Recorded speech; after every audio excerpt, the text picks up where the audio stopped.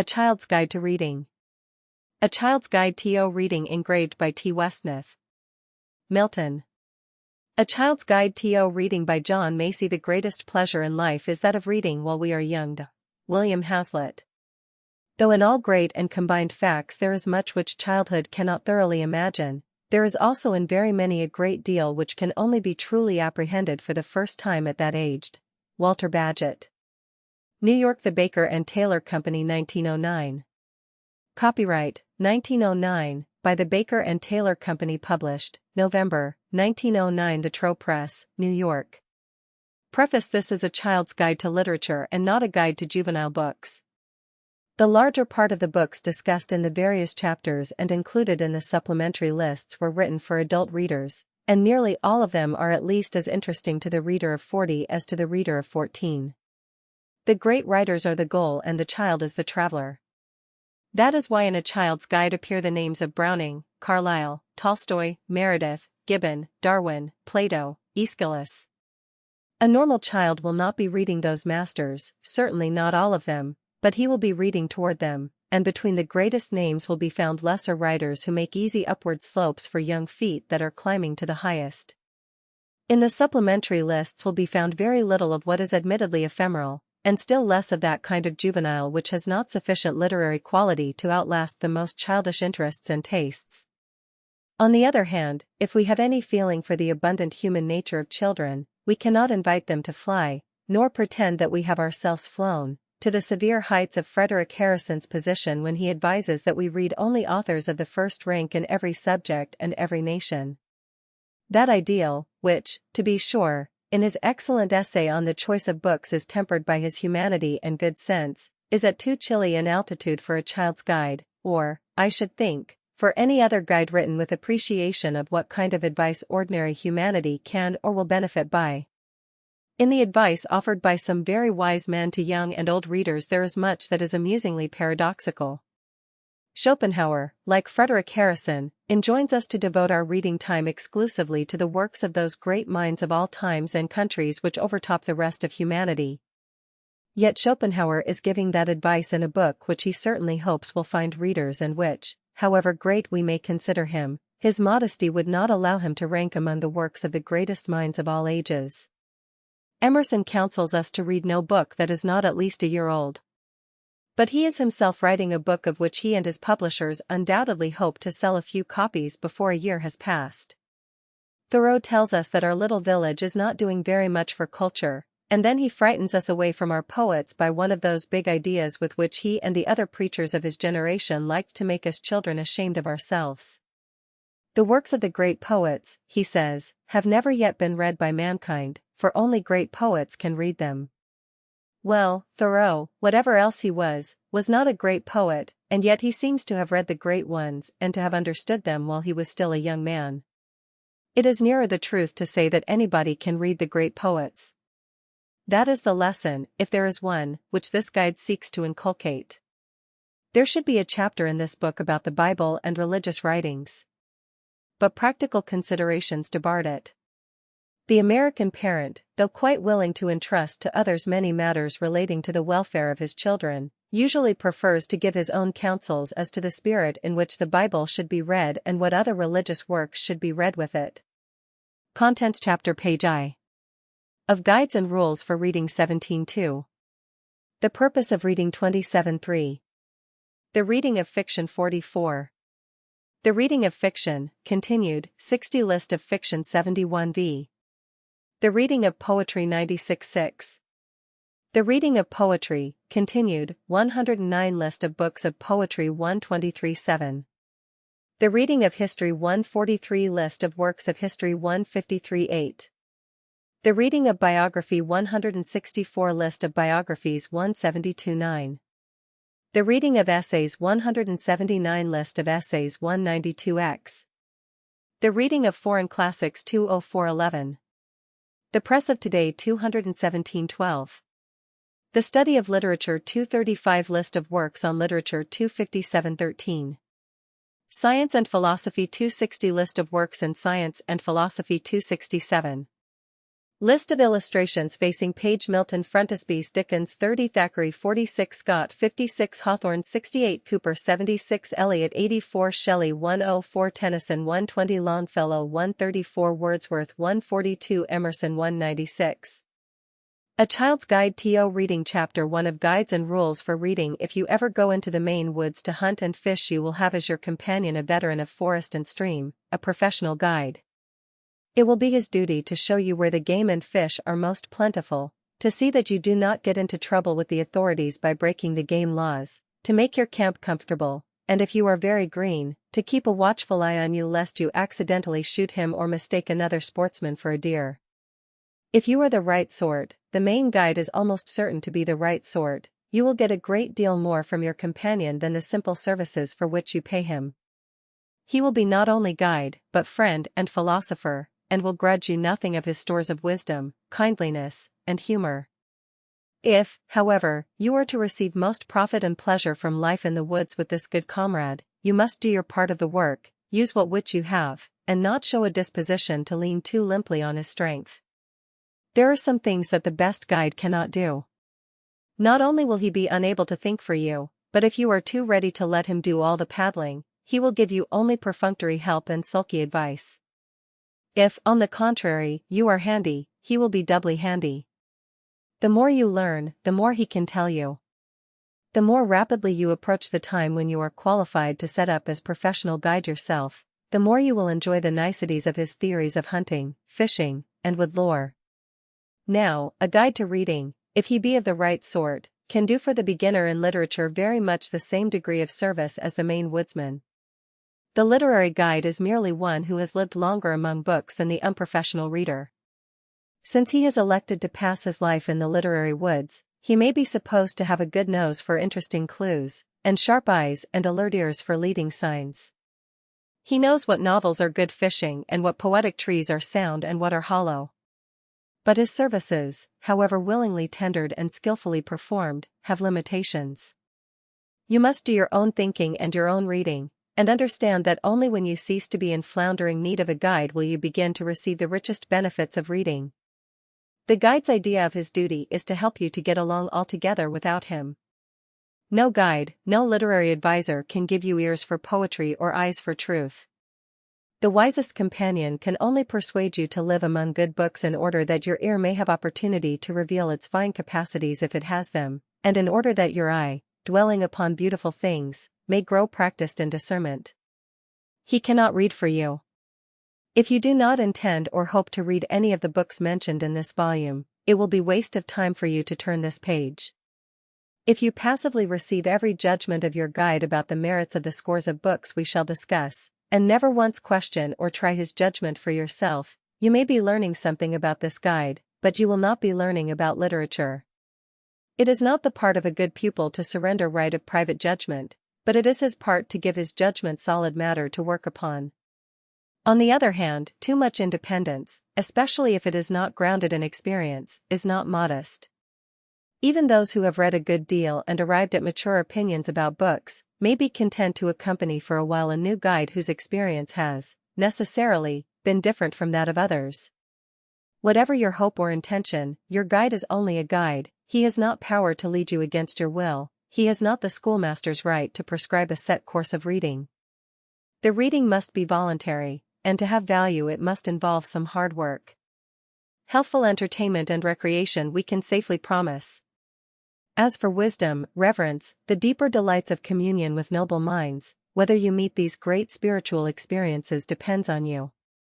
The guide can merely indicate where they may be sought. Let us at the outset agree not to map out our journey too rigidly. A young friend of mine conceived at the age of 16 the inordinate ambition to read everything that is good. He procured a public library catalogue, and asked a school teacher to check off the titles of all the books, knowledge of which is essential to a perfect education. The teacher smiled and confessed that she did not know even the titles herself. She might have added that neither does anyone else know the titles, much less the insides, of all good books. But she marked some 100 names, and the ambitious youngster entered upon his long feast. He never finished all the books that were checked, for one or two proved discouragingly stiff and dull, and as he ran his eye down the list for the next prescribed masterpiece he saw other alluring titles which were not checked, and he wrote the numbers on library slips.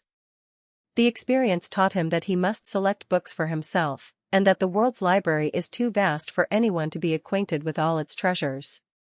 A youth so eager to know good books can be trusted sooner or later to find his way to them. For the benefit of less zealous persons, great faith used to be placed in lists of the 100 best books. Such lists, even the very judicious selection made by Sir John Lubbock, Lord Avebury, can never be satisfactory. Lord Avebury is too good a student of nature and human nature to regard his list as final. It was not final for one man, John Ruskin, who has given us a most inspiring essay on books, of King's Treasures. Ruskin thought that Lubbock had included in the chosen 100 some books that were not only unworthy but injurious. No man could make a list which would fare any better at the hands of another critic of solid convictions. Who shall select a social 400, all of whom we should accept as friends? Who can select a 400 or a 100 of books and not leave out some of the noblest and best? It may be that Lubbock and Ruskin were both a little priggish to take that century of masterpieces quite so solemnly. In books, as in all things, we cherish much that is not the best, but is good in its way. It is not natural nor right to reject all but the superlatively excellent. It is natural to prefer sometimes a book of secondary value, and it is perversely natural to turn away from the book that we are assured too insistently we ought to read. A formal list of oughts is a severe test for ordinary human patience. Becky Sharp in Vanity Fair is a bad-tempered and bad-hearted young woman, but one can have a little sympathy with her when she throws her copy of Johnson's dictionary at the head of her teacher as she parts forever from the school gates. It is not altogether her fault if Johnson's dictionary seems to her at that moment of all printed things the most detestable. Yet perhaps no better book than a good dictionary could be found whereon to base a library and a knowledge of literature. The wit who said that the dictionary is a good book, but changes the subject too often, told but a partial truth, for the dictionary keeps consistently to the first of all subjects, the language in which all subjects are expressed. If it be true that Americans are of all peoples the most assiduous patrons of the dictionary, the future of our popular education and of our national literature is secure, for although mere words will not make thought, it is only thoughtful people who have a zealous interest in the dictionary. The schoolmaster who first made the present writer conscious that there is a difference between good English and bad used to tell us in the moments when regular school exercises were pending to study our dictionaries. The dictionary would be a reasonable answer to that delightful conundrum: if you were wrecked on a desert island, and could have only one book, what book would you choose? The shrewdest of all answers to that question evaded it: I should spend so much time trying to choose the book that I should miss the steamer and not be wrecked. These conundrums, the best book, the best 100 books, the greatest novel, the greatest poem, are not to be answered. The use of them is that they stir our imaginations and whet our judgments. If we come close and try to settle them in earnest, we bring tumbling about our heads a multitude of conflicting answers. Then we flee from the disorder and realize that conundrums are only stimulating nonsense. Individual choice among the riches of the world's literature is not to be confined by hard and fast rules and tests. As a practical matter, we are not altogether free to choose. Our book friends, like our human friends, are in part chosen for us by accidental encounters. We do not wander over the world seeking for the dozen souls that are most fit to be grappled to us with hoops of steel. We merely choose the most congenial among our neighbors. So it is with books. Each of us wishes to select the best among such as are available, to have judgment in accepting the right one when it falls in our way. Biography is full of instances of chance encounters in the world's library that have shaped great careers. John Stuart Mill records in his autobiography how Wordsworth's poetry brought about in him a spiritual regeneration. At the age of 21, precociously far advanced in his study of economics and philosophy, he found himself dejected and with no clear outlook upon life. He had often heard of the uplifting power of poetry, and read the whole of Byron, but Byron did him no good. He took up Wordsworth's poems from curiosity, with no expectation of mental relief. I found myself, he says, at once better and happier as I came under their influence. The reading of Wordsworth was the immediate occasion, though not the sole cause, of a complete change in his way of thinking, and his new way of thinking led him to lifelong associations with other great men. We cannot tell which poet, which thinker, will do for us what Wordsworth did for Mill. But while we are young we can take trial excursions into literature until we find our own. And when we do find our own, the treasure that is most precious to our souls, we shall know it, and know it the better, perhaps, if we have tried many good books and failed to like them. If we are to rely so frankly upon our own likings, a word of caution may be necessary to help us distinguish liberty of choice from unreasonable license. We have to ask not only, does this book interest me, but, does this book appeal to the best tastes and emotions in me? Many of us, by no means bad human beings, are so constituted that if our eye meets the morbid, the coarse, the senselessly horrible, we are fascinated, we are indeed interested. But it requires only the most simple self-analysis and a little honesty, to pull ourselves together and realize that it is an unworthy side of us, a side that we do not care to show our friends, which is being held at attention. Not that we need, like the stupidest of the old Puritans, be afraid of a book simply because it does thrill us and make us breathless. For every bad book which holds the depraved mind guiltily alert, a good book can be found, so absorbing, so compelling, that beside it the bad book is tame. I once had a pupil whose transparent honesty was only one of his many lovable qualities. He believed that literature consisted of dull books written by authors who died long ago. The ill-reasoned conclusion was his own, but I found that the raw materials of his error lay in the prudishness of one of his teachers. When I told him that Huckleberry Finn, by a very live author, is literature, and that a short story by Mrs. Mary Wilkins Freeman in a current magazine seemed to me literature of rare excellence, his delight so aroused his wits that for some time after that my part of the lessons consisted merely in meeting his enthusiasm halfway. A friend once asked me what he could read to improve his mind. In the pride of a little superior wisdom, I loftily recommended Shakespeare. His reply was, "That is too deep for me." A wiser counselor than I, knowing his circumstances, would not have tried to cultivate a sprouting ambition with quite so perfect an intellectual instrument. But I stuck to my advice, and shortly after I had opportunity to prove that I was, if not wise, at least on the side of wisdom. We went together to see Othello, from gallery seats. After that my friend read the play and another that was bound with it. Shakespeare is deep, forsooth. Hamlet's soliloquy in the fourth act, "How all occasions do inform against me," is so profound that it is darkened by its very depth. But the play Hamlet is a stirring melodrama that keeps the gallery gods leaning forward in their seats. The larger part of literature is by dead authors, because the great majority of the race is dead and includes its proportionate number of poets and prophets. Some great books are dull except to a comparatively few minds in certain moods. But most dull books by old writers have been forgotten, our ancestors saved us the trouble of rejecting them. Most books that have survived are triumphantly alive in all senses. The vitality of a book that is just born may be brief as a candle flame. The old book that is still bright has proved that its brightness is the true luster of the metal, else we should not know its name.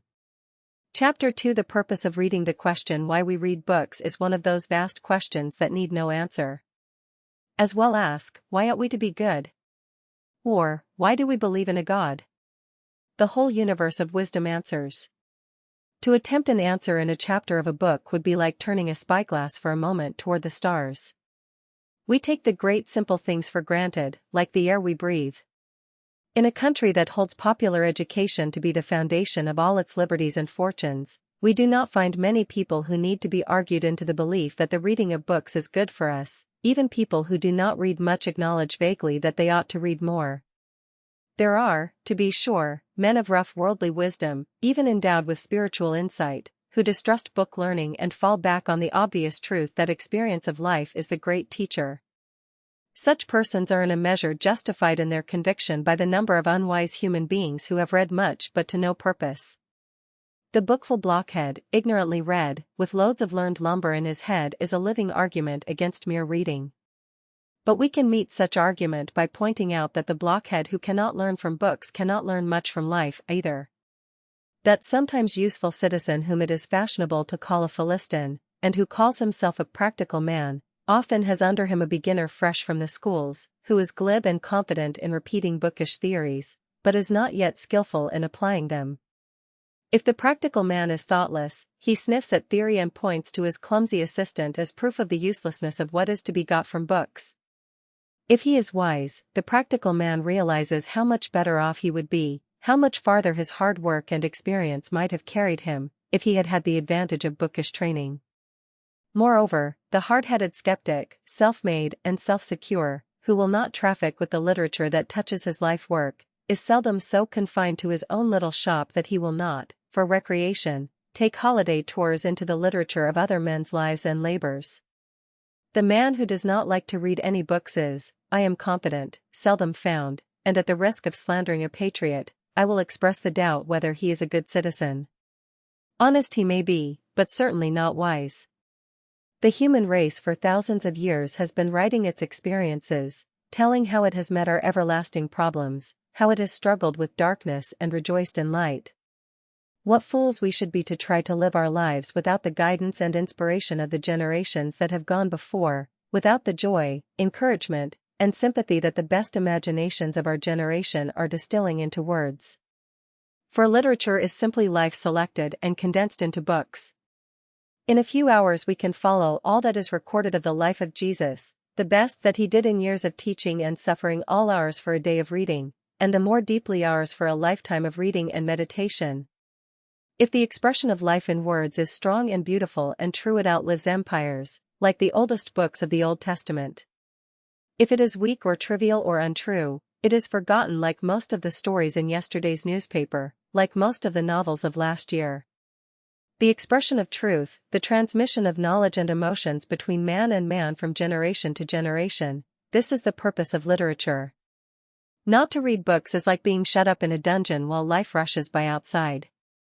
I happen to be writing in Christmas week, and I have read for the 10th time A Christmas Carol, by Dickens, that amazing allegory in which the hard, bitter facts of life are involved in a beautiful myth, that wizard's cauldron in which humor bubbles and from which rise phantom figures of religion and poetry.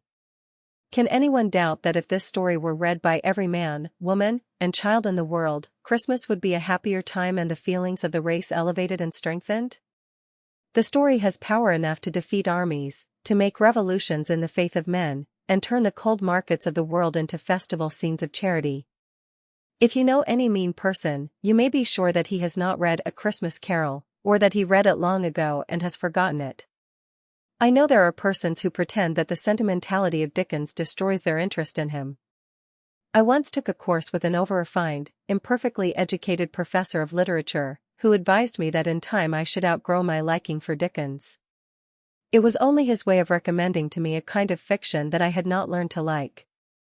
In time I did learn to like it, but I did not outgrow Dickens. A person who can read A Christmas Carol aloud to the end and keep his voice steady is, I suspect, not a safe person to trust with one's purse or one's honor. It is not necessary to argue about the value of literature or even to define it. One way of bringing ourselves to realize vividly what literature can do for us is to enter the libraries of great men and see what books have done for the acknowledged leaders of our race.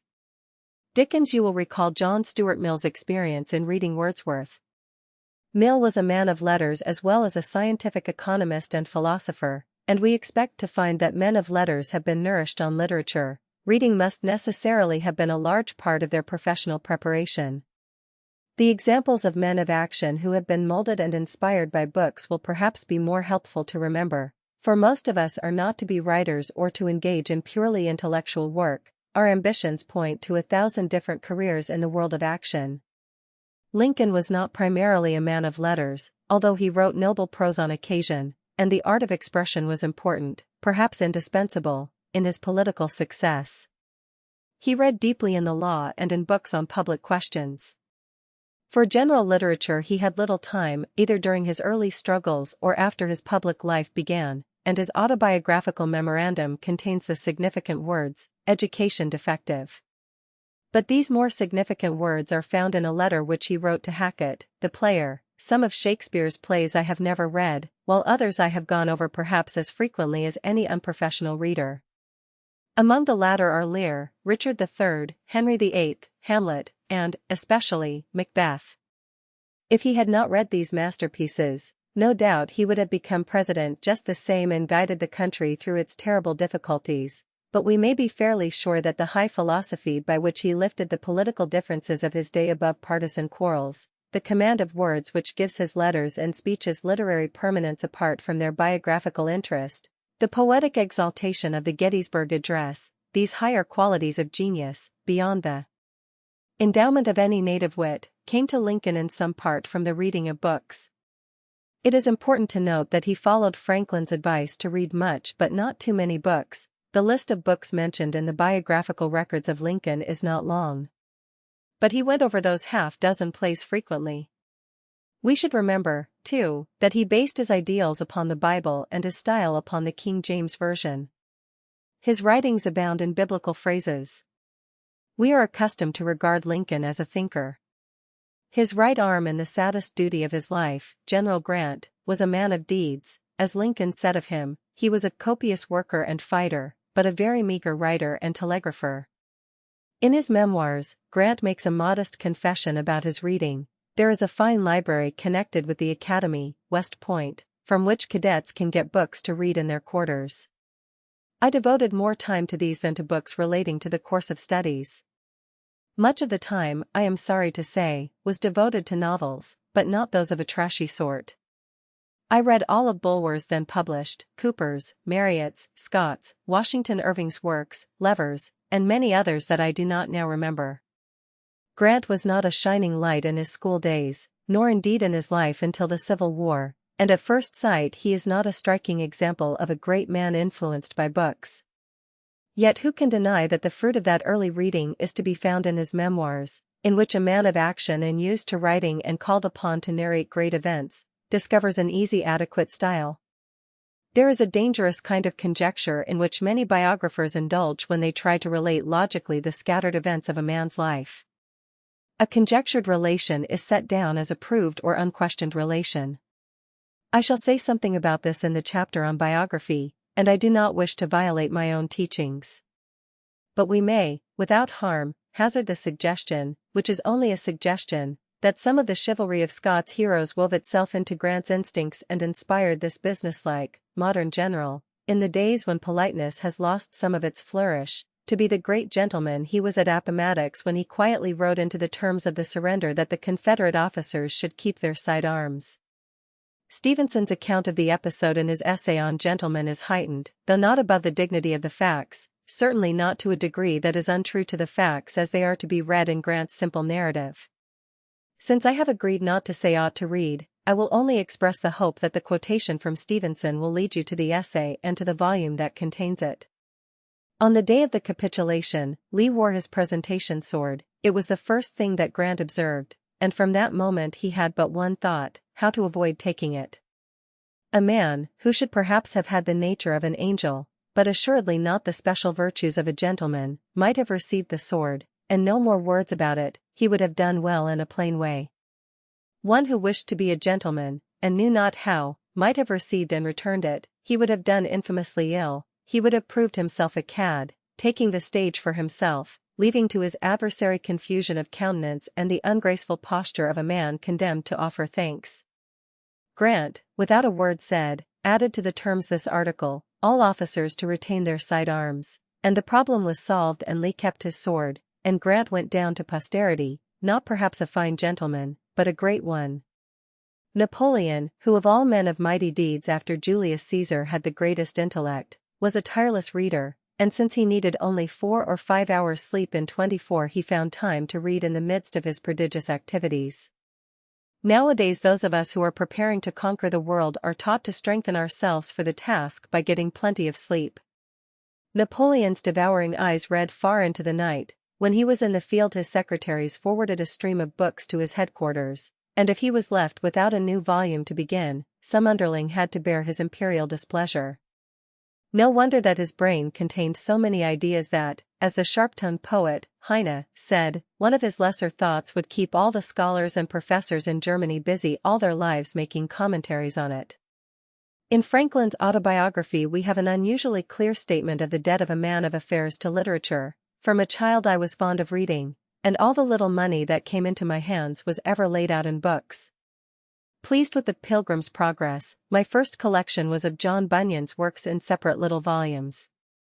My father's little library consisted chiefly of books in polemic divinity, most of which I read, and have since often regretted that, at a time when I had such a thirst for knowledge, more proper books had not fallen in my way, since it was now resolved that I should not be a clergyman. Plutarch's Lives there was in which I read abundantly, and I still think that time spent to great advantage. There was also a book of Defoe's, called An Essay on Projects, and another of Dr. Mather's, called Essays to Do Good, which perhaps gave me a turn of thinking that had an influence on some of the principal future events of my life. It is not surprising to find that the most versatile of versatile Americans read Defoe's Essay on Projects, which contains practical suggestions on a score of subjects, from banking and insurance to national academies. In Cotton Mather's Essays to Do Good is the germ perhaps of the sensible morality of Franklin's Poor Richard. The story of how Franklin gave his nights to the study of Addison and by imitating the Spectator papers taught himself to write, is the best of lessons in self-cultivation in English. The autobiography is proof of how well he learned, not Addison's style, which was suited to Joseph Addison and not to Benjamin Franklin, but a clear, firm manner of writing.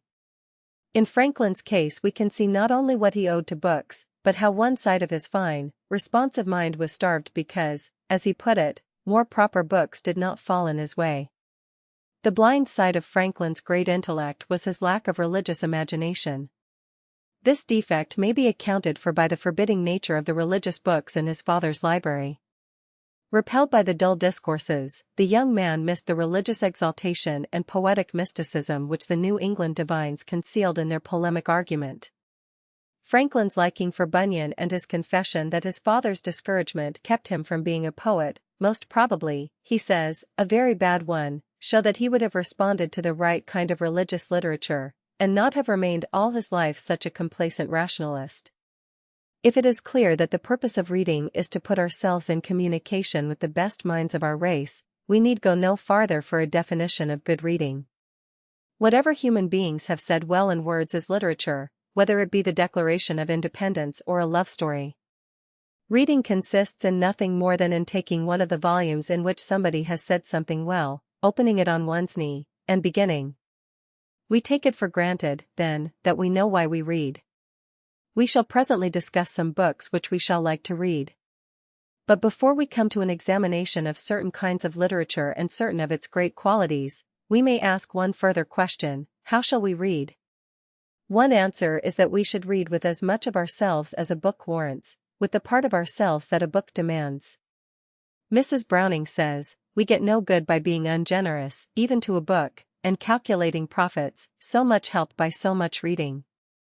It is rather when we gloriously forget ourselves, and plunge soul forward, headlong, into a book's profound, impassioned for its beauty, and salt of truth, 'tis then we get the right good from a book."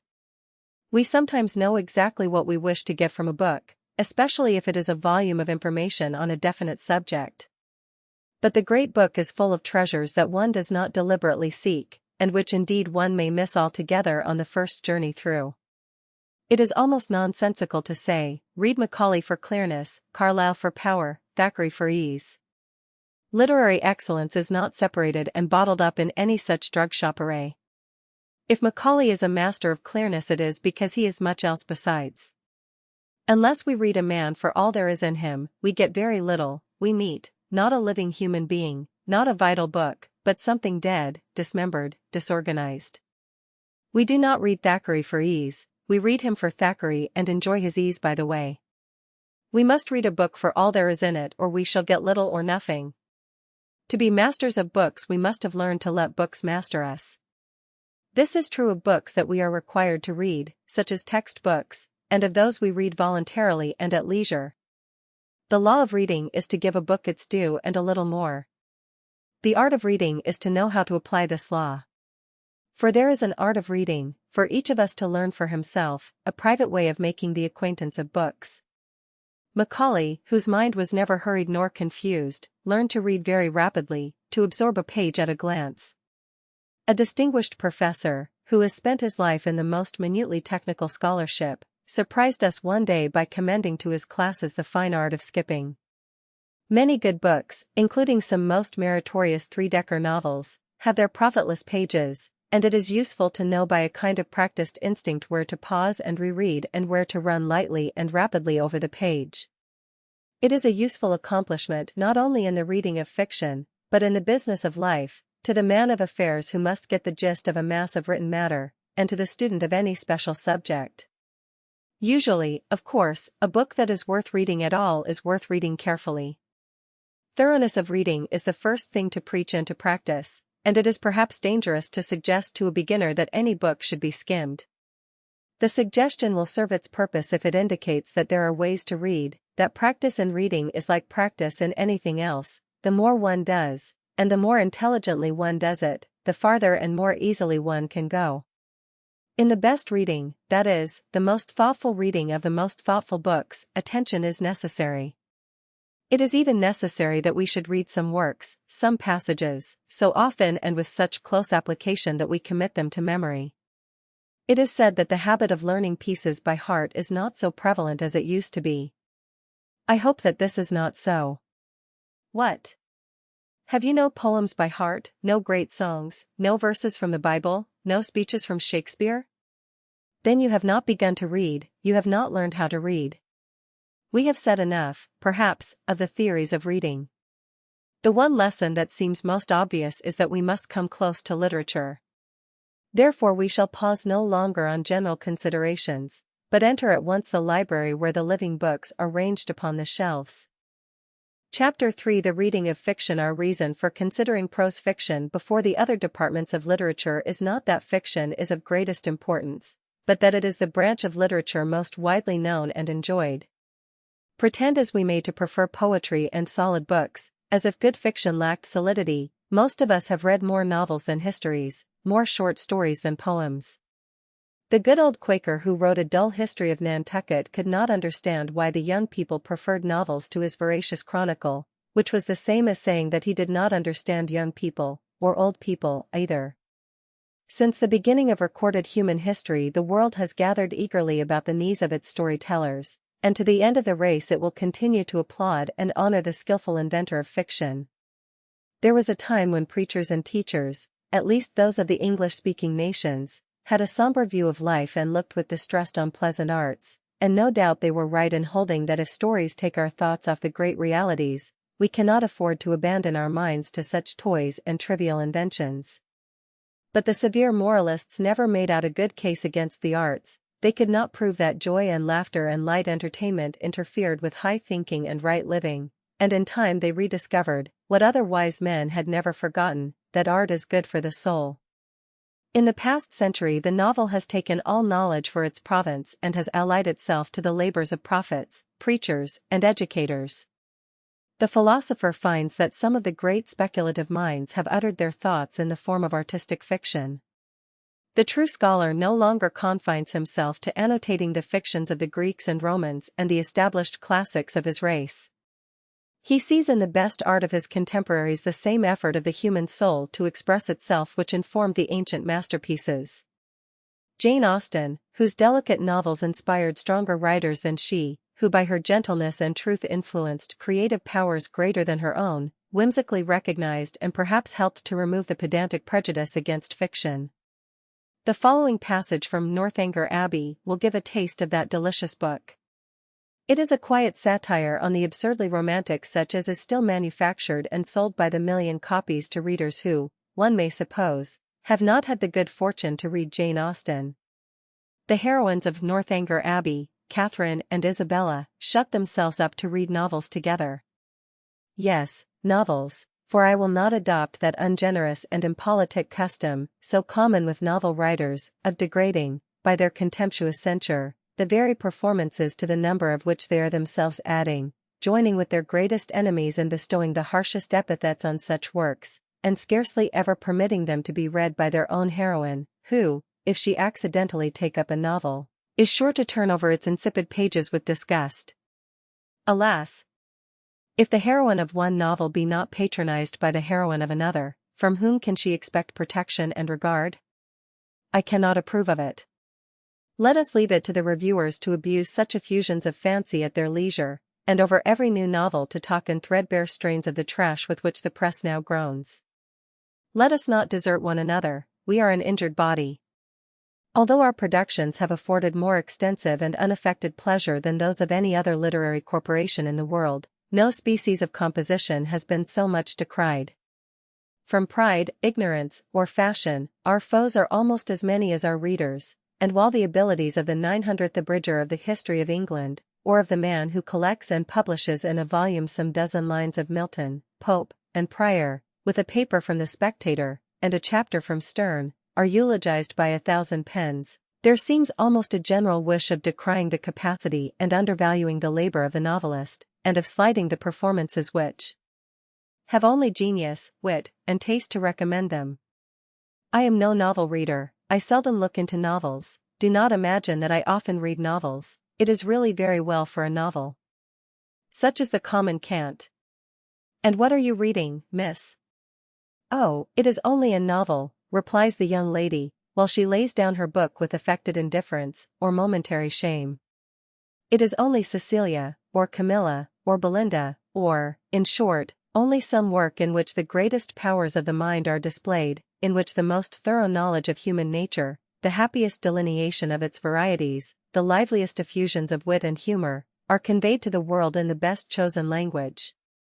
Since that was written, the novel has overridden its detractors by sheer bulk and power. The greatest man in Russia, Tolstoy, is, or was, a novelist. The greatest poet and thinker alive but yesterday in England, George Meredith, was a novelist. Of the two wisest living writers in America, one, Mr. William Dean Howells, is a novelist, and the other, Mark Twain, whom one hardly knows how to rank or label, has done a part of his best writing in the form of fiction.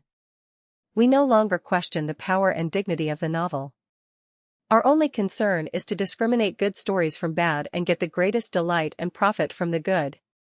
To bring our discussion to a vital example, let us consider Thackeray's Henry Esmond, an all but perfect fiction, in which every element of excellent narrative is present.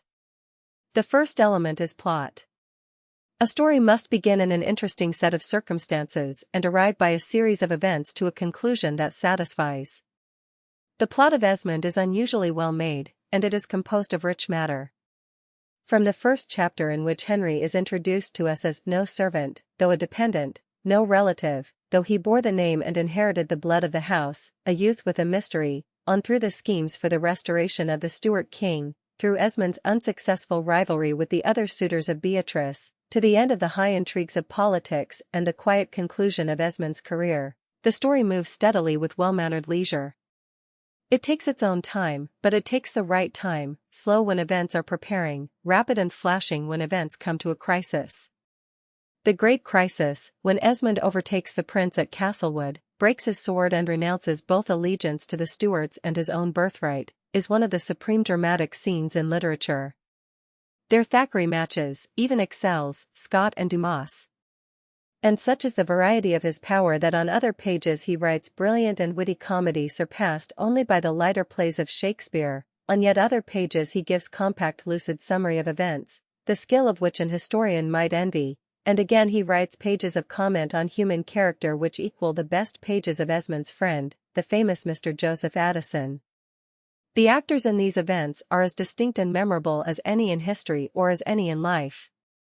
It would be impossible for a reader not well acquainted with the Age of Queen and to tell which of the personages in the book once moved in the flesh and which Thackeray created.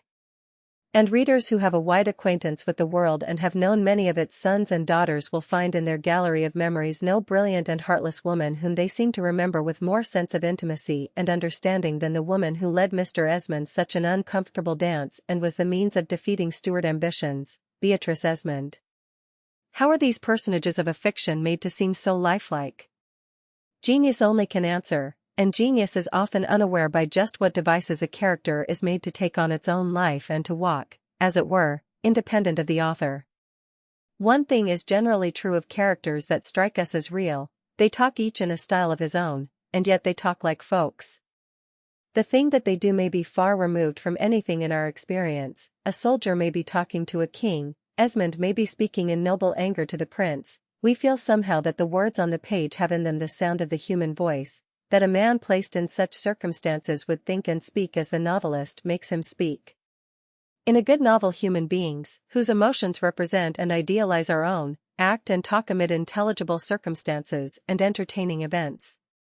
These persons, since they seem real, are visible to the eye of fancy, and the events happen in scenes. The divisions of a drama are called scenes, which strike the imagination as if they were actually striking the senses. Each person is recognizable by look and gesture, each place is distinct from all other places, as the room you sit in and the street beyond your window are different from all other rooms and all other highways in the world. Our master of storytelling is a master of description. An unskillful author tries to persuade us that a woman is beautiful by merely asserting it, and his assertion makes no impression on us because it appeals to the part of our brain that collects information and not the part that sees pictures. But Thackeray paints Miss Beatrice tripping down the stairs to greet Esmond, and no eye that has seen her through Thackeray's words but can recall the portrait at will. Further description of Beatrice accompanies the action all through the book, and no one can tell, or cares to tell, where narration pauses and description begins. Thackeray no one can tell, either, where out of all this emerges that quality of writing called style. Manner of expression is not a separable shell in which the stuff is contained like a kernel. The manner is in the substance. Yet there is a charm of words felt for itself which seems to lie above and around the thing conveyed. In other books Thackeray loses his plot, and sometimes apparently forgets his characters, and yet he carries the reader on by virtue of saying things compellingly and invitingly. When, as in Esmond, the order of action is so satisfying and the people are so interesting to watch and be with, and in addition every page is a delight to the ear, then literary excellence is complete. Here, united in one book, are the elements of fiction, plot, character, description, and style. And from these elements, however blended, there results a total value, the measure of a book's importance in relation to the other things in life. This value is essentially moral, not so much because literature is under peculiar obligations to preach and teach morality as because it is part of life, and the fundamental things in life are moral in the large sense of the word. It is as impossible to think of a fiction which shall be neither moral nor immoral as to think of an act which shall be, in the modern meaningless word, unmoral. Even a very slight fiction, like a trivial act, weighs on one side or the other. All the best of our novelists have been fully conscious of their ethical obligations to their readers. Having thought deeply enough about life to write about it, they could not have failed to think deeply about their professional responsibility, their part in life. I am going to quote at length a passage from Anthony Trollope's Life of Thackeray in the series of biographies known as English Men of Letters. The young reader can find no better book about the novel than this account of one great novelist by another. In spite of a current idea that shop talk is not interesting, a thoughtful craftsman talking about his work is likely to be at his best. Moreover, Trollope's judgments on the moral obligation of the novelist are especially worthy of confidence, for he is no heavy-handed preacher, no metaphysical critic, but a broad-minded humorist, an affectionate student of human nature, a cheerful workman who regarded his own books in a modest business-like way. I have said previously, says Trollope, that it is the business of a novel to instruct in morals and to amuse. I will go further, and will add, having been for many years a prolific writer of novels myself, that I regard him who can put himself into close communication with young people year after year without making some attempt to do them good, as a very sorry fellow indeed. However poor your matter may be, however near you may come to that foolishest of existing mortals, as Carlyle presumes some unfortunate novelist to be, still, if there be those who read your works, they will undoubtedly be more or less influenced by what they find there.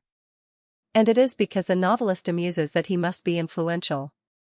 The sermon too often has no such effect, because it is applied with the declared intention of having it.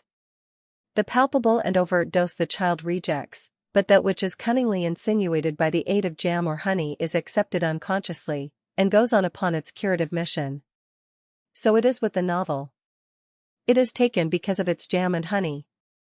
But, unlike the honest and simple jam and honey of the household cupboard, it is never unmixed with physic. There will be the dose within it, either curative or poisonous. The girl will be taught modesty or immodesty, truth or falsehood, the lad will be taught honor or dishonor, simplicity or affectation. Without the lesson, the amusement will not be there.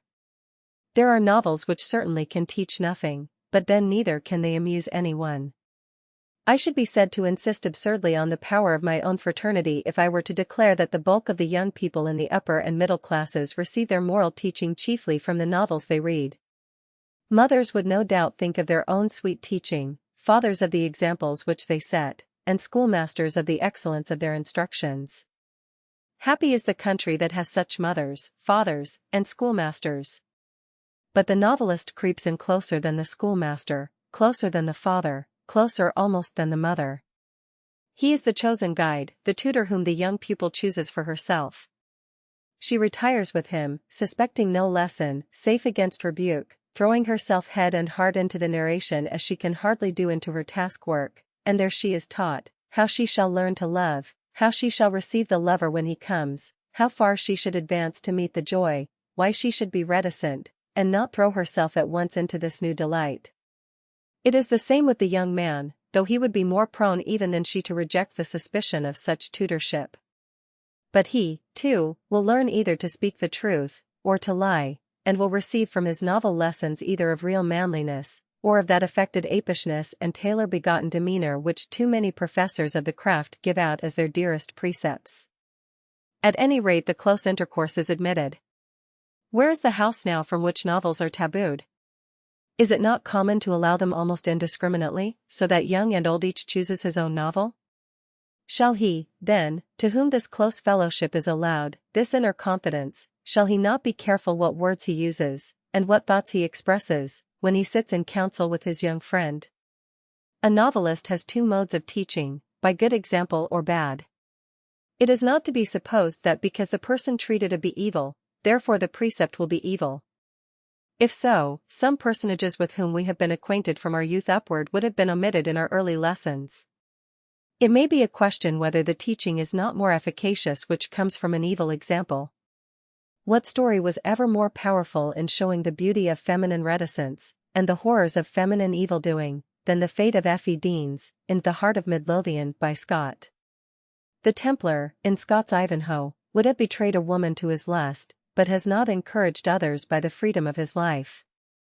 Barney, in Scott's Kenilworth, was utterly bad, but though a gay courtier, he has enticed no others to go the way he went. So has it been with Thackeray. His examples have generally been of that kind, but they have all been efficacious in their teaching on the side of modesty and manliness, truth, and simplicity.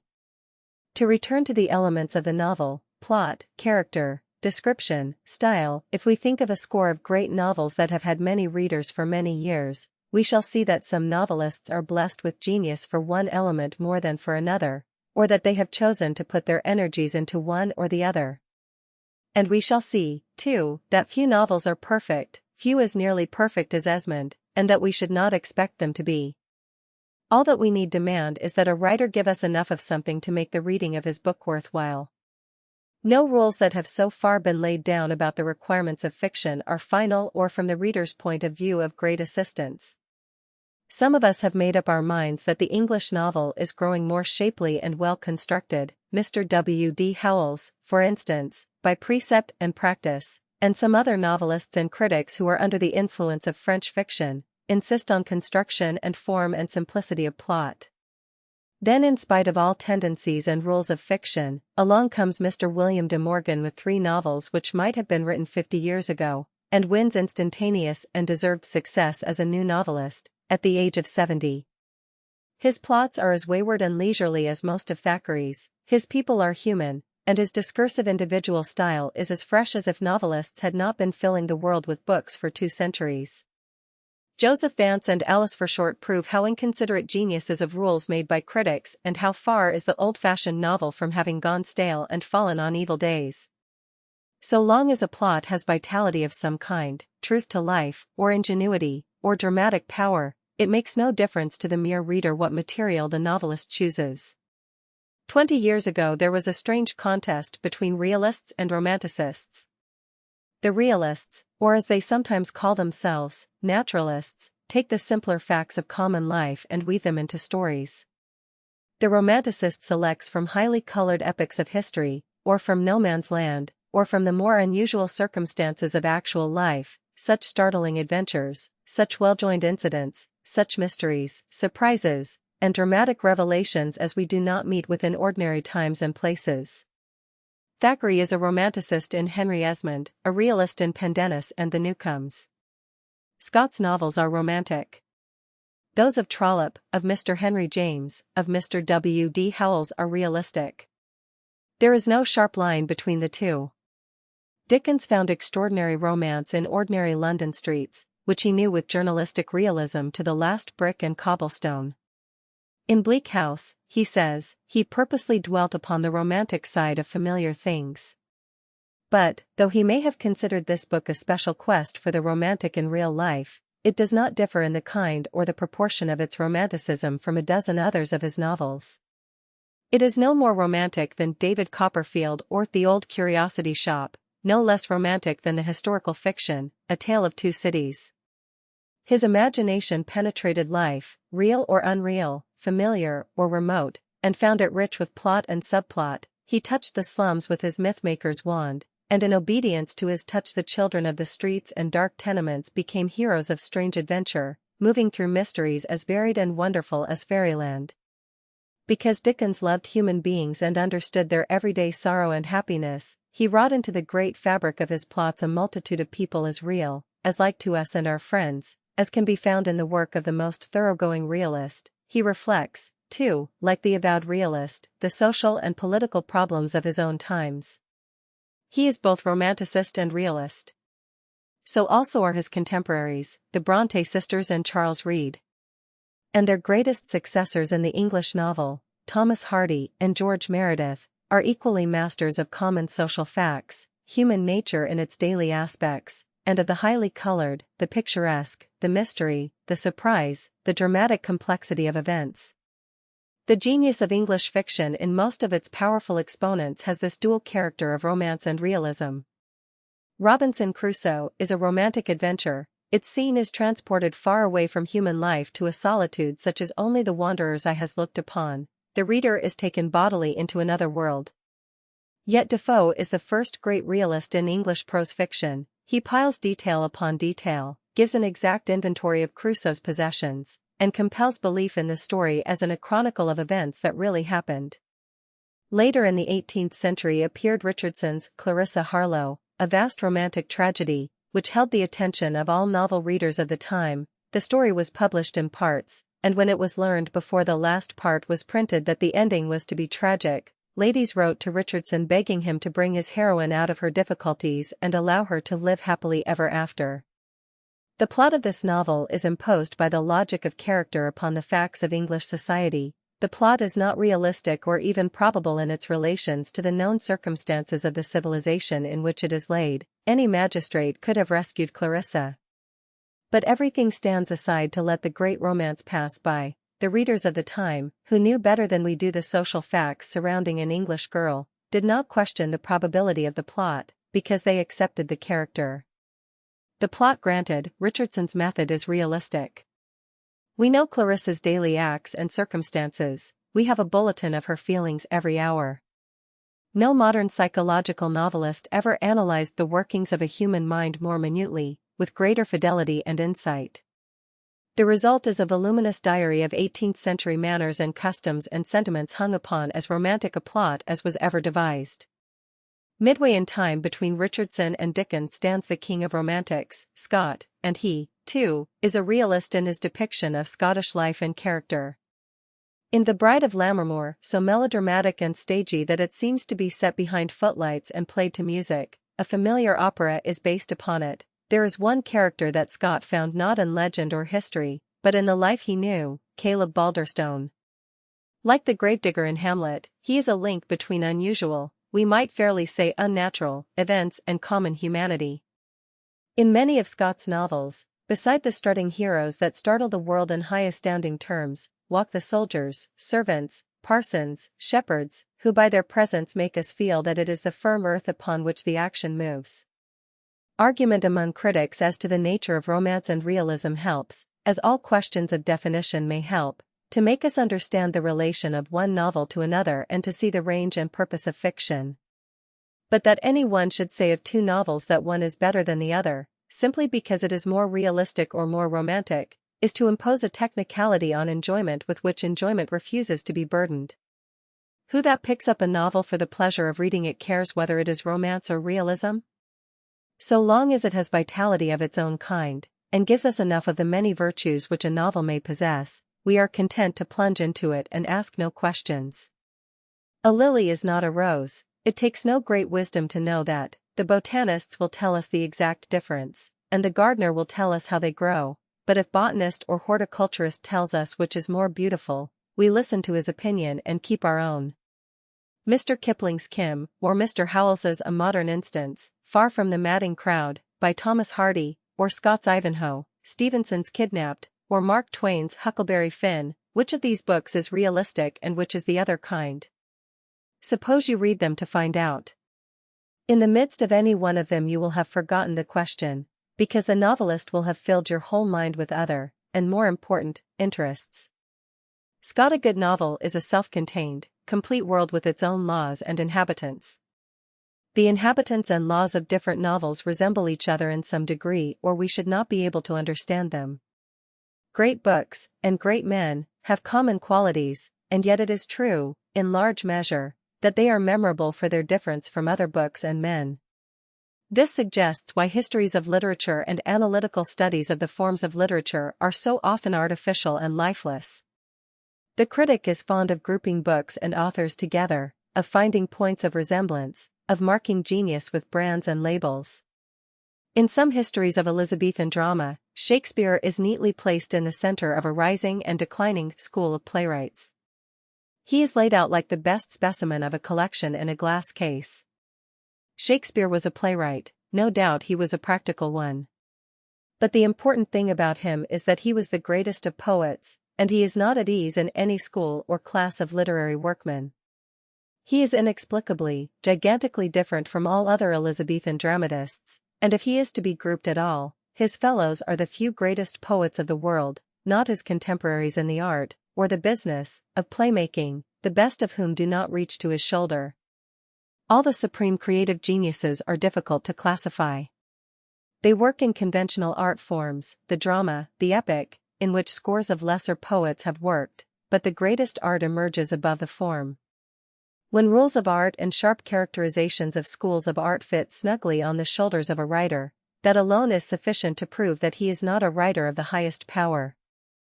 However wisely critics and philosophers may argue about fiction and other forms of art, inexperienced readers will be narrowing their outlook if they make up their minds, after one or two experiments or as a result of a critical opinion which they get at second hand, that there are certain classes of stories that they do not like. If one knows that Stevenson is a romanticist and happens to have read David Balfour and failed to like it, it is foolish to rule out the romantic, for perhaps Dumas will prove better. Some people are tired beyond recovery of historical novels, because so many bad ones have been urged upon the public during the last 15 years. Some people have decided that they do not like stories that end unhappily. This seems a thoughtless decision because many of the great fictions from the Iliad to the Mill on the Floss terminate with the death of the principal characters and sadness for the characters that survive. When we hear someone say, "There is tragedy enough in real life, I want something pleasant to read," we may suggest that the great tragedy that is told in the Gospels has brought more lasting joy and good feeling to the race than any other story. Not to make so high an argument, I feel that I could give to any person who pretends to like only pleasant fiction a half-dozen tragic novels that would capture and delight this sad soul that has seen enough of tragedy in real life. Arguments are unnecessary, for fiction itself outstrips them or defeats them and triumphs. The public is tired, we say, of historical romance, and it cannot be charmed by sad stories which end in death and disaster. Yet during the past winter one of bestsellers was Miss Mary Johnston's Lewis Rand. This is an historical romance laid in Jefferson's Virginia. It is a tragic romance. The finest gentleman is killed, the titular hero goes to prison on the last page, a ruin of ambitious genius, and the heroine, his wife, parts from us at the end to enter, in the world that lies just beyond the covers of books, a life of inevitable sadness. Individual vitality is what makes the good book. When the good book appears we like to classify it and examine its form and material, but its vitality defies us. You may group all your friends and acquaintances in familiar types, and in thinking of them when they are absent you may assure yourself that they fall into definite intelligible classes. But in the presence of any one of them, the most transparent and simple, you recognize the mystery of a person, a power, however slight, that is unlike other powers, a vital soul that baffles analysis. And so it is with books, each makes its effect as a living individual and it may have an entirely different effect from the book that seems nearest like it. Somebody once expressed the idea that he did not care for Dickens because so many of his characters are low persons who would not be interesting to associate with in real life, and other readers have expressed the same idea, either sincerely or in thoughtless repetition. If they do not like Dickens, it is probably for some other reason than that Dickens portrays common people, for that reason is not broad enough to stand on. These same readers may like another writer whose characters are as low and uncultivated as most of the people whom Dickens loved. If such a writer is not to be found in our libraries, his first book may be still unpublished, he may walk tomorrow into the town where we live, discover the humor and pathos of our commonplace neighbors, and of the low persons whom we do not acknowledge as neighbors. And ever after our village will be a shrine for tourists. The great fiction writer is a magician, he upsets conventional values in a flash and turns lead into gold in spite of all the chemists. The true reader of fiction will be a believer in that miracle, and he will keep his mind receptive to it in every form in which it manifests itself. Chapter for the reading of fiction, continued. In discussing the question of plots we could not keep out the question of character, which we agreed for the purposes of our discussion is the second element of fiction. In importance it is the first, the indispensable element. What is fiction for except to tell us about human beings? I cannot believe what somebody said, that the three essentials of stories are first plot, second plot, and third plot. In the first place, that sounds too clever to be true, and in the second place, it is not true. The plot is the means of keeping persons in action so that we can get to know them. In this naturalists and realists find a good argument, for they put their emphasis on human character. They say, here we exhibit you and your friends and your enemies. Plot? We are telling a story. Stories are all about you. But we have not forced events out of probable order or distorted the facts of life beyond recognition for the sake of an exciting situation. We draw our fellow men, so that you recognize them as they are. Even as they are in their homes and shops and churches, so they are in these pages, talking, loving, hating, bargaining, intriguing, dying. We select the significant, we heighten the values of life, but we portray life essentially as it is. True enough. The realist gives us folks. But he has no monopoly of human beings. We are quite as well acquainted with Alice who wandered in Wonderland and went through the looking glass as we are with Mr. David Copperfield and Miss Maggie Tulliver. Peter Pan, in Mr. J. M. Barrie's play, who flew in the face of nature and refused to grow up, is so true a person that all the children recognized him at once and old men chuckled and remembered him. The English novel is varied and abundant, and its characters, collectively, form a populous democracy. Everybody is in it somewhere from peasant to king, and if some of us and our friends have been left out, new novelists are at hand watching every kind and grade of life and preparing to fix it in a living page. The American novel is not yet old and broad enough to have captured all our types of men and women and recreated them in fiction. But a good beginning has been made. The varied voices of the American country town are heard from all corners of the land, but so far most of them have been voices of short compass, incapable of sustained utterance. We still depend for studies of American character on sketches and short stories, and these in the mass are an important body of literature. New England, Virginia, California, the Middle West, the great cities, have had their short story writers. The novelists are still on the way. Our national life is so scattered and changing that the novelist has difficulty in keeping a group of Americans together long enough to plot them into a large book. In Europe, where a small town contains every kind of society, the novelist finds the compact social stage all set and characters in abundance. Anthony Trollope, with little care to plot, sets society to turning in the quiet eddy of a small cathedral town, and presently we are looking into the heart of England. He introduces the same people into novel after novel, and we are always glad to see them again. The success of his many novels supports the contention that characters are the staff of fiction. A defect of plot is easier to pardon than a defect in character drawing. Untruth to human nature, violence either to its waking experiences or its dreams, destroys a book, destroys the living world it represents, and leaves us holding a thing of ink and paper. The other day I was reading a novel which has multiplied itself over the land by force of printing presses and sensational advertising. It is a story about modern people of an undistinguished but potentially interesting kind. The heroine is, if I remember right, a confidential secretary to a businessman. The author makes her say something like this to her lover: "Ere I knew you, there had come into my life but few pleasures and diversions. I had been like a bird shut up in a cage, and you set me free. Yet it was not that alone which attracted me to you.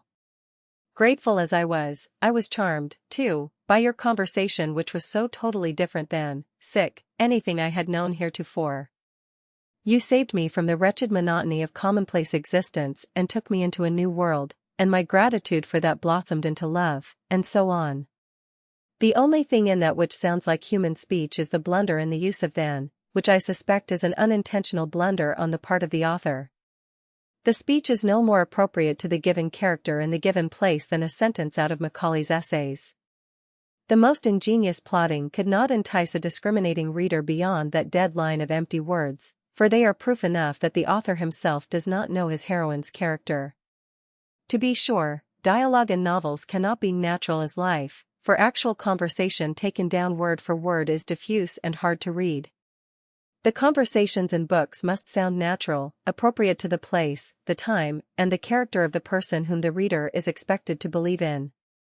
There cannot be any rules for making conversation. If there are any rules, they are for the novelists to study, not for the reader.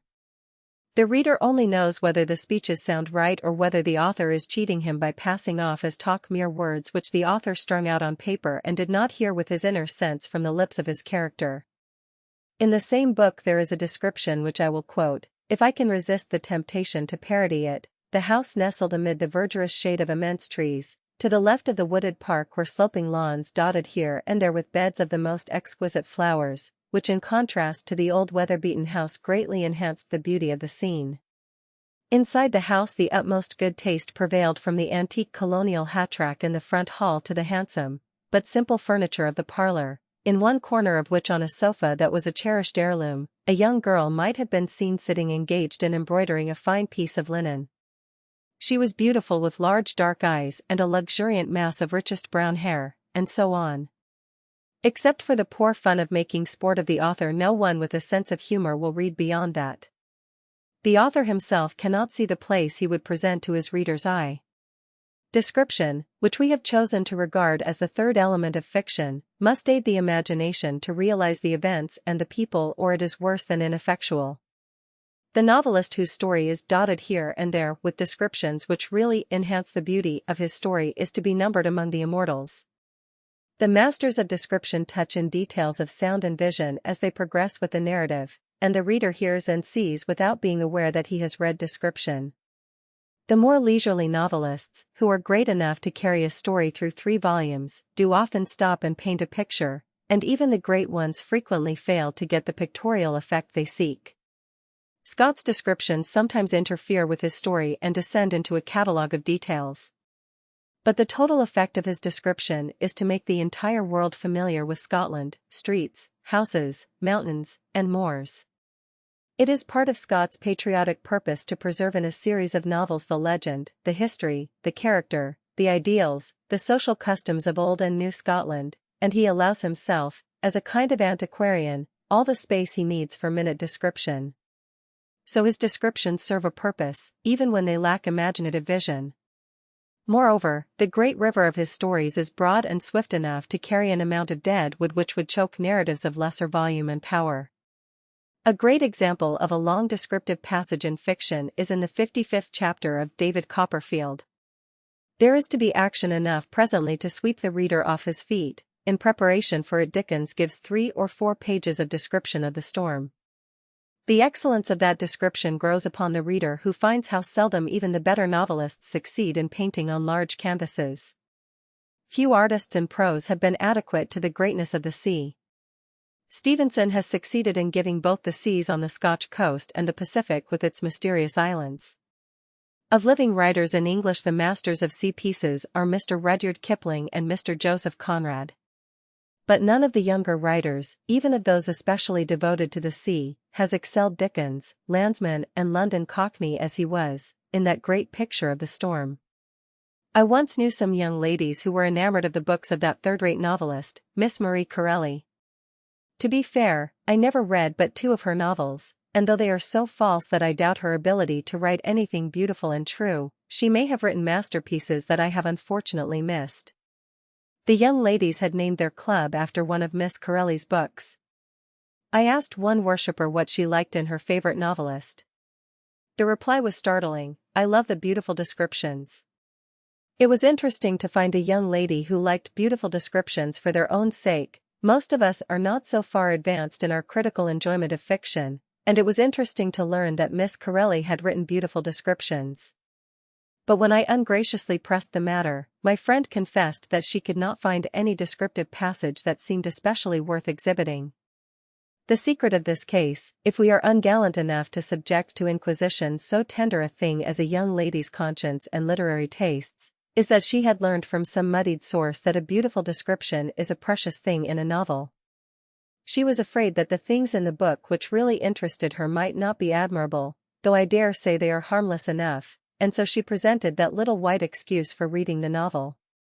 Just so ladies who are not young have been known to admire a fiction of doubtful character wholly for its exquisite style, when if they really appreciated exquisite style, they would be reading something else. There is an enjoyment of style that seems either apart from the other kinds of enjoyment in reading or is a refinement, an addition, which makes the other kinds keener. In choosing novels, however, we do not need, as a practical matter, to hunt for style, any more than we need to hunt for descriptions, for the writer who is great enough to contrive plots and draw characters must have learned how to write well. The good novels are all in good style. The fiction maker whose style is poor is almost certain to fail in other ways and be altogether unacceptable. It is true that among the great ones some have more distinction of manner than others. Thackeray never writes so clumsily as Dickens at his worst. Stevenson's phrasing is invariably excellent, whereas a greater novelist, Walter Scott, often for pages at a time throws off his sentences so hastily that they are not easy, not pleasant, to read. Jane Austen in her style is near to perfection. George Eliot, a writer of much more power, whose heights of eloquence are not equaled by any other woman, seems sometimes to be either expressing a kind of thought, or expressing it in a vocabulary and with a complexity of construction, which would be tolerable in a philosophic essay but is not suited to fictitious narrative. It is well to begin to be aware of the degrees of style and their general effect, to enjoy beauty and eloquence and grace in some measure for their own sake. But the inexperienced reader is safe to choose his novels for their substance. The style will usually be adequate and the merits of the style will enter the reader's consciousness gradually and without effort of appreciation on his part. Hawthorne. In choosing novels, the ordinary reader need not at first concern himself with the history of a novelist or his technical characteristics, or with the place which critics have given to him in their schemes of literary development. A simple method of selection is to find on somebody's advice a novel that has interested many readers, and then if it prove good, to try another by the same author. If a writer has produced 2 novels that interest you, it is safe to assume that he has written a third and a fourth. Some writers, it is true, have been distinguished for a single masterpiece. Don Quixote is the only book of Cervantes that we are likely to care for. Robinson Crusoe is all that most people have found good in Defoe's tales, though there is much merit in his other stories. No other book of Mrs. Stowe's is even second to Uncle Tom's Cabin. The Vicar of Wakefield is the glorious whole of Goldsmith's narrative prose, though he succeeded in every other form of literature, including the prose drama. But the man who can write 2 novels can write 3 if he has time. The 2-novel power is likely to be a 10-novel power with torpedo fleets of short stories and essays. Anyone who has liked Silas Marner and Middlemarch will not need to be urged to read Felix Holt, Adam Bede, Romola, The Mill on the Floss. The person who has once read and enjoyed 2 novels of Dickens is likely to read 6 or 8. Pendennis leads to the Newcomes. And any of Trollope's Barchester novels is an introduction to the happily interminable series. I have purposely said little about the short story, because in this day of magazines we all read short stories, some of them pretty good ones. There are 50 persons who can write 1 or 2 acceptable short tales to one who can make a novel of moderate merit. And the great writers of the tale have often been novelists as well, so that if one begins to read novels one will meet with the best short stories which have been worth collecting into volumes. Readers of The House of Seven Gables and The Scarlet Letter will make the acquaintance of Hawthorne's Twice-Told Tales and Mosses from an Old Manse. Among modern fictionists of importance, Poe stands almost alone as a writer of tales who never tried the longer and greater form of the novel, though there are several excellent authors, such as Mr. Rudyard Kipling, Miss Sarah Orne Jewett, Mrs. Mary Wilkins Freeman, whose short tales outweigh in value, if not in quantity, their more extended narratives. In our discussion of fiction we have dwelt entirely on books for adults and neglected what is known as juvenile fiction. Here again the omission was intended. Juvenile fiction is certain to make its way in more than ample supply into American homes, and I doubt whether fiction that is wholly good for adults is not the best for boys and girls of, say, 13. When our fathers and mothers, or our grandfathers and grandmothers, were young, they read the newest book by Dickens, Thackeray, Wilkie Collins, and were no worse for having fewer juveniles than modern publishers purvey for the benefit of the growing generation. I should think that Henty's books, which have merits, but were turned out on a steam lathe, would suggest that Scott's historical romances are better, and that the Pattys and Paulus and Lucis and Brendis, whose adventures are chronicled in many an entertaining series, would speedily make way for heroines like Maggie Tulliver and heroes like Master Tom Brown, whose youth is perennial. When juveniles are really good, parents read them after children have gone to bed. I do not know whether Tom Brown at Rugby is catalogued by the careful librarians as a book for boys, but I am sure it is a book for men. I dare say that a good many pairs of eyes that have passed over the pages of Mr. John T. Trowbridge and Elijah Kellogg and Louisa Alcott have been old enough to wear spectacles. And if Mrs. Kate Douglas Wiggin ever thought that in Timothy's Quest and Rebecca she was writing books especially for the young, adult readers have long since claimed her for their own. I have enjoyed Mr. A. S. Pierce's Tales of the Boys at St. Timothy's, though he planned them for younger readers. We are told on good authority that Street Nicholas and the Youth's Companion appear in households where there are no children, and they give a considerable portion of their space to serial stories written for young people. Between good juveniles and good books for grown persons there is not much essential difference. Anyone who is old enough to make out the words can safely enter the large world of the English and American novel. The chances of encountering the few that are unfit for the young are slight. Ruskin in his essay of Queen's Gardens, which treats of the education of girls, says, whether novels, or poetry, or history be read, they should be chosen, not for what is out of them but for what is in them. The chance and scattered evil that may here and there haunt, or hide itself in, a powerful book, never does any harm to a noble girl, but the emptiness of an author oppresses her, and his amiable folly degrades her. A novel in our language that has been read and freely talked of for many years is as safe as a church, and there are enough such novels to keep one happily occupied during all the hours one can give to reading fiction to the end of one's days. List of fiction supplementary to chapter 4. The following list of novels, tales, and prose dramas is offered to the young reader by way of suggestion and not as a prescribed list. Like the other lists in this book, it omits many masterpieces that will occur immediately to the mind of the older reader, and it includes some books that are not masterpieces. The notes, or evaluations as the librarians call them, are arbitrary, indicating the private opinions of the present guide. They are sometimes extensive in the case of less important writers and are omitted in the cases of the great masters.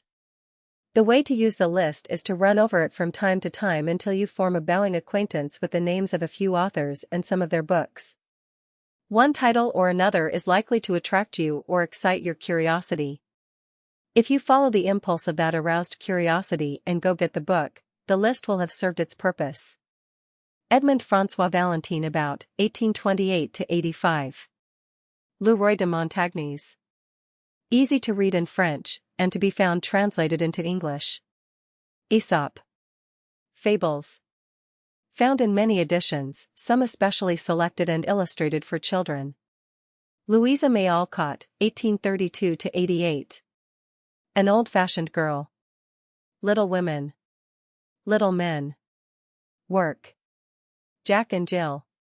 Joe's Boys. Miss Alcott has always been a favorite of young people. Her faithful and wholesome stories of life in a New England country town entitle her to place in the delightful company of Rose Terry Cook, Sarah Orne Jewett, Mrs. Mary Wilkins Freeman, and Miss Alice Brown. Thomas Bailey Aldrich, 1836–1907. The Story of a Bad Boy. Marjorie Daw. A delicate romancer with subtle humor and a turn for paradoxical ingenious fooling which is characteristic in one form or another of American writers as unlike as Frank R. Stockton, Edward Everett Hale, and Mark Twain. James Lane Allen. Flute and Violin. The Bluegrass Region. A Kentucky Cardinal. Aftermath. Hans Christian Andersen, 1805–75. Fairy Tales. To be found in Everyman's Library. This collection of books, published at 50 cents the volume by E. P. Dutton and Company, is perhaps the best ever grouped in an inexpensive edition. It will be frequently referred to in this and succeeding lists. Most of the books in it are worth reading and no doubt worth buying, and this is true of most universal libraries, libraries of the world's best literature, 5-foot bookshelves, etc. But for variety's sake one would wish not to have all the books on one's shelves in the same style of type and binding. And in general it is better to buy the book one wants, distinguished by its title and author, than to take as a whole any editor's or publisher's collection of classics.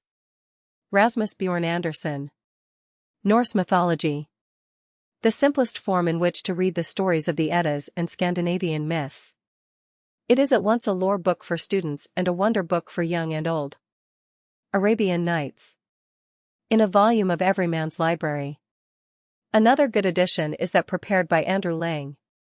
Jane Austen, 1775–1817. Sense and Sensibility. Pride and Prejudice. Mansfield Park. Emma. Northanger Abbey. Persuasion. In Everyman's Library. Honoré de Balzac, 1799–1850. Atheists Massachusetts. The Chouans. Christ in Flanders. Eugenie Grandet. Old Goriot. The Quest of the Absolute. Wild Ass's Skin. These are the works of Balzac found in translation in Everyman's Library. All the novels of Balzac have been translated into English. Balzac is not the easiest of French novelists to read in the original, though not very difficult. The young American who will take the trouble, and give himself the pleasure, of reading a score of French novels will find himself with a good reading knowledge of the language, and school and college examinations in French will lose their terror. James Matthew Barrie. Auld Licht Idylls. A Window in Thrums. The Little Minister. Sentimental Tommy. Tommy and Grizzle. Mr. Barrie has the most tender and whimsical imagination of living writers in English. His later work has been largely for the stage. Richard Doddridge Blackmore, 1825–1900. Lorna Doone. George Henry Borrow, 1803–81. Lavengro. Romany Rye. In Everyman's Library. Charlotte Bronte, 1816–55. Jane Eyre.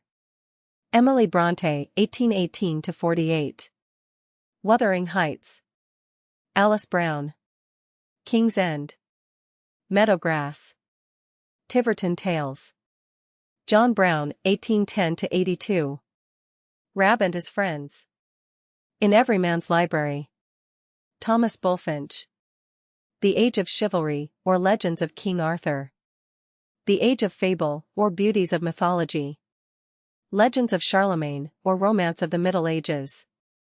The prose storehouse of Arthurian legend in English is Thomas Malory's Morte d'Arthur, which is in 2 volumes in Everyman's Library. But Malory is not easy reading. The finest versions are those by the poets, Tennyson's Idylls of the King, Matthew Arnold's Tristram and Isolde, Swinburne's Tale of Balin. Modern prose versions suited to young readers are Howard Pyle's Story of King Arthur and His Knights, Sidney Lanier's Boy's King Arthur, and Andrew Lang's Book of Romance. Legends allied to the Arthurian stories are found in Lady Guest's Mabinogion, which appears in one volume in every man's library. See also The Boy's Mabinogion, by Sidney Lanier. The stories of Charlemagne are found in a volume suited for young readers edited by Alfred John Church. Classic mythology in its highest form is, of course, to be found in the Greek and Roman poets, and it permeates English poetry. Prose versions of Greek and Roman tales suited to young readers are to be found in Nathaniel Hawthorne's Wonder Book and Tanglewood Tales, Charles Kingsley's The Heroes, or Greek Fairy Tales for My Children, and Stories from the Greek Tragedians, by Alfred John Church. See also A Child's Guide to Mythology, by Helen A. Clark. Henry Quayler Bunner, 1855–96. Short Sixes. Among the best American short stories. John Bunyan, 1628–88. The Pilgrim's Progress. In Every Man's Library and many other cheap editions. Francis Hodgson Burnett. Little Lord Fauntleroy. Editha's Burglar. Sarah Crewe. Frances Burney, Madame d'Arblay, 1752–1840. Evelina. George Washington Cable. Old Creole Days. The Grandissimes. Miguel de Cervantes Saavedra, 1547–1616.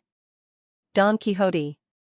Cooper and Mata's translation in 2 volumes of Every Man's Library, and other popular editions. Samuel Langhorne Clemens, Mark Twain. Tom Sawyer. The Prince and the Pauper. Huckleberry Finn. A Connecticut Yankee in King Arthur's Court. Pudd'nhead Wilson. Personal Recollections of Joan of Arc. The Man That Corrupted Hadleyburg. William Wilkie Collins, 1824–89. The Woman in White. The Moonstone. Joseph Conrad. Youth. Fawk. The Children of the Sea. Typhoon. One of the most remarkable of recent writers, a Pole who adopted the English language and has contributed to its beauties. Unsurpassed as a writer of stories of the sea. James Fenimore Cooper, 1789–1851. The Spy. The Pilot. The Last of the Mohicans. The Prairie. The Pathfinder. The Deerslayer. The Red Rover.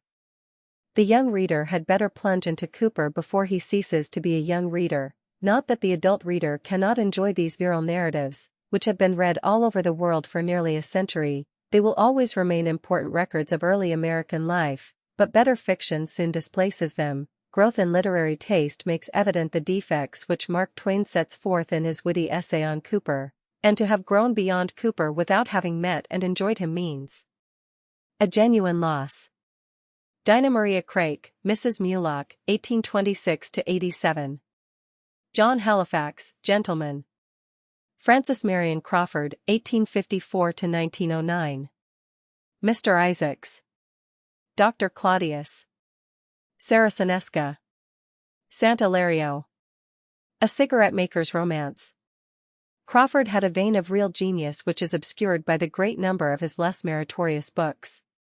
George William Curtis, 1824–92. Prue and I. This pleasant, fine-hearted humorist should not be neglected by the rising generation of Americans. George Cupples, 1822–91. The Green Hand. Richard Henry Dana, 1815–82. 2 years before the mast. It is a happy accident that Dana's name follows that of Cupples. 50 years ago in The Green Hand and 2 years before the mast, England and America held command of the sea in fiction. This is an appropriate place to mention 3 books by the American writer, Herman Melville, 1819–91, Omoo, Typee and Moby Dick, which are big enough to sail in the fleet with Cupples and Dana. Sea craft are growing larger every year, but not sea books, though Mr. Joseph Conrad, Mr. Rudyard Kipling, Mr. Frank Bullen and Mr. Clark Russell are taking us on good voyages under sail and steam. Alphonse Daudet, 1840–97. Le Petit Chose. Jack. Tartarin of Tarascon. Conchoisis. Among the easiest of French writers to read in the original. Several of his books have been published in English. Richard Harding Davis, Gallagher, Van Bibber and others. Fresh and charming short stories by a writer who has not fulfilled the promise of his youth. Edmondo de Amicis. Heart, a Schoolboy's Journal. A fine story of schoolboy life, to be found in English translation. Daniel Defoe, 166-1731. Robinson Crusoe. William de Morgan. Joseph Vance. Alice for short. Somehow Good. Charles Dickens, 1812-70. No list of titles is necessary under the name of Dickens. There are innumerable editions of his works. Benjamin Disraeli, Lord Beaconsfield, 1804-81. Vivian Grey. Coningsby. Lothair. Sybil. Charles Lutwidge Dodgson, Lewis Carroll. Alice's Adventures in Wonderland. Through the Looking Glass. Sylvie and Bruno. And we could not be happy without The Hunting of the Snark and other verses in Lewis Carroll's Rhyme and Reason. Arthur Conan Doyle. Adventures of Sherlock Holmes. Memoirs of Sherlock Holmes. Micah Clarke. The White Company. The fame of the Sherlock Holmes stories has thrown somewhat into the background the best of Sir Conan Doyle's work, the two historical romances. Alexander Dumas, Père, 1803-70. No list of titles is necessary under Dumas's name. For though he and his syndicate of assistants produced a great number of mediocre works, those most frequently met in English are Good, The Three Musketeers, The Count of Monte Cristo, The Queen's Necklace and 20 Years After. George du Maurier, 1831-96. Peter Ibbetson. Trilby. Edward Eggleston. The Hoosier Schoolmaster. The Hoosier Schoolboy. George Eliot, Mary and Evans, 1819-80. No titles are necessary under George Eliot's name. Several of her novels are in Everyman's Library, and there are other inexpensive editions. Erckmann Chatrian, Emile Erckmann and Louis Alexander Chatrian. Friend Fritz. The Blockade of Fallsburg. Madame Therese. The Story of a Conscript. Waterloo. The two last named are in Everyman's Library. Anatole France, Thibault. Le Crime de Sylvestre Bonnard. From a Mother of Pearl Casket. All the works of this writer are being translated into English. The title given above in English is a translated collection of some of his short stories. Alice French, Octave Thanet. Stories of a Western Town. Elizabeth Gaskell, 1810-65. Cranford. Johann Wolfgang von Goethe, 1749-1832. Wilhelm Meister's Apprenticeship and Travels. In Carlyle's translation. Oliver Goldsmith, 1728-74. The Vicar of Wakefield. She Stoops to Conquer. The Good-Natured Man Kenneth Grahame. The Golden Age. Dream Days. Jacob and Wilhelm Grimm. Fairy Tales. In Everyman's Library. Edward Everett Hale, 1822-1909. The Man Without a Country. The volume under this title, published by Little, Brown and Company, contains the best of Dr. Hale's short stories. The title story is a masterpiece of fiction and the greatest of all sermons on patriotism. Ludovic Halevi. The Abbé Constantine. A charming story in simple French, and to be found translated into English. Thomas Hardy. Far from the Madding Crowd. The Return of the Native. The Mayor of Casterbridge. A Pair of Blue Eyes. Under the Greenwood Tree. Incomparably the greatest of living novelists of our race. Certain characteristics of his later novels make them neither pleasant nor intelligible to young readers, but any of those here mentioned is as well adapted to the reader of any age as are George Eliot's Adam Bede and Thackeray's Pendennis. Joel Chandler Harris. Uncle Remus. Nights with Uncle Remus. Mingo. Free Joe. Francis Bret Harte, 1839-1902. The Luck of Roaring Camp. The volume of this title, published by Houghton, Mifflin and Company, contains the best of Hart's short stories, and the best remain very good indeed, though since they took the world by storm other writers have given us a truer insight into the life which Hart was the first to discover and proclaim. Hart is a capital humorist in his way, both in his swaggering hearty short stories, see Colonel Starbottle's Client, and in his parodies, see condensed novels. Nathaniel Hawthorne, 1804–64. No list of titles is necessary under Hawthorne's name. America has no other literary artist of his stature and perfection, and he is the one American whose works we can say you ought to read entire, we dare say it, that is, to American readers. Maurice Hewlett. Life and Death of Richard Yaney. Mr. Hewlett is one of the 10 or 12 important living writers of English fiction. I have seen no book of his which is not good. I give only one title. His brilliant and varied achievement in the past decade makes difficult the selection of other titles for this limited list. Oliver Wendell Holmes, 1809–94. Elsie Venner. Guardian Angel. Holmes's fiction is subordinate both to his essays and his poems, and should be postponed until the reader has become a true lover of the autocrat. The novels are good for the reason, if for no other, that Holmes was one of the rare geniuses who cannot write otherwise than with wisdom and charm.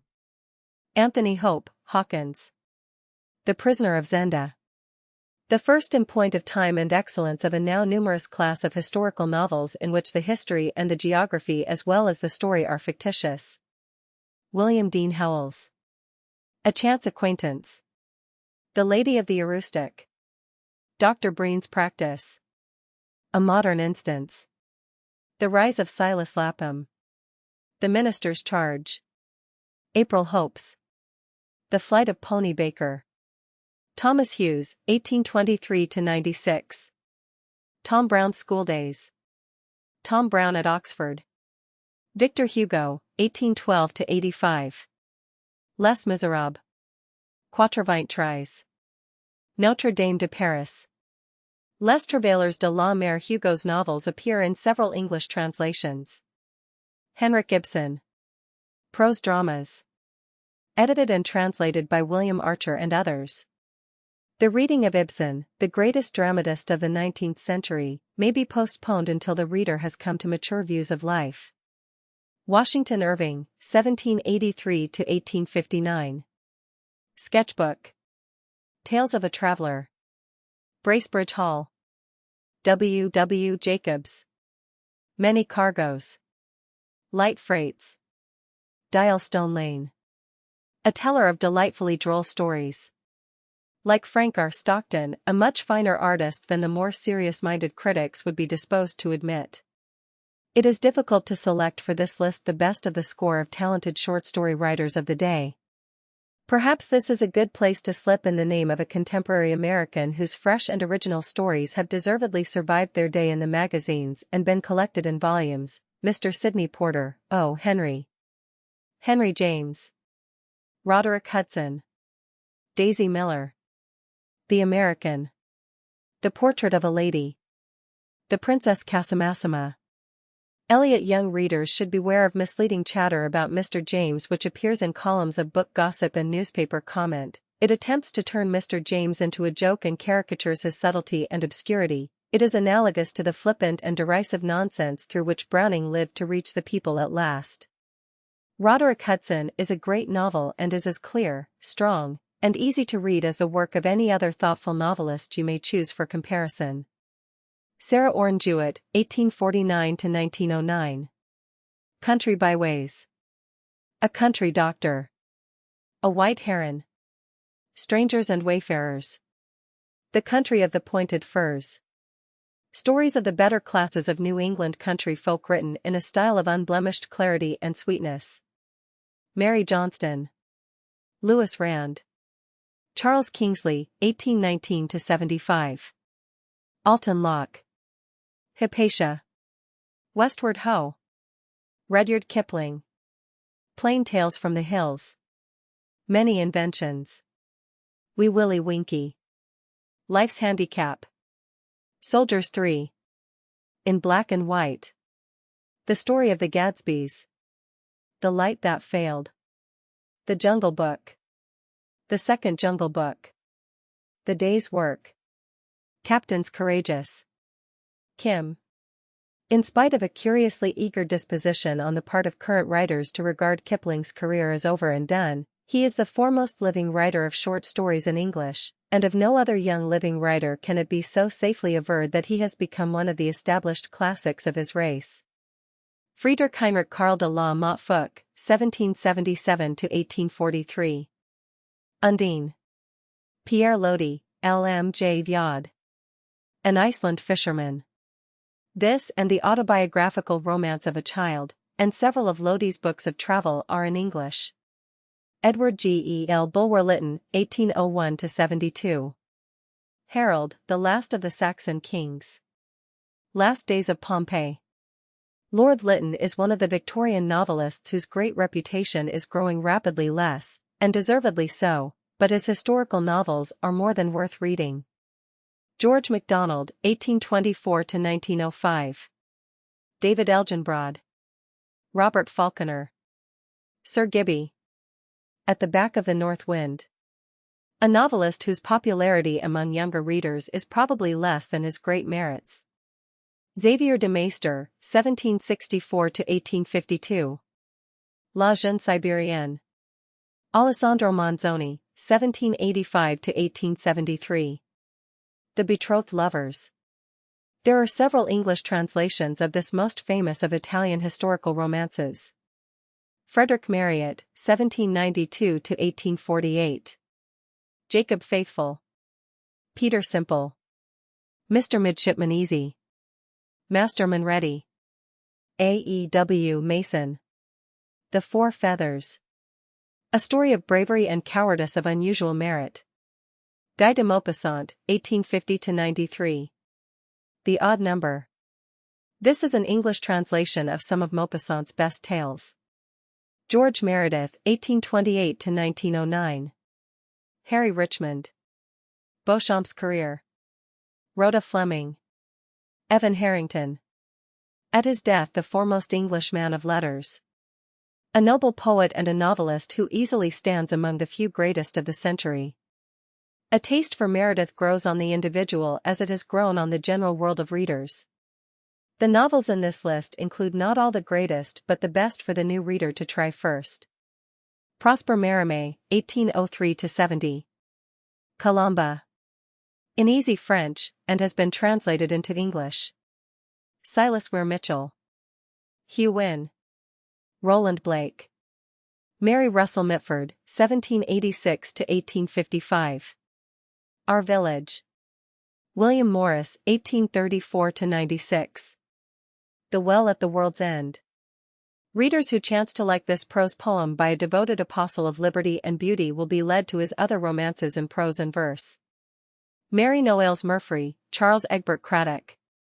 In the Tennessee Mountains. Down the Ravine. In the Clouds. In the Stranger People's Country.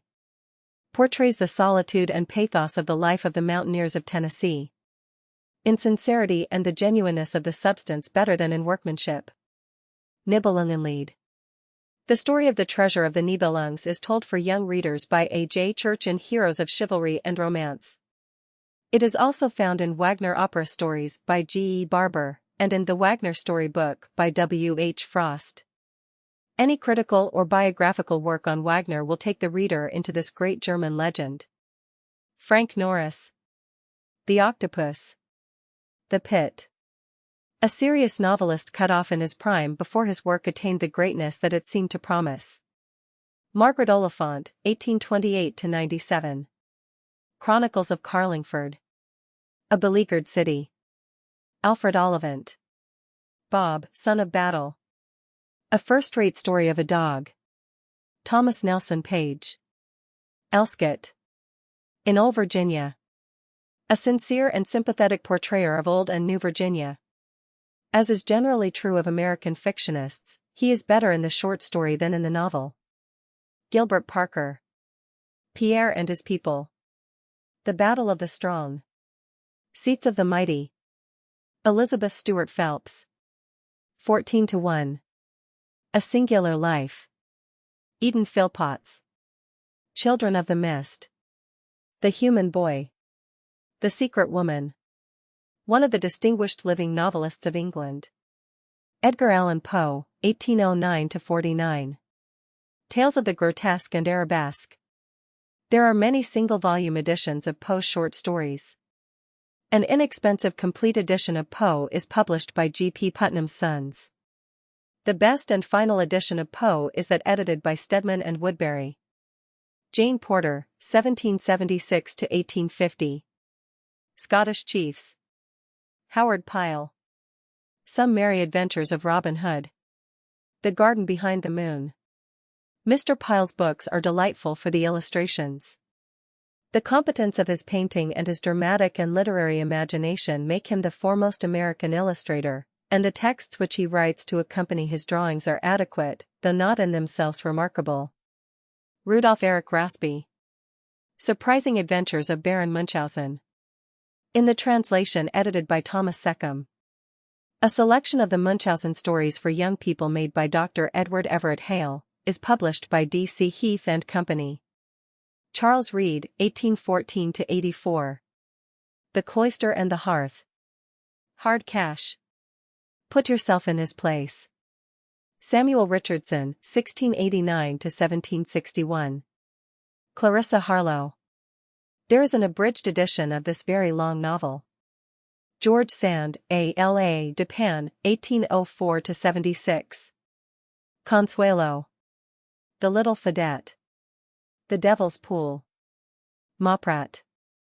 These and others of George Sand's novels are in English. Walter Scott, 1771–1832. No list of titles is necessary under Scott's name. Ernest Thompson Seton. Biography of a Grizzly. A nature writer who for the most part wisely and artistically embodies his knowledge of animals in fiction where they are not subjected to those acid tests of fact which have recently betrayed the base metal in some of the other modern writers about nature. Anna Sewell. Black Beauty. The story of a horse, a tract in the interests of kindness to animals which proved to be more than a tract, a charming and immensely popular piece of imaginative writing. Henryk Sienkiewicz. The Deluge. Quo Vadis. With Fire and Sword. In the translation by Jeremiah Curtin. William Gilmore Simms, 1806–70. The Scout. A writer historically important to Americans because he had a great vogue in his day and accomplished much in a time when there was no American literature south of Poe's Richmond. Simms is an inferior writer, but The Scout is a vigorous narrative and will interest young readers. Richard Brinsley Sheridan, 1751–1816. Dramatic Works. In Bond's Library and in one volume of Everyman's Library. Joseph Henry Shorthouse. John Inglesant. Annie Trumbull Slauson. Seven Dreamers. Storytell Lib Francis Hopkinson Smith. Colonel Carter of Cartersville. Robert Louis Stevenson, 1849–94. Treasure Island. Prince Otto. Kidnapped. David Balfour. The Merry Men. Dr. Jekyll and Mr. Hyde. The Black Arrow. The Master of Ballantrae. St. Ives. Frank Richard Stockton, 1834–1902. Rudder Grange. The Casting Away of Mrs. Lex and Mrs. Aylshine. The Floating Prince and Other Fairy Tales. The Lady or the Tiger? A Chosen Few. A Storyteller's Pack. Harriet Beecher Stowe, 1812–96. Uncle Tom's Cabin. Ruth McHenry Stewart. The Golden Wedding. Sunny. Perhaps the wittiest of all contemporaneous writers about Southern life. Jonathan Swift, 1667–1745. Gulliver's Travels. There are several editions of Gulliver prepared for schools. It is to be found in Everyman's Library. The book is, of course, a satirical essay on man. It is also a masterpiece of fictitious narrative. William Makepeace Thackeray, 1811–63. No list of titles is necessary under this name. Lev Nikolaevich Tolstoy. War and Peace. Advanced students of French can read the French version of this novel. A good English version is that by Leo Weiner. Anthony Trollope, 1815–82. The Warden. Barchester Towers. Framley Parsonage. Dr. Thorne. The Small House at Allington. Last Chronicle of Barset.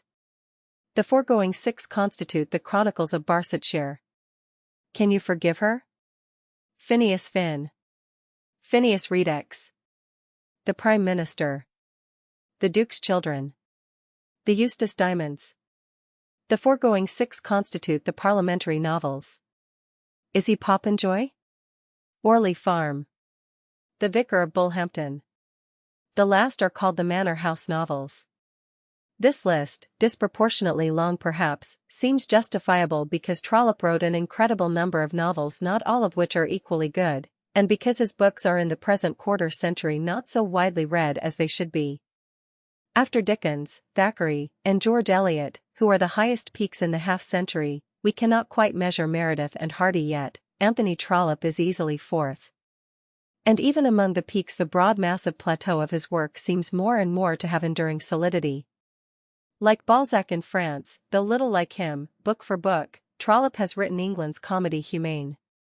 With him quantity is a quality, for he is a master in large part by virtue of his bulk. No other novelist seems to have told so much about the daily life of his nation. The one thing lacking to make Trollope a very great writer of fiction is that his prose is not eloquent. Though it is good, it has no moments of supreme goodness, but few other English novelists have sustained such a level of merit through so many volumes. John Townsend Trowbridge. Neighbor Jackwood. Jack Hazard and His Fortunes. A Chance for Himself. Doing His Best. Cudjoe's Cave. The Tinkham Brothers' Tiddamal. No other writer of equal ability has devoted himself to books for boys. Ivan Sergeyevich Turgenev, 1818–83. Fathers and Children. Smoke. Several of Turgenev's novels have been translated into English. The English reader should, if possible, read Russian novels in French. Alfred de Vigny, 1799–1863. Cinq-Mars. This great historical novel is in easy French. It has been published in an English translation. Mary Arnold Ward, Mrs. Humphrey Ward. Robert Elsmere. An English writer of excellent ideals and deep seriousness, overrated by Americans who seem to think that she is giving them the true inwardness of British high life. Elizabeth Cherry Waltz. Pa Gladden. Humorous and touching stories of a Kentucky farmer. Charles Dudley Warner, 1829–1900. A Little Journey in the World. The Golden House. John Watson, Ian McLaren. Beside the Bonnie Briar Bush. The Days of Auld Lang Syne. Edward Noyes Westcott. David Harum. An illustration of the fact that a true humorous character will catch the fancy of the world, no matter in how defective a plot it is embodied. Kate Douglas Wiggin, Mrs. Riggs. The Bird's Christmas Carol. Penelope's Progress. The Story of Patsy. Timothy's Quest. Rebecca of Sunnybrook Farm. Mary Eleanor Wilkins, Mrs. Freeman.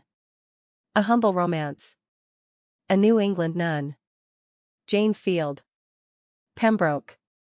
Jerome, A Poor Man's Silence and Other Stories. Owen Wister. The Virginian. Lady Baltimore. Israel Zangwill. Children of the Ghetto. Dreamers of the Ghetto. Chapter 5. The reading of poetry. When Julia Bryant, the daughter of William Cullen Bryant, was a child, a neighbor of the poet made her first call, and was shown into the parlor. She found the small Julia seated on the floor with an illustrated volume of Milton in her lap. She knew, of course, that the pictures and not the text engaged the child's attention, but by way of beginning an acquaintance, she asked, "Reading poetry already, little girl?" Julia looked up and regarded her gravely. Then with an air of politely correcting ignorance, she explained, "People don't read poetry. Papas write poetry, and mamas sing poetry, and little girls learn to say poetry, but nobody reads poetry. That isn't what it's for." If the several members of all families were as happily accounted for as those in Bryant's household, the Muses would not live so remote from this world. That mothers sing poetry and little girls say it is enough to keep it everlastingly alive. The trouble is that few households are blessed with papas who write poetry, and there are none too many papas who read it. If we have not learned to read poetry, let us begin now. Suppose we read and commit to memory the following stanza, and then talk a little about it. Thou wast not born for death, immortal bird. No hungry generations tread thee down. The voice I heard this passing night was heard in ancient days by emperor and clown, perhaps the selfsame song that found a path through the sad heart of Ruth, when, sick for home, she stood in tears amid the alien corn, the same that ofttimes hath charmed magic casements, opening on the foam of perilous seas, in fairy lands forlorn. This is from Keats's Ode to a Nightingale.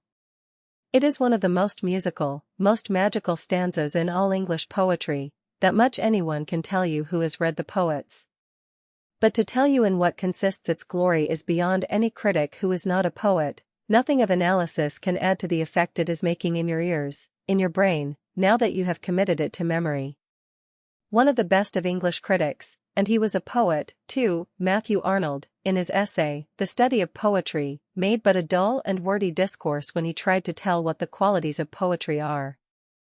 Only by reading the rest of the poem, and then the rest of Keats, and then other poets, can you increase for yourself the delight of those wonderful lines. If they do not tempt you to the great excursion into the poets, you have not read them over, you have not repeated them aloud often enough. Only for the sake of dwelling upon these lines, and because we have agreed to talk about poetry, and not because our comment can reveal the secret, let us go back and study the stanza. The nightingale's song is the voice of immortality. It releases the individual soul from the present hour, from the struggle of life, and makes it one with the great experiences of the race. The imagination sweeps over all history on the wings of those first 4 lines, and then carries us into the world of religious story, in the lines recalling the Book of Ruth. And finally we are borne out of the human world into fairyland. All this in a single stanza. Every poem of high quality, every one of the treasured passages from long poems, makes such a magic flight into the realm of eternal ideas, so that it is commonly said that poetry is uplifting. Life and death and heaven and the stars are the poet's subjects. And the poem of common things, in praise of simple virtues and domestic happiness, such as have made Burns and Longfellow and Whittier so dear to the heart, have the same kind of power in less degree. If they do not transport us to heaven, they reveal the seat of immortality in daily circumstance.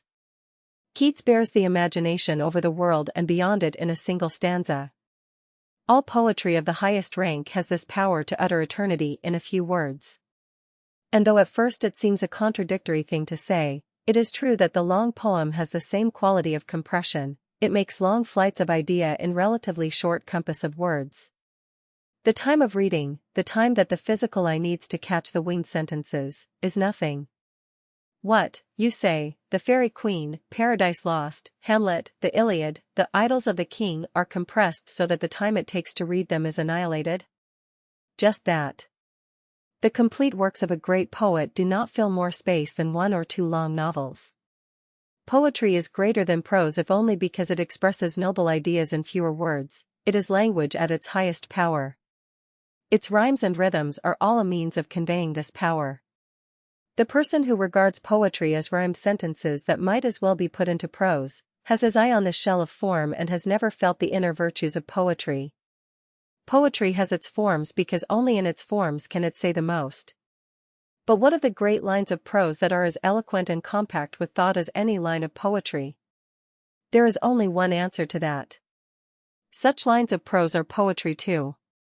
In my father's house are many mansions is poetry.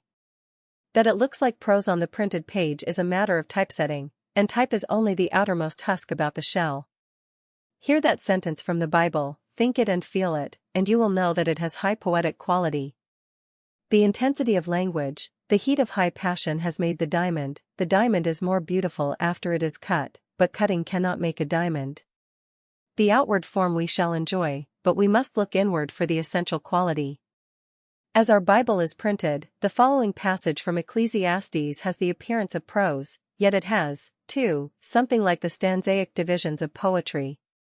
Remember now thy Creator in the days of thy youth, while the evil days come not, nor the years draw nigh, when thou shalt say, I have no pleasure in them, while the sun, or the light, or the moon, or the stars be not darkened, nor the clouds return after the rain, in the day when the keepers of the house shall tremble, and the strong men shall bow themselves, and the grinders cease because they are few, and those that look out of the windows be darkened, and the doors shall be shut in the streets, when the sound of the grinding is low, and he shall rise up at the voice of the bird, and all the daughters of music shall be brought low, also when they shall be afraid of that which is high, and fears shall be in the way, and the almond tree shall flourish, and the grasshopper shall be a burden, and desire shall fail, because man goeth to his long home, and the mourners go about the streets, or ever the silver cord be loosed, or the golden bowl be broken, or the pitcher be broken at the fountain, or the wheel broken at the cistern, then shall the dust return to the earth as it was, and the spirit shall return unto God who gave it. Whatever else this may be, it is poetry of high power. Millions of men have found in the Bible something which is not in other books, but that it has in common with other great books the miracle of poetic utterance every right view of the Bible must admit. The passage we have just quoted is in beauty equal and not wholly dissimilar to the stanza from Keats. The biblical poet has into a few words condensed the tragic symbols of death and sorrow, and from their dust and dissolution his soul has aspired upward to the stars. If the stanza from Keats and the verse from the Bible are both essentially poetic, what becomes of certain devices of arrangement which are in Keats and not in the Bible poem, such devices as rhymes and regularity of accent? These are but instruments of beauty, the words and their arrangement are the result of the inward passion and beauty of the thought, and we in reading are acted upon by that result, and feel again the passion and idea that produced it. In inferior poetry cause and effect are reversed or fail altogether. Thousands of poets have tried to make poetry by devices of rhyme and line division, by deliberately arranging vowels and consonants into pleasant sounds. Almost any conventionally educated person can learn to do this, just as almost anybody with practice can learn to play a piece on the piano and carefully obey every sign on the music score. But no music results, only an empty regularity of sound. Because there are so many of these mechanical pianists, the sound of the piano seldom attracts and arrests us.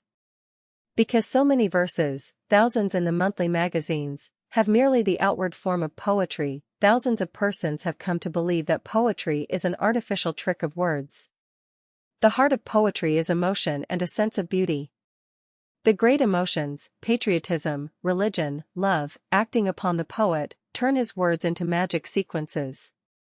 When the poetry is finished and arranged on the printed page, we find, true, that it has a form, that it has metrical excellences, that its varieties of sound are thus and so. The poets are masters of at least as many technicalities as the little versifiers. The test comes when we read the sequence of words cooled, as it were, into a set form, and touched by their appeal to our inward sense feel them start into warm life again. If we go far enough in our reading to study poetry, then we shall expect to learn about the technical methods and rhetorical elements of verse, we shall expect to learn about the lives of the poets and about their growth in their art. Just so the lover of music will wish to study the laws of sound, even the mechanical and physical properties of musical instruments, mastering from a scientific point of view the conditions and materials of the art. Such study helps us to appreciate great music and great poetry. But it is not necessary. The orchestra will act upon us without our knowing how it is arranged. The true poem will act on us if we know nothing more than our own language and our own feelings. Our pleasant task is to offer ourselves to the great poem with attention and a desire for pleasure. Attention and a desire for pleasure are easily distracted in those who have not the habit of reading poetry. And poetry is often surrounded by unnecessary distractions. The very zeal of those who would draw our sympathies to it leads them to stand in the light attempting to explain what needs no explanation, what, indeed, cannot be explained. The lecturer upon music too often talks while the orchestra is playing. After one knows Shakespeare, a discourse on the lessons of the tragedies may enlarge one's understanding. But such disquisitions are a forbidding introduction to any poet. We have in America many worthy persons who lecture on the ethical beliefs of Robert Browning. Of course, any interest, any occasion that will bring in a new convert, and lead him to think of Browning at all, is a gain. The principal excuse for lectures and criticisms is that they do invite wandering souls in to meet a poet. But it is usually true that 2 hours reading in Browning is more delightful and more profitable than a 2 hours lecture about him. And it is often the case that lectures about his philosophy repel readers who might enjoy his poetry. The lesson of poetry is beauty, the meaning of poetry is exalted emotions. The private special beliefs of the poet are of interest, because those beliefs raised the poet's intelligence to a white heat, and that heat left us verse crystals which are beautiful long after the poet's beliefs have passed away. Through his beliefs the poet reaches to great passions that endure, and anyone can understand them without knowing how the poet arrived at them. If a poet cannot deliver his message, a critic cannot do it for him. Shelley was a worshipper of democracy, Shakespeare was a believer in the divinity of kings. Browning was an optimist. Omar Khayyam, as Edward Fitzgerald rendered him in English poetry, was a kind of pessimistic fatalist. All this is interesting to know. But the reader of poetry does not, in the immediate enjoyment of the poets, vex himself with these diversities of faith. Hear the poets themselves: Shakespeare's unrighteous king, Macbeth, hedged round by his enemies, dulled in feeling yet still keenly intelligent, hears of the death of his queen. She should have died hereafter, there would have been a time for such a word. Tomorrow, and tomorrow, and tomorrow, creeps in this petty pace from day to the last syllable of recorded time, and all our yesterdays have lighted fools the way to dusty death. Out, out, brief candle. Life's but a walking shadow, a poor player that struts and frets his hour upon the stage and then is heard no more. It is a tale told by an idiot, full of sound and fury, signifying nothing.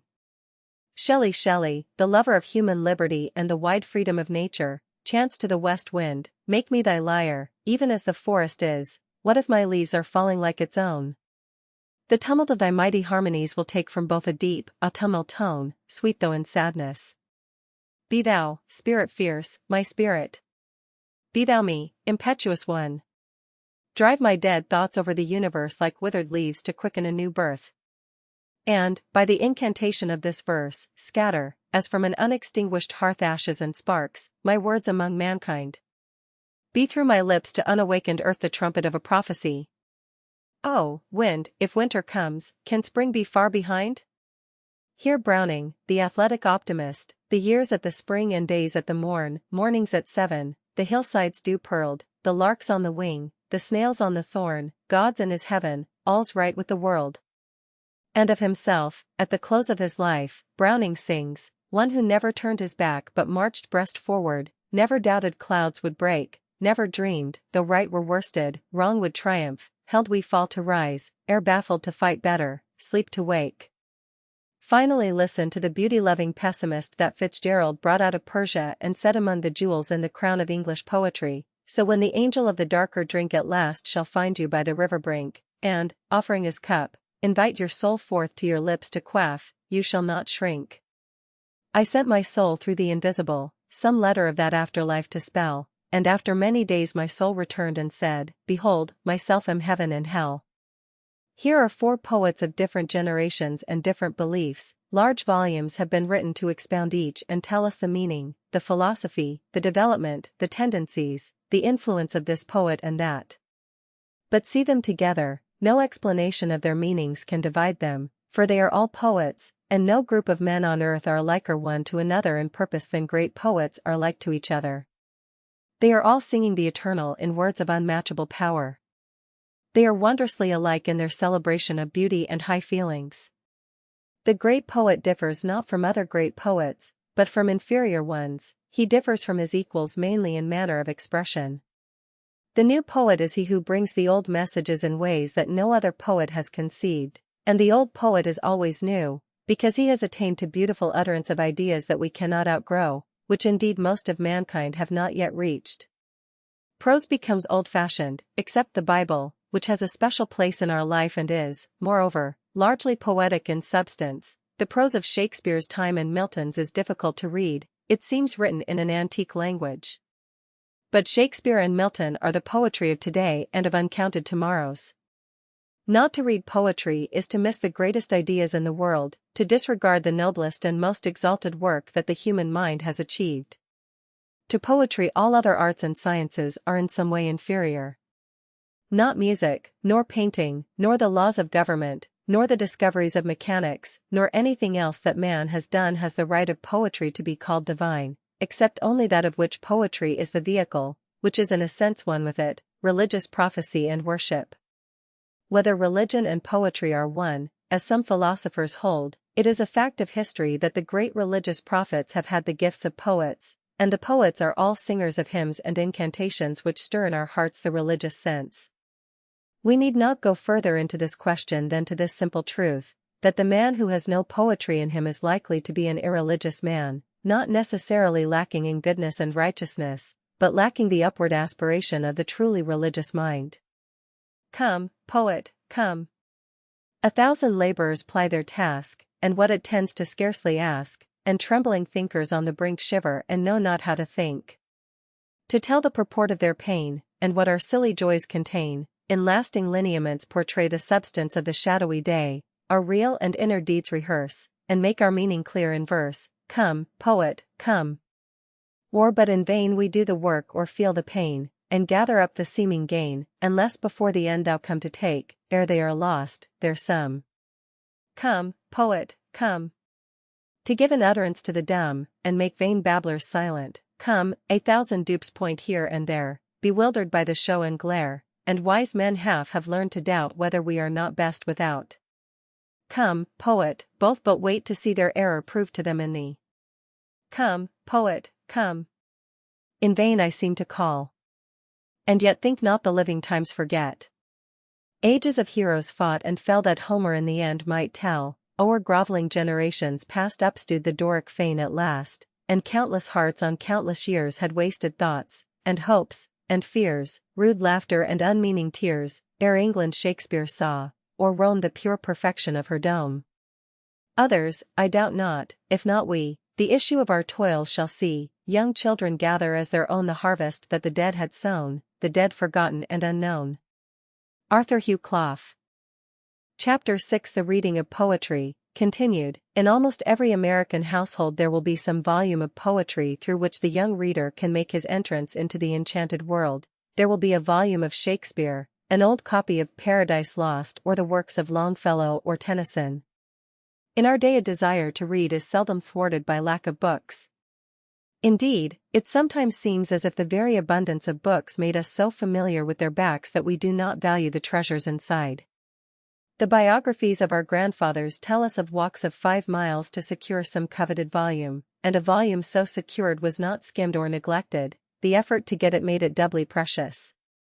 If one is left to choose the door through which to enter the realm of poetry, a good anthology will prove a broad approach. There is none better than Palgrave's golden treasury of songs and lyrics.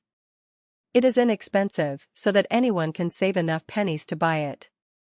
It is convenient to carry in one's pocket, a virtue that makes it preferable to larger anthologies, to those old-fashioned household collections printed in double columns. If all our men and boys had the golden treasury in their coat pockets, what a civilization we should have at the end of 10 years. In order to keep up with us the ladies would have to provide pockets in their dresses or carry more spacious handbags than the tyranny of style now permits. The selections in Palgrave or in the 4 volumes of Ward's English Poets are so rich and varied that no reader can fail to find his own poet, and the next step will be to get a larger selection from that poet's works. All the English poets have been published in inexpensive volumes of selections, many of them in the same Golden Treasury series, and as poets, like other human beings, are not always at their best. An edition which contains only the best will save the reader from the unfortunate experience of meeting a poet for the first time in his inferior work. When we have learned really to like a poet, we shall wish to have his complete works, but for the young reader most modern poets are better for the suppression of their less admirable passages.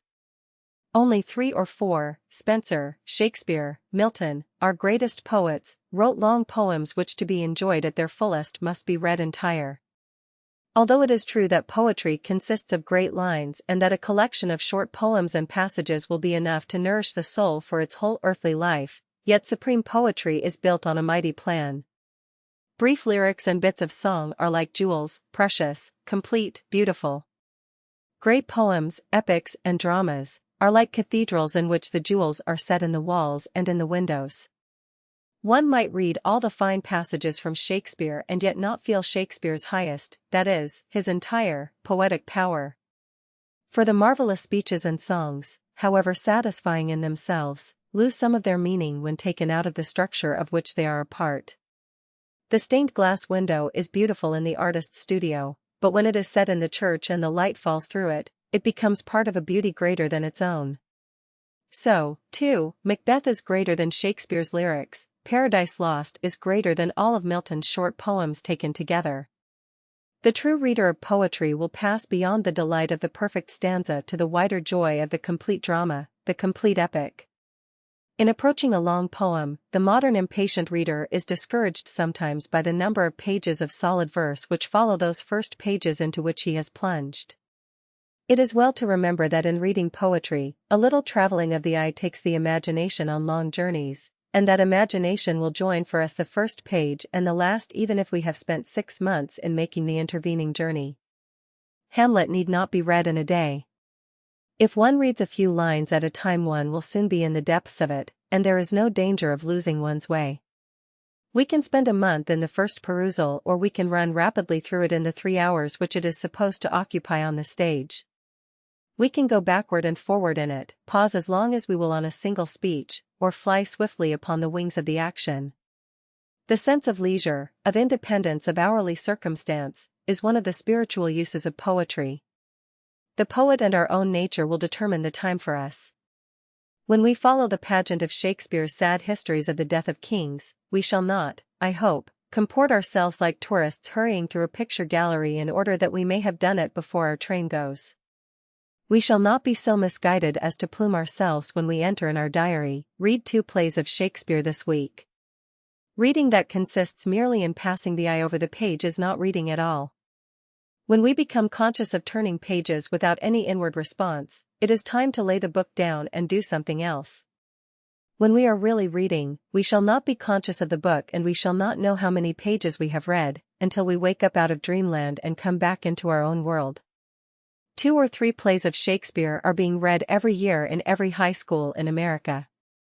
It is a common experience of teachers that the pupils regard Shakespeare's plays as the hardest part of the prescribed reading. One reason is that these dramatic poems are through a regrettable necessity made the text of lessons in language. The atmosphere of study and duty surrounding A Midsummer Night's Dream in the classroom takes the charm out of that fairy play. This is not the fault of the teachers, and it is not for us to criticize them. The wisest leaders in education have not found a way to make the study of Shakespeare in school less laborious than it is. And many of them think that it is well that lessons should be hard nuts to crack, that the young mind is better disciplined if its school-day tasks are not made too delightful and easy. Some teachers believe that the old-fashioned hard digging at books is being in too large a measure replaced by kindergarten methods, which are so unadvisedly extended that even a geometry lesson is treated as a game. For the present we will keep our consideration of the uses and delights of reading apart from the problems of the schools, and regard Shakespeare as we regard Scott, a friend to enjoy in leisure hours. I should advise, then, that pupils who are reading Shakespeare in school select other plays than those prescribed in class and come to them as to a novel chosen for pleasure. If the class work requires a study of A Midsummer Night's Dream, let the young reader try The Tempest by himself. If Julius Caesar is a part of the winter school task, let us in vacation time slip Macbeth or Henry V into our pockets. And while our friends in the other hammock are reading a romance of the hour, let us be reading a romance of the ages. When we are tired of reading and are ready to play that game of tennis, our opponent, who has been reading a book that he bought on the newsstand at the railroad station, will not necessarily beat us, because we know what he does not know, that a gift of tennis balls comes into the plot of Henry V. The Dauphin of France sends Henry the tennis balls for a mocking gift, and Henry answers, "When we have matched our rackets to these balls, we will, in France, by God's grace, play a set shall strike his father's crown into the hazard. Tell him he hath made a match with such a wrangler that all the courts of France will be disturbed with chases." That has a spirit which your friend will not find in the excellent story of a school game which he has been reading, How Ralph Saved the Day. The great poems receive us on any good ground of interest which we choose to tread. Would you have a romantic novel? Shakespeare provides that in As You Like It and Twelfth Night. Or a military adventure? There is Henry V. Or a love tragedy? There is Romeo and Juliet. These satisfy our primitive liking for a good story. And so in some measure do all great poems, for the great poems are epics and dramas, that is, stories in verse. Literature finds its best structural material in action and event, and language is best suited to the expression of actions, perhaps because it has been made by a world of workers and doers. The most effective means of conveying abstract ideas is through story. The most moving sections of the Bible are narrative, the greatest lessons are taught in parables and instances. Paradise Lost is a narrative of great vigor, for all the dull debates and arguments, and if it was not Milton's primary intention to tell a great story for its own sake, nevertheless he did tell a great story and we can enjoy it for its own sake long before we have begun, and long after we have ceased, to be interested in his theology and philosophy. To say that great poets, Homer, Virgil, Dante, Spenser, Shakespeare, are romancers as truly as are the writers of prose novels is not to belittle poetry. The highest thoughts can be conveyed in a story. When a great poetic storyteller ceases for too many lines to be master of narrative, it will often be found that some other poetic qualities have for the moment died out of him too. And when he attempts to convey great ideas with little regard to their place in a moving sequence of events, he pays the penalty of not being read, he loses hold of the reader's interest. The most titanic case of the failure of high poetic thoughts to win their way to the common heart of man, because of the disregard of narrative form, is Browning's The Ring and the Book. There the story, a terrible and touching story, is told over a dozen times, and not once told well.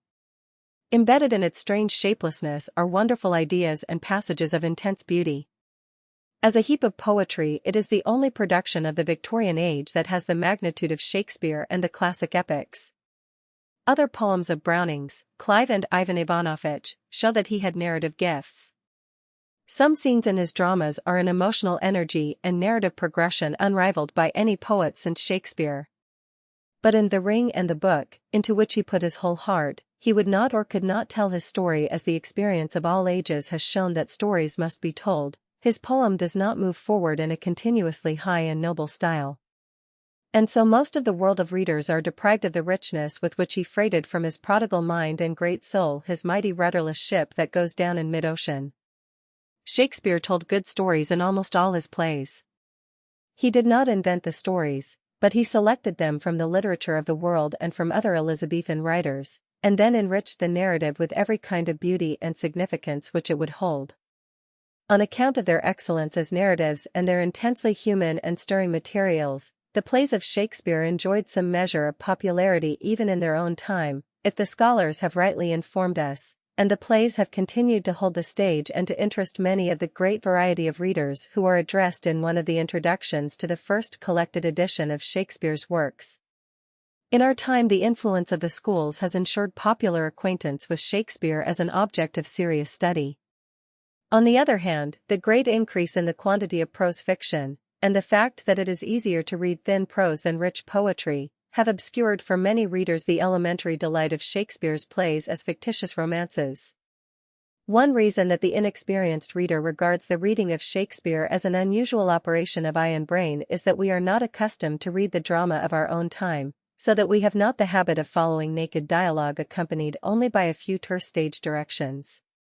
Since Shakespeare's time our literature has not been so rich in drama as in other forms.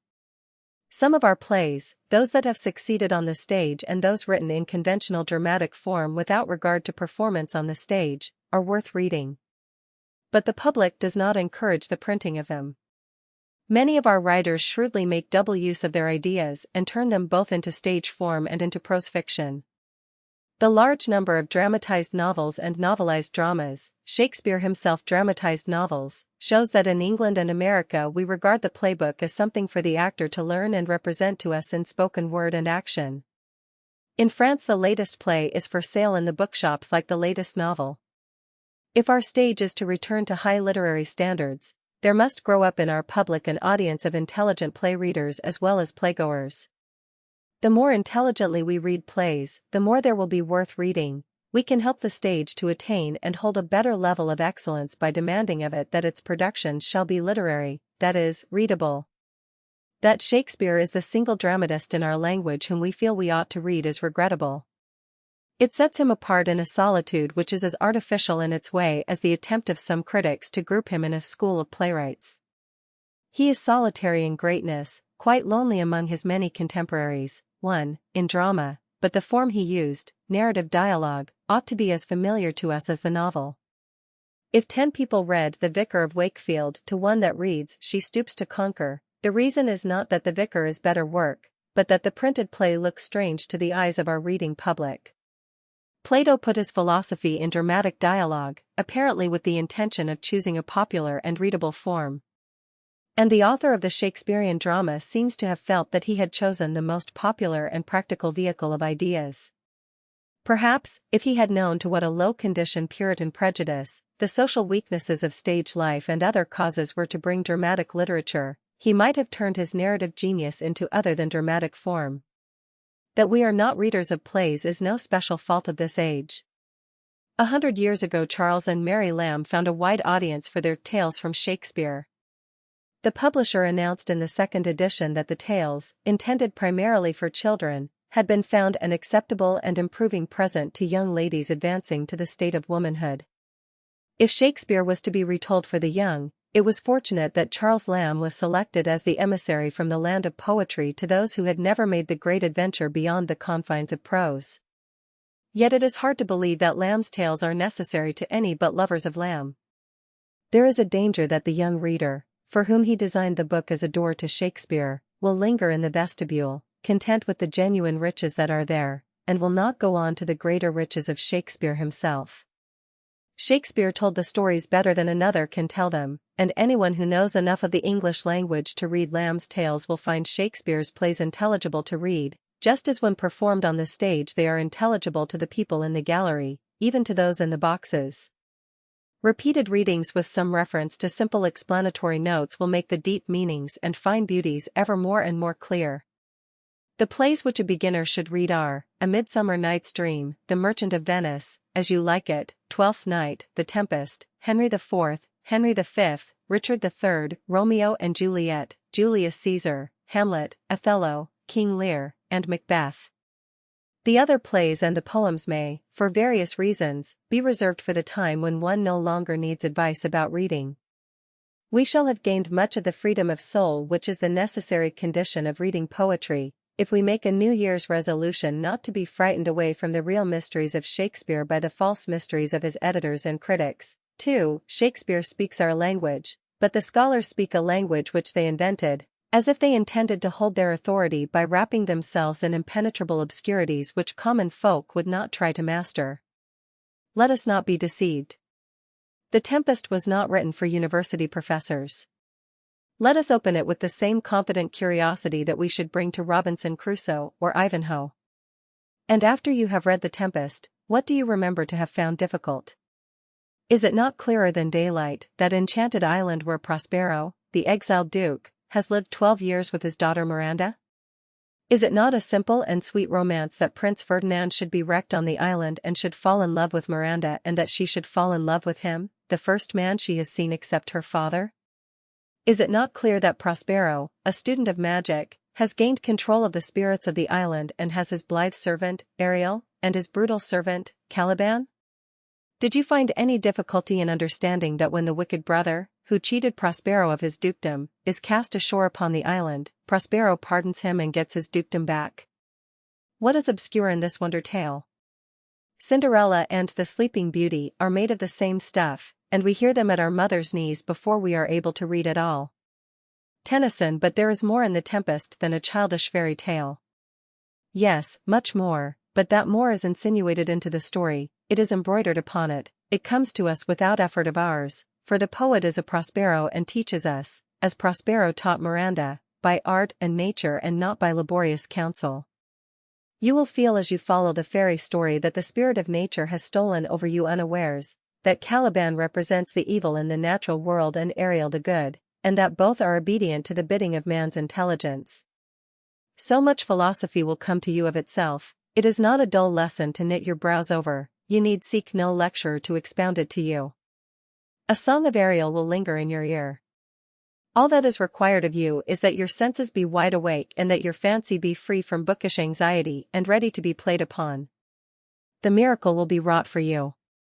You need only sit, like Ferdinand, and watch the mask which the wizard evokes, a most majestic vision, and harmoniously charming.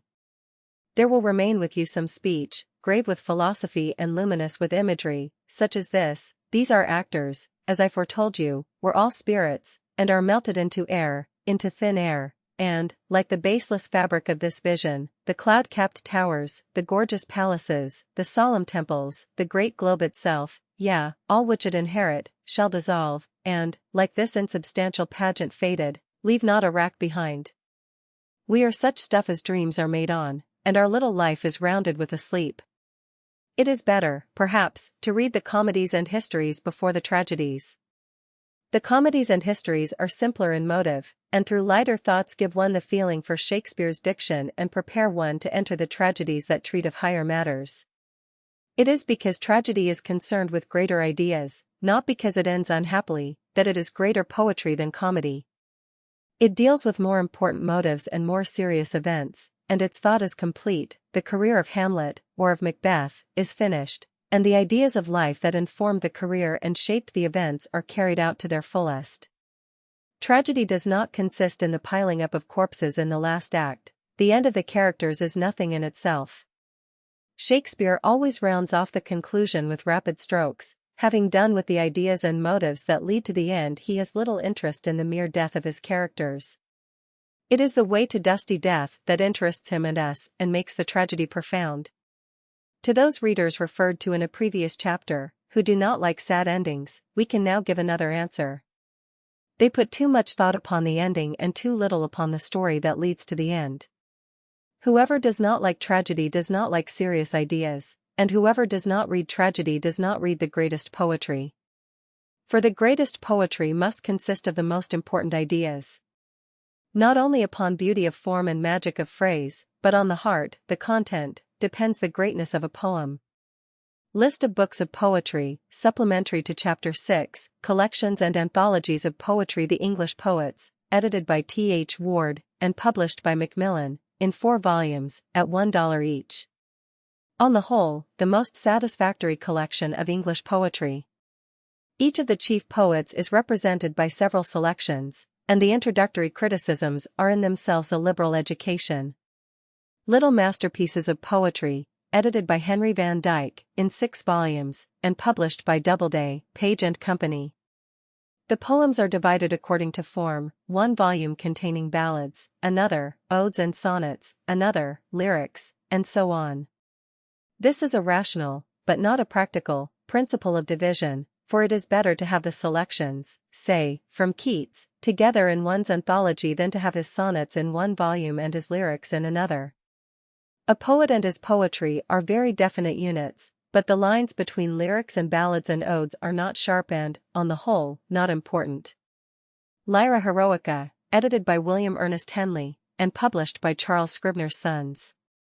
Called a book of verse for boys, really a book of verse for everybody, consisting of the martial, the heroic, the patriotic, from the Old English ballads to Rudyard Kipling. A Victorian anthology, edited by Edmund Clarence Stedman, and published by Houghton, Mifflin and Company.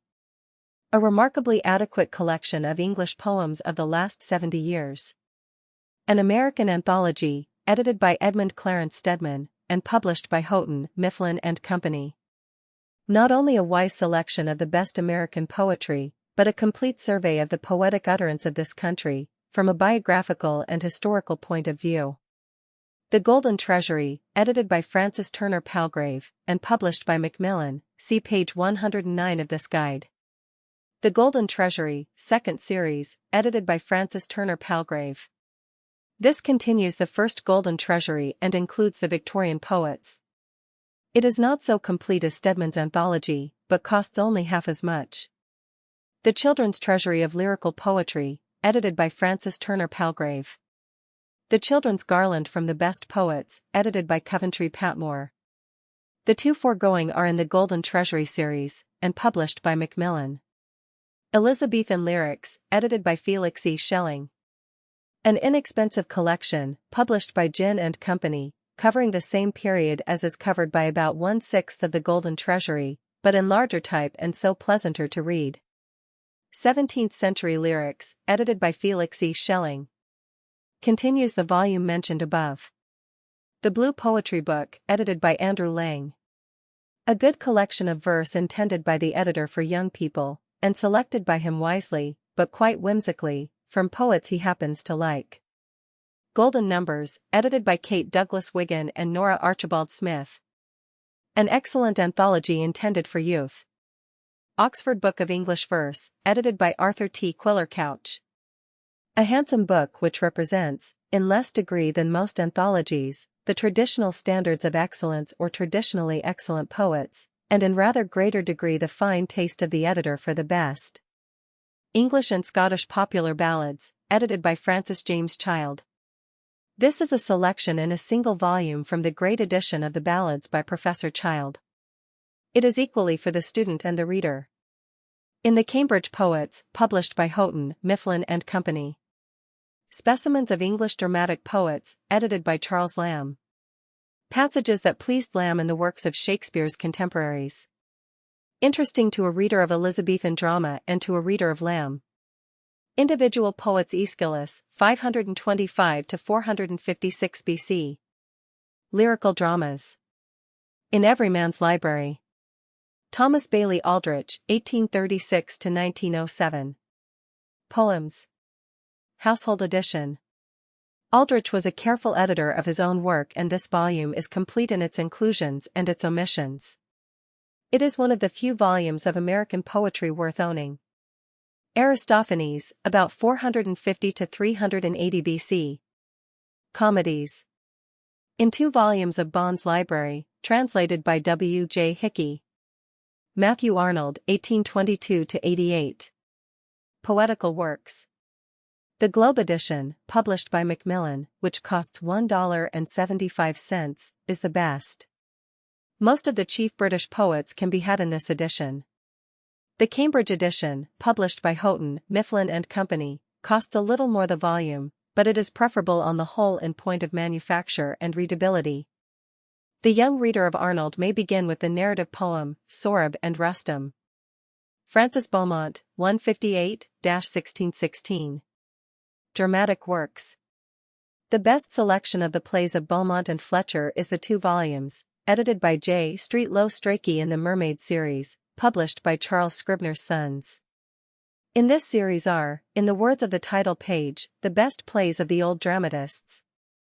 A taste for Elizabethan drama is as well left undeveloped until after a fair acquaintance has been formed with the plays of Shakespeare. William Blake, 1757 to 1827. Songs of Innocence. Songs of Experience.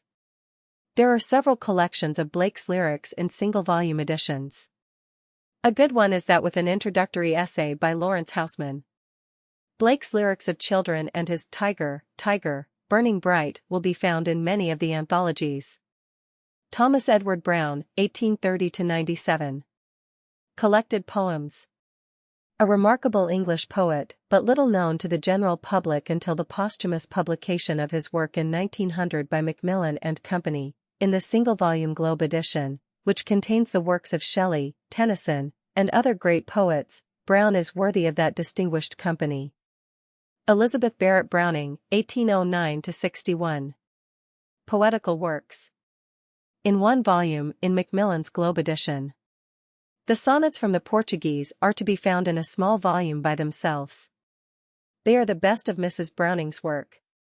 The new reader of Mrs. Browning should begin after page 150 in the Macmillan edition and read only the shorter poems. Robert Browning, 1812 to 89. Complete Poetic and Dramatic Works. The Cambridge edition is the best, in 1 volume. The Globe edition is in 2 volumes. The 2 volumes in Every Man's Library contain all of Browning's poems written up to 1864. A good volume for the young reader is The Boy's Browning, which contains poems of action and incident. An inexpensive volume, published by Smith, Elder and Company, called The Brownings for the Young, contains a good variety of Browning, with some selections from Mrs. Browning. William Cullen Bryant, 1794–1878. Poetical Works. The poems of Bryant are published in one volume by D. Appleton and Company. Bryant's translations of the Iliad and the Odyssey are better than most poetic versions of Homer in simplicity and dignity. The young reader cannot do better than to meet Homer and Bryant before he learns Greek enough to meet Homer himself. Robert Burns, 1759–96. Poems, Songs, and Letters. The complete work of Burns in the Globe edition, Macmillan. George Gordon Noel Byron, 1788–1824. Poetry of Byron. A selection by Matthew Arnold in the Golden Treasury series. Charles Stewart Calverley, 1831–84. Fly Leaves. A taste for refined parody indicates the possession of a critical sense. Coarse parody which implies no intimate knowledge of the poet parodied is not worthwhile. The reader who appreciates Calverley's delicious verses will have learned to appreciate the serious modern poets. Other writers of humorous verse, including parodies which are delicate and witty, are J. K. Stephen, Mr. Owen Seaman, Henry Coiler Bunner. Thomas Campbell, 1777–1844. Enough of Campbell will be found in Ward's Poets. George Chapman, 1559–1634. Dramas. One volume in the Mermaid series. See pages 243–8 of this guide. Geoffrey Chaucer, 1340–1400. Canterbury Tales. A volume in Everyman's Library contains 18 of the tales, slightly simplified in spelling and vocabulary, said to be the first successful attempt to modernize Chaucer, for the benefit of the ordinary reader, without destroying the essential quality of the original. But with the glossary and notes found in The Student's Chaucer, edited by W. W. Skeat, the lover of poetry will find himself able to read Chaucer in the original form without great difficulty. Arthur Hugh Clough, 1819–61. Poems. In the Golden Treasury series.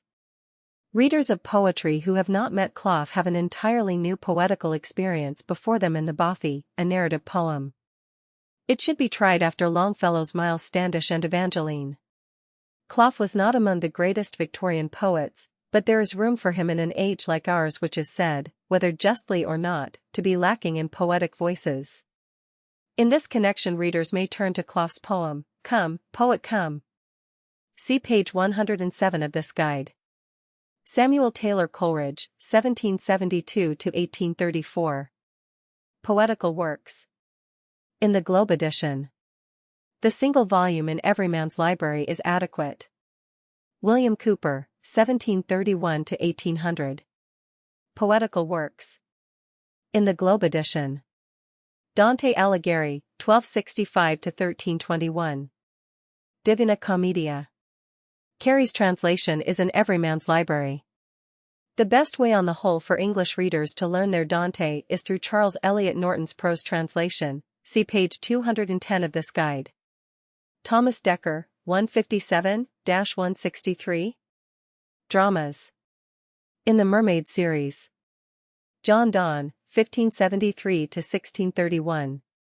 Poems. In the Muses' Library, Charles Scribner's Sons. A wonderful poet, who, perhaps, is not to be read until one's taste for poetry has grown certain, but a liking for whom in mature years is an almost infallible proof of true poetic appreciation. John Dryden, 1631–1700. Poetical Works. In the Globe edition and also in the Cambridge edition. The reader should first read Dryden's odes and lyrical pieces, his satires may be deferred. George Eliot, Mary and Evans, 1819–80. Poems. In one volume, published by Doubleday, Page and Company, and to be found in any complete edition of her works. Her reputation as a novelist has overshadowed her excellence as a poet. The Choir Invisible is one of the noble poems of the century. Ralph Waldo Emerson, 1803–82. Poems. In one volume, published by Houghton, Mifflin and Company.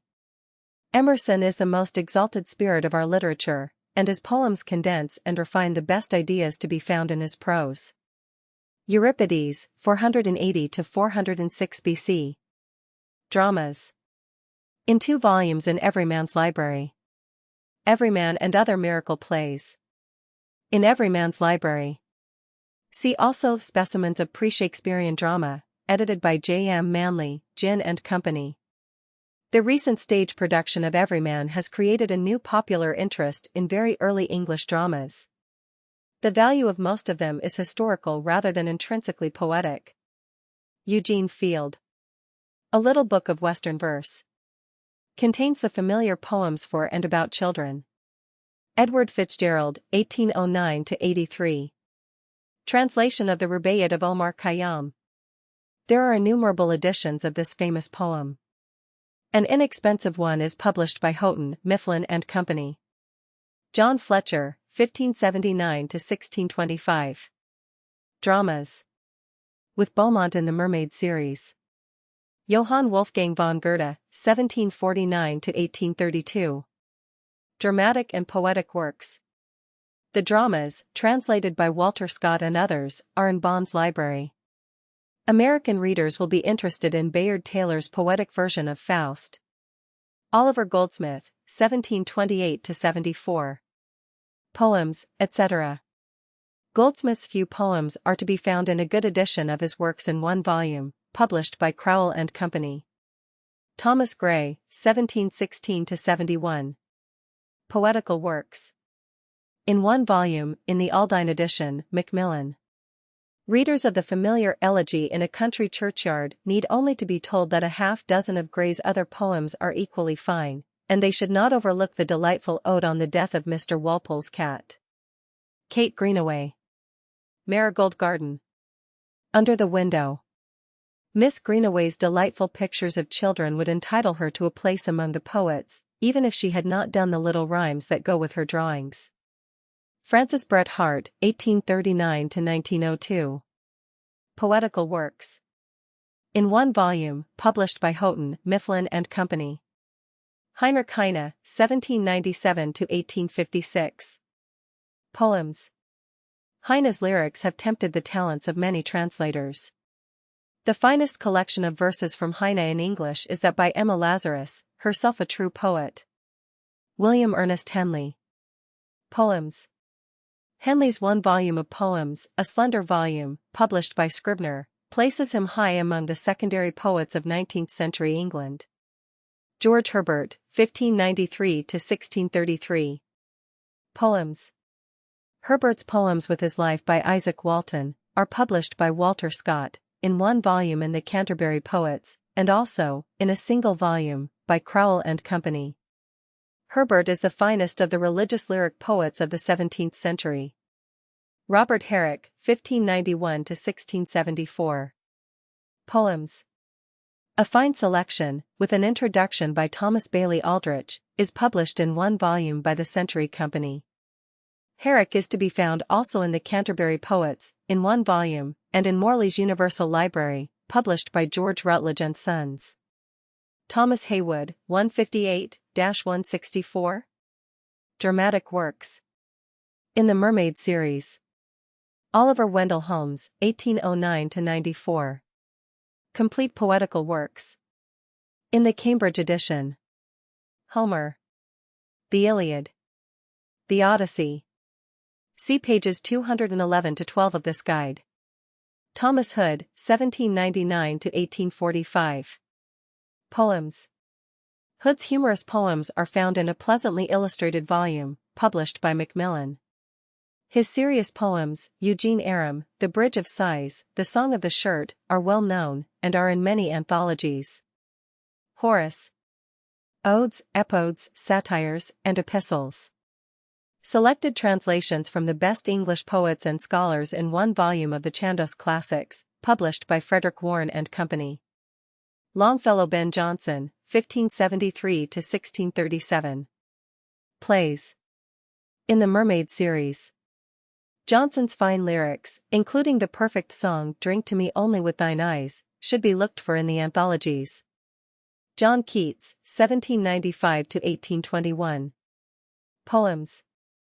The best edition of Keats is that edited by Buxton Forman.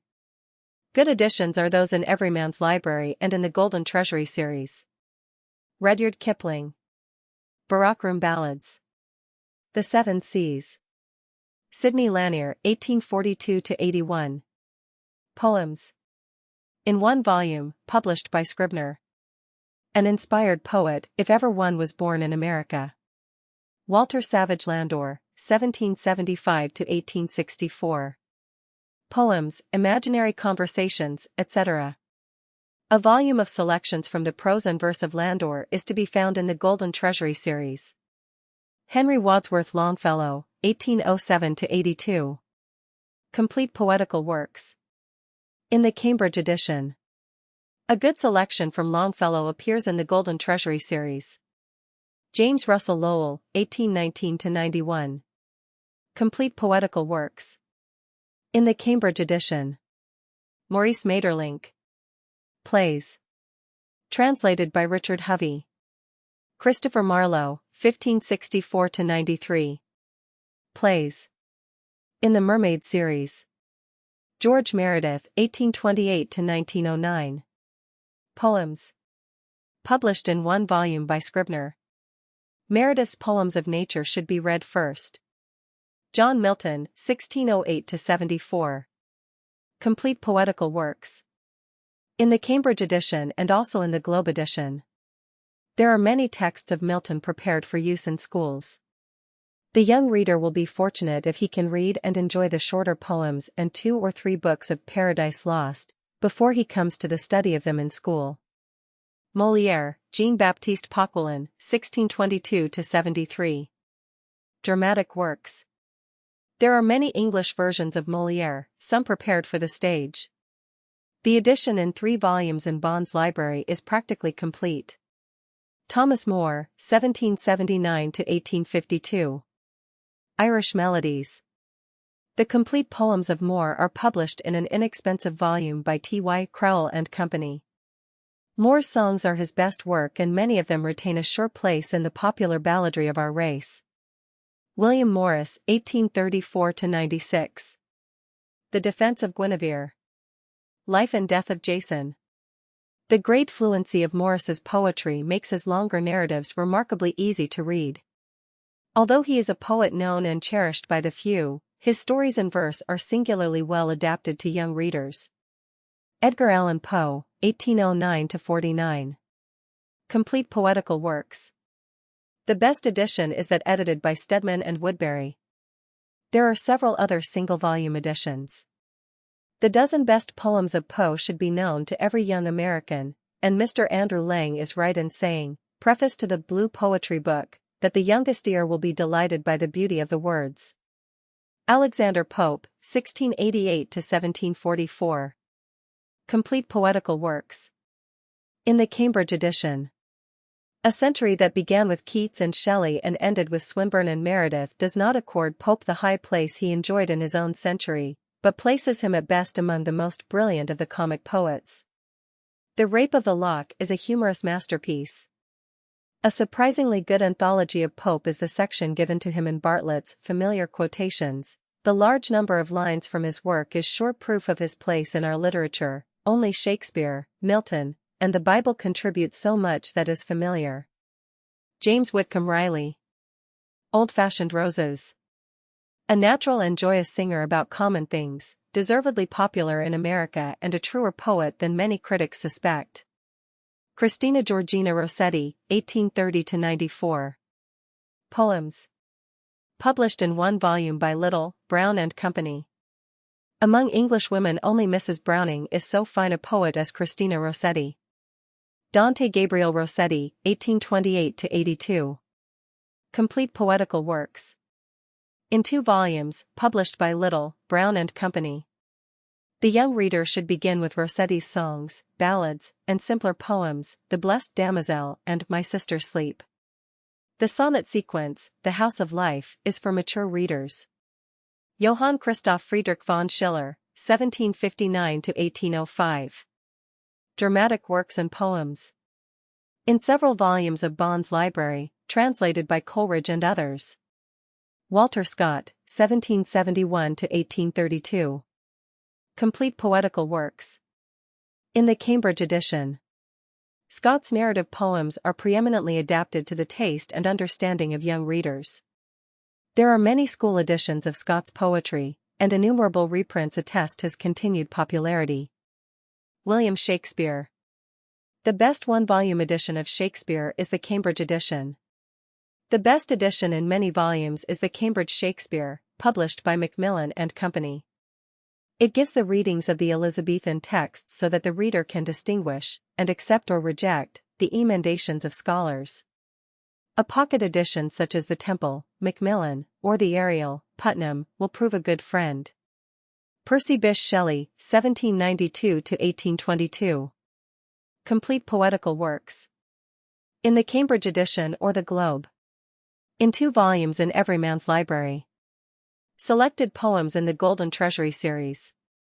Philip Sidney, 1554–86. Lyric Poems. In a small attractive volume, published by Macmillan. Sophocles, 495–406 BC. Plays.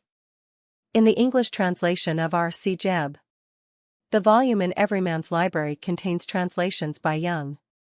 Professor G. H. Palmer's Antigone is as remarkable as his Odyssey. Robert Southey, 1774–1843. Poems. Selected Poems in the Golden Treasury series. Edmund Spenser, 1552–99. Complete Poems. In the Globe edition. Called the Poet's Poet, a source of inspiration to other poets. If we do not read The Faerie Queene at length, it is because we have so many poets since Spenser. Yet if the reader had only Spenser, he would have an inexhaustible river of English poetry. Robert Louis Stevenson, 1849–94. A Child's Garden of Verses. Published by Scribner, in 1 volume, which contains Stevenson's other verse. The Child's Garden celebrates childhood in a way that touches the grown imagination, like the poems about children by Blake, Swinburne, and Francis Thompson, but it appeals also to children of all ages. Algernon Charles Swinburne, 1837–1909. Selected Poems. Edited by R. H. Stoddard and published by Crowell. The young reader should approach Swinburne first in Atlanta, Poems about Children, Poems about Other Poets, and Poems of Liberty, notably The Litany of Nations. He is a noble poet, frequently misrepresented by friendly and unfriendly wafters of current literary opinion. John B. Tabb.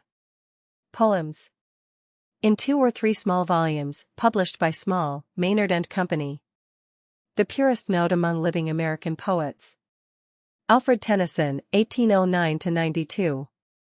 Poetic and Dramatic Works. Complete in 1 volume in the Cambridge edition and also in the Globe. Of all modern poets, preeminently the one for young and old readers to know entire, with the possible exception of his dramas. Theocritus. Idylls. In English prose, together with translations from Bion and Moschus, by Andrew Lang, in the Golden Treasury series. Theocritus is translated into excellent English verse by the poet, C.S. Calverley. James Thomson, 1700–48. The Castle of Indolence. The Seasons. Dimmed but not displaced by later poets of nature. Thomson may be read first in the anthologies, from which now and again a sincere admirer will be sent to his complete works. James Thomson, 1834–82. The City of Dreadful Night. A remarkable poet, easily among those whom we think of as next to the greatest poets. Professor William James calls The City of Dreadful Night that pathetic book, which I think is less well known than it should be for its literary beauty, simply because men are afraid to quote its words, they are so gloomy, and at the same time so sincere. Francis Thompson, 1859–1907. The Hound of Heaven. This poet, lately dead, has surely taken his place among the true voices of English poetry. Henry Vaughan, 1622–95. Poems. In the Aldine edition, Macmillan. Virgil, 70–19 BC. Eclogues. Georgics. Aeneid. In Conington's prose translation. The poetic version of William Morris is spirited and fluent. John Webster lived in the Elizabethan age. Dramas. In the Mermaid series. Walt Whitman, 1819–92. Leaves of Grass. Whitman's poetry is complete in one volume, published by Small, Maynard and Company. The most powerful of American poets. The young reader should begin with the patriotic pieces and the poems of nature in the sections entitled Sea Drift, By the Roadside, Drum Taps, Memories of President Lincoln, Whispers of Heavenly Death. John Greenleaf Whittier, 1807–92. Complete Poetical Works. In the Cambridge edition. Widely loved in America for his popular ballads and songs of common things. In his poems of liberty and in poems of religious sympathy and faith, the true passion of the poet overcomes the technical limitations of his verse and results in pure poetry. William Wordsworth, 1770–1850. Complete Poetical Works. In the Globe edition. The true Wordsworthian believes with Robert Southey that a greater poet than Wordsworth there never has been nor ever will be. A serene voice that swelled increasingly through a troubled century, and is more and more felt to have uttered the essential ideas needed in these 100 years. Yet much of Wordsworth is less than poetic, and the new reader should seek him first in the selections edited by Matthew Arnold in the Golden Treasury series. Wordsworth Footnotes. 1. See page 56. 2. See pages 251–4. Chapter 7. The reading of history. The plays of Shakespeare which are based upon the Chronicles of English Kings are grouped in the folio edition of the dramatic works as histories. It will not surprise any reader, who happens not to have thought of it before, to learn that the episodes in Henry IV and Henry V do not follow the actual course of events in the reigns of the real kings. We take it for granted that Shakespeare meant to write historical fiction, and we read the plays as creations of the poetic imagination. But many readers will be surprised to hear that most works which we call historic are likewise figments of the imagination, and that we should read many of them in somewhat the same spirit as we read the historical plays of Shakespeare or good historical novels. Not only do we get the most pleasure out of the great historians by regarding their works as pieces of artistic writing, but we save ourselves from the error of accepting their narratives as fact. For it is generally true that the more glowing, the more imaginative, the more architectural a work of history, the more it is open to suspicion that it is not an exact account of true events. In taking this position, we are not appropriating to the uses of literary enjoyment works of information that should be left among the dictionaries and encyclopedias. We are only obeying the best critical historians, who warn us not to believe the accepted masterpieces of history, but allow us to enjoy them. And enjoyment is what we seek and value. The conception of history as the work of the imagination was held by all the older historians. Bacon said that poetry is feigned history. That is, he conceived that the methods of poetry and history are the same and that the difference lies in the material, the poet inventing the substance of his story, the historian finding his substance in the recorded events of the past. This view of history obtained up to the 19th century.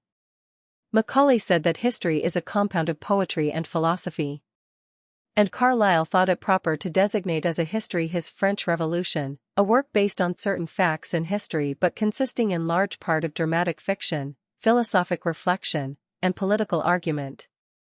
In the last 100 years there has grown up a view of history as a science, the purpose of which is to examine the evidences of the past in human life as the geologist studies the past of the physical globe on which we live.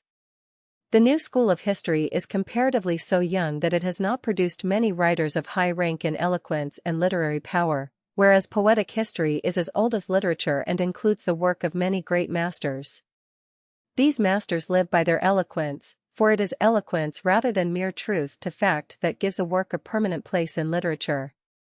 So our knowledge of historic events must come to us, the world of general readers, in large part from historians who were great artists rather than accurate scholars. And scientific history, and also scientific biography, will for another century be a voice crying in the beautiful wilderness of legend, myth, philosophical opinion, political prejudice, and patriotic enthusiasm. We can cheerfully leave the scientific history where it belongs, in the hands of historians and special students. The better for us as readers if we can read the great histories with the same delight and some with the same kind of interest that we bring to the reading of romances. There will be enough truth in them to give us a fairly just view of former ages.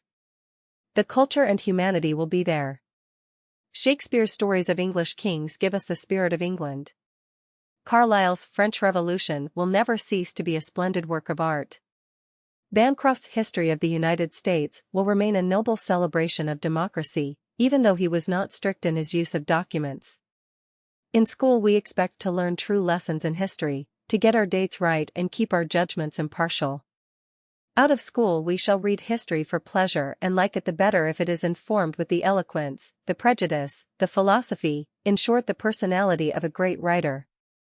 There are certain books that occur immediately as introductions to the various departments of literature. We agreed that Palgrave's Golden Treasury is the best book to put into the hands of one knocking for the first time at the door of poetry. Boswell's Life of Johnson is a perfect biography to win the new reader's liking for biographical literature and memoirs.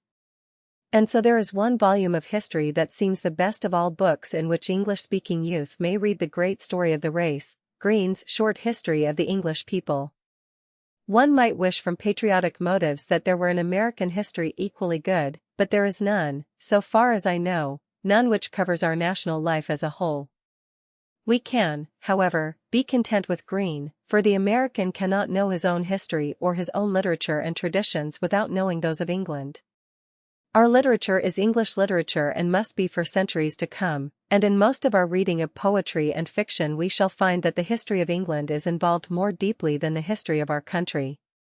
The merits of Green's history, the literary merits, are its clear arrangements, the fine lucidity of the writing, its condensation of national movements into rich chapters where, as from a peak one overlooks the great epics of disaster and progress. These are the opening sentences. For the fatherland of the English race we must look far away from England itself. In the 5th century after the birth of Christ, the one country which we know to have borne the name of Angeln or the Engleland lay in the district which we now call Schleswig, a district in the heart of the peninsula which parts the Baltic from the northern seas.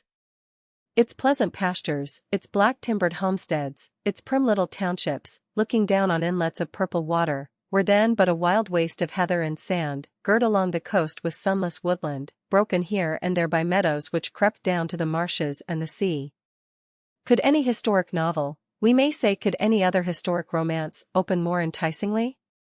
Here is rich promise, promise of the picturesque, promise of the eloquent phrase, promise of a sympathetic history of a people who are delvers in the soil, dwellers in homesteads, and no mere pawns in the game of kings. This is to be a history of a people. We shall learn of their great common characteristics, we shall understand them as we understand a family, and every adventure from King Alfred's burning of the cakes to Clive's conquest of India will spring like the episodes in a great plot from the character of the English race. From Green's history, as a whole, we shall learn what are the important things in the history of any people. His admirable sense of the relative values of events and persons informs his work with a philosophy of life that is just, wholesome, and salutary for a young person to be imbued with who must look out on the daily struggle about him, read the endless hodgepodge of newspaper chronicle, and weigh the day's events wisely. Green fulfills the ideal which he sets forth in the preface. It is the reproach of historians that they have too often turned history into a mere record of the butchery of men by their fellow men. But war plays a small part in the real history of European nations, and in that of England its part is smaller than in any. If I have said little of the glories of Cressy, it is because I have dwelt much on the wrong and misery which prompted the verse of Longland and the preaching of Ball. But on the other hand, I have never shrunk from telling at length of the triumphs of peace. I have restored to their place among the achievements of Englishmen the Faerie Queen and the Novum Organum. I have set Shakespeare among the heroes of the Elizabethan age. I have had to find a place for figures little heeded in common history, the figures of the missionary, the poet, the printer, the merchant, the philosopher. One of the practical merits of Green's England as an introduction to the reading of historic literature is that at the head of each chapter he gives the works from which he has drawn.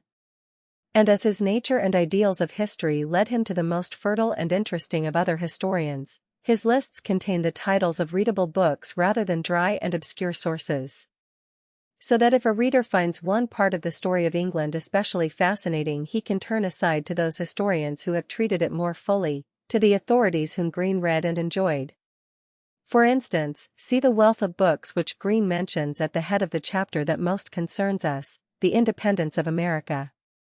There are Lord Stanhope's History of England from the Peace of Utrecht, Bancroft's History of the United States, Massey's History of England from the accession of George III, Lecky's History of England in the 18th century, the letters and memoirs of individuals who witnessed the struggle, or took part in it, such as the Letters of Junius, Life and Correspondence of Charles James Fox, Burke's Speeches and Pamphlets. And we should add the newest important authority on the conflict, Trevelyan's American Revolution. These books in turn will lead to others as far as the reader cares to go. Indeed, it is one of the delights and excitements of reading that one book suggests another, and the eager reader, who is under no obligation to go along a definite course, finds himself in a glorious tangle of bypaths. A book like Green's may lead into any corner of literature, one may follow, as it were, over the intellectual ground where he got his education. We may begin with Gibbon's Rome, which he read at 16, other boys of 16 can read it with as much pleasure as he found in it, even if they do not become historians, and we can go on through his early studies of the English Church. If one reads only the poets and men of letters to whom he gives a place in his chronicle of English life, one will be, before one knows it, a cultivated man, even a learned man. Let us dwell a moment on this aspect of leadership in books. No two persons will ever follow the same course of reading, no list will prove good for everybody, but any book which has interested you, and which you have reason to think the product of a great mind, will constitute itself a guide to reading. Wink with a frown 3, it will throw out 100 clues, far leading and profitable to take up, clues which show what has been the reading of the author whose work suggests them. And there must always be safety in following where a great man has gone in his literary pilgrimages.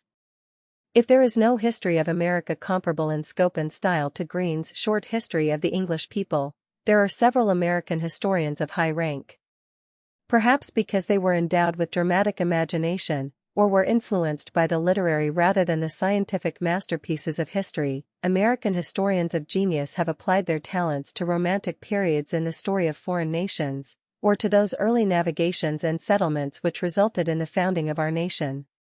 Washington Irving began in his Life of Columbus and The Conquest of Granada the brilliant stories of Spanish chivalry and adventure, which were continued by William Hickling Prescott in The History of the Reign of Ferdinand and Isabella, The Conquest of Mexico and The Conquest of Peru. The writings of Prescott and Irving have a kind of antique gorgeousness in which the modern historian does not allow himself to indulge. The history of the French and the Indians and the pioneers appealed to the genius of Francis Parkman. The beginner may settle down to any book of Parkman's with the happy certainty of finding a brilliant and thrilling story. John Lothrop Motley, in The Rise of the Dutch Republic and the United Netherlands, treats of a people whose story the American reader may learn in youth or may postpone until after he has become acquainted with some books on English and American history. The colonial history of America is best read in the work of John Fiske, whose gifts of style and philosophic outlook on life place him among the great historians. The history of America from the beginning to modern times must be read in books by various authors, who deal with limited sections and periods. It is especially true of recent periods that no one historian is adequate. Partisanship and our closeness to the Civil War have prevented the American historian from seeing the conflict clearly in its relations to the rest of our national story, and for a just impression of the struggle between the states, the reader should go to the documents and the memoirs of the time. The reminiscences of the political leaders, the biography of Lincoln, and the excellent narratives of Union and Confederate generals, Grant, Alexander, Longstreet, Gordon, Sherman, Sheridan, and others, constitute a history of the period. There is peculiar validity in the reminiscences of the contemporary witnesses of historical events. The writer of autobiography and memoirs is not expected to give final judgments, and we unconsciously allow for his personal limitation. The professional historian, on the other hand, is obliged to make sweeping decisions, and we are likely too often to accept his decisions as final, unless we are trained and critical students of history. If one reads several memoirs of the same period, one gradually forms an historical judgment about it and comes to a position midway between the points of view of the various writers. The young man beginning to read history now, as Green began Gibbon at 16, may consider whether he will devote himself to the task of writing the history of the American people.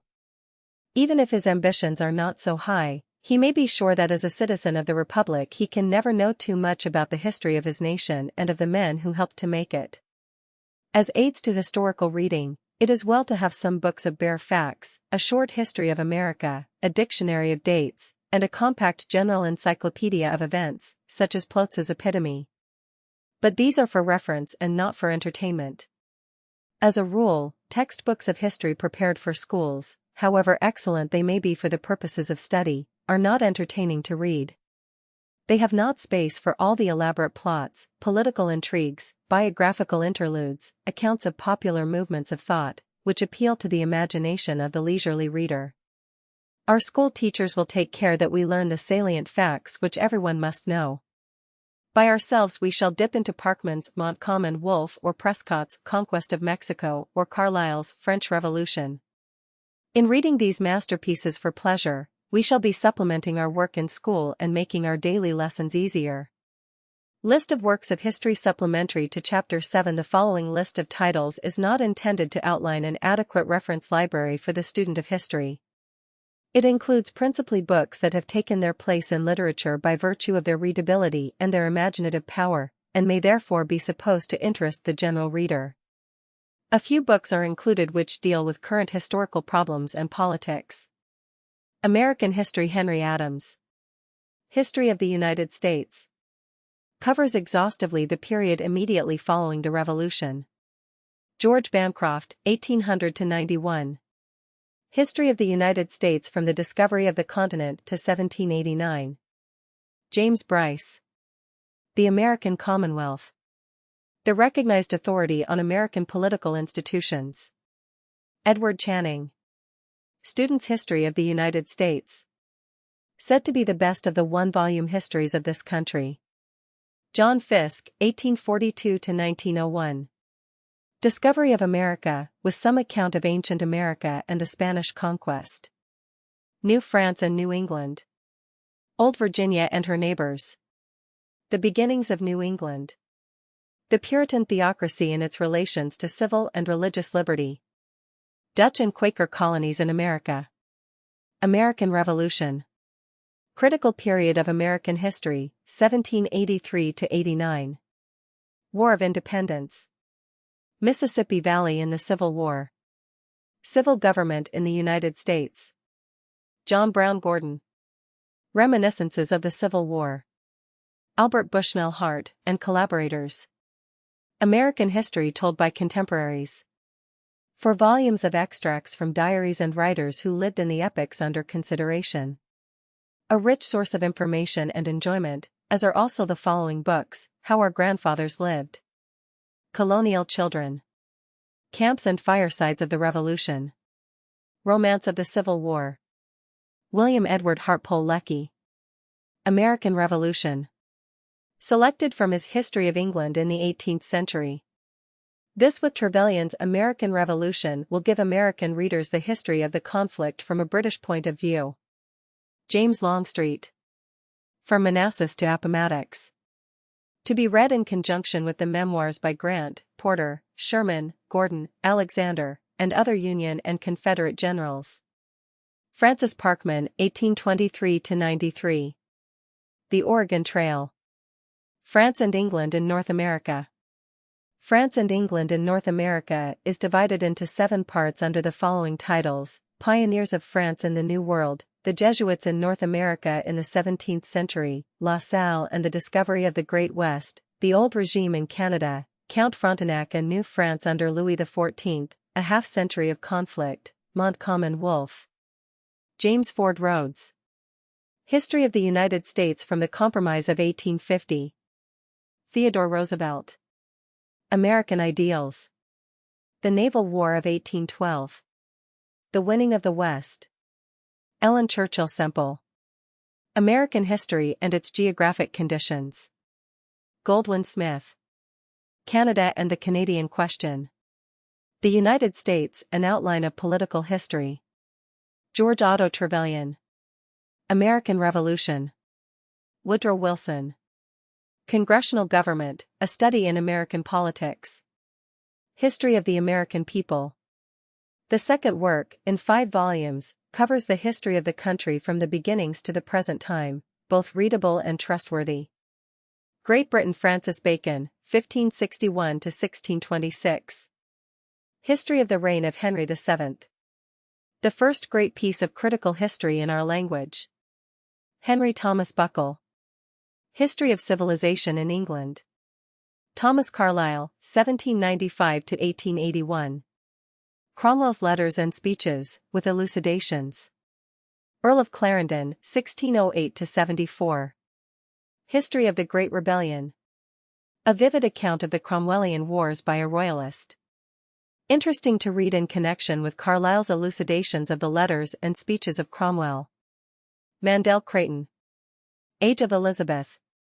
Edward Augustus Freeman, 1823 to 92. History of the Norman Conquest. William the Conqueror. Growth of the English Constitution from the earliest times. James Anthony Froude, 1818 to 94. History of England from the fall of Wolsey to the defeat of the Armada. Samuel Rawson Gardiner. A Student's History of England. History of England from the accession of James to the outbreak of the Civil War. History of the Great Civil War. History of the Commonwealth and the Protectorate. The 3 histories last named constitute a continuous work of 18 volumes. Gardiner is not the easiest historian to read, but his work is indispensable to anyone who would get a true view of a period which more than any other in English history has been discolored by brilliant biased historians, from Clarendon to Carlyle and Macaulay. John Richard Green, 1837 to 83. A Short History of the English People. The Making of England. The Conquest of England. A History of the English People. The history is a longer, though, perhaps, not a greater, book than the short history. Richard Hakluyt, 1553 to 1616. The Principal Navigations, Voyages and Discoveries of the English Nation. In 8 volumes of Everyman's Library. Henry Hallam, 1777 to 1859. Constitutional History of England. David Hume, 1711 to 76. History of England. Almost displaced as a historian by later writers, but still interesting because of his philosophic and literary genius. Andrew Lang. History of Scotland. William Edward Hartpole Lecky. History of England in the 18th Century. Thomas Babington Macaulay, 1800 to 59. History of England from James II. In 3 volumes in Everyman's Library. Goldwin Smith. The United Kingdom. Jacques Nicolas Augustin Thierry. History of the Norman Conquest of England. In Everyman's Library. Franz Edmund Burke, 1729 to 97. Reflections on the Revolution in France. Thomas Carlyle, 1795 to 1881. The French Revolution. Victor Duruy. History of France. English translation, published by Crowell and Company. François-Pierre Guillaume Guizot. History of France from the earliest times to 1848. Victor Hugo. History of a Crime.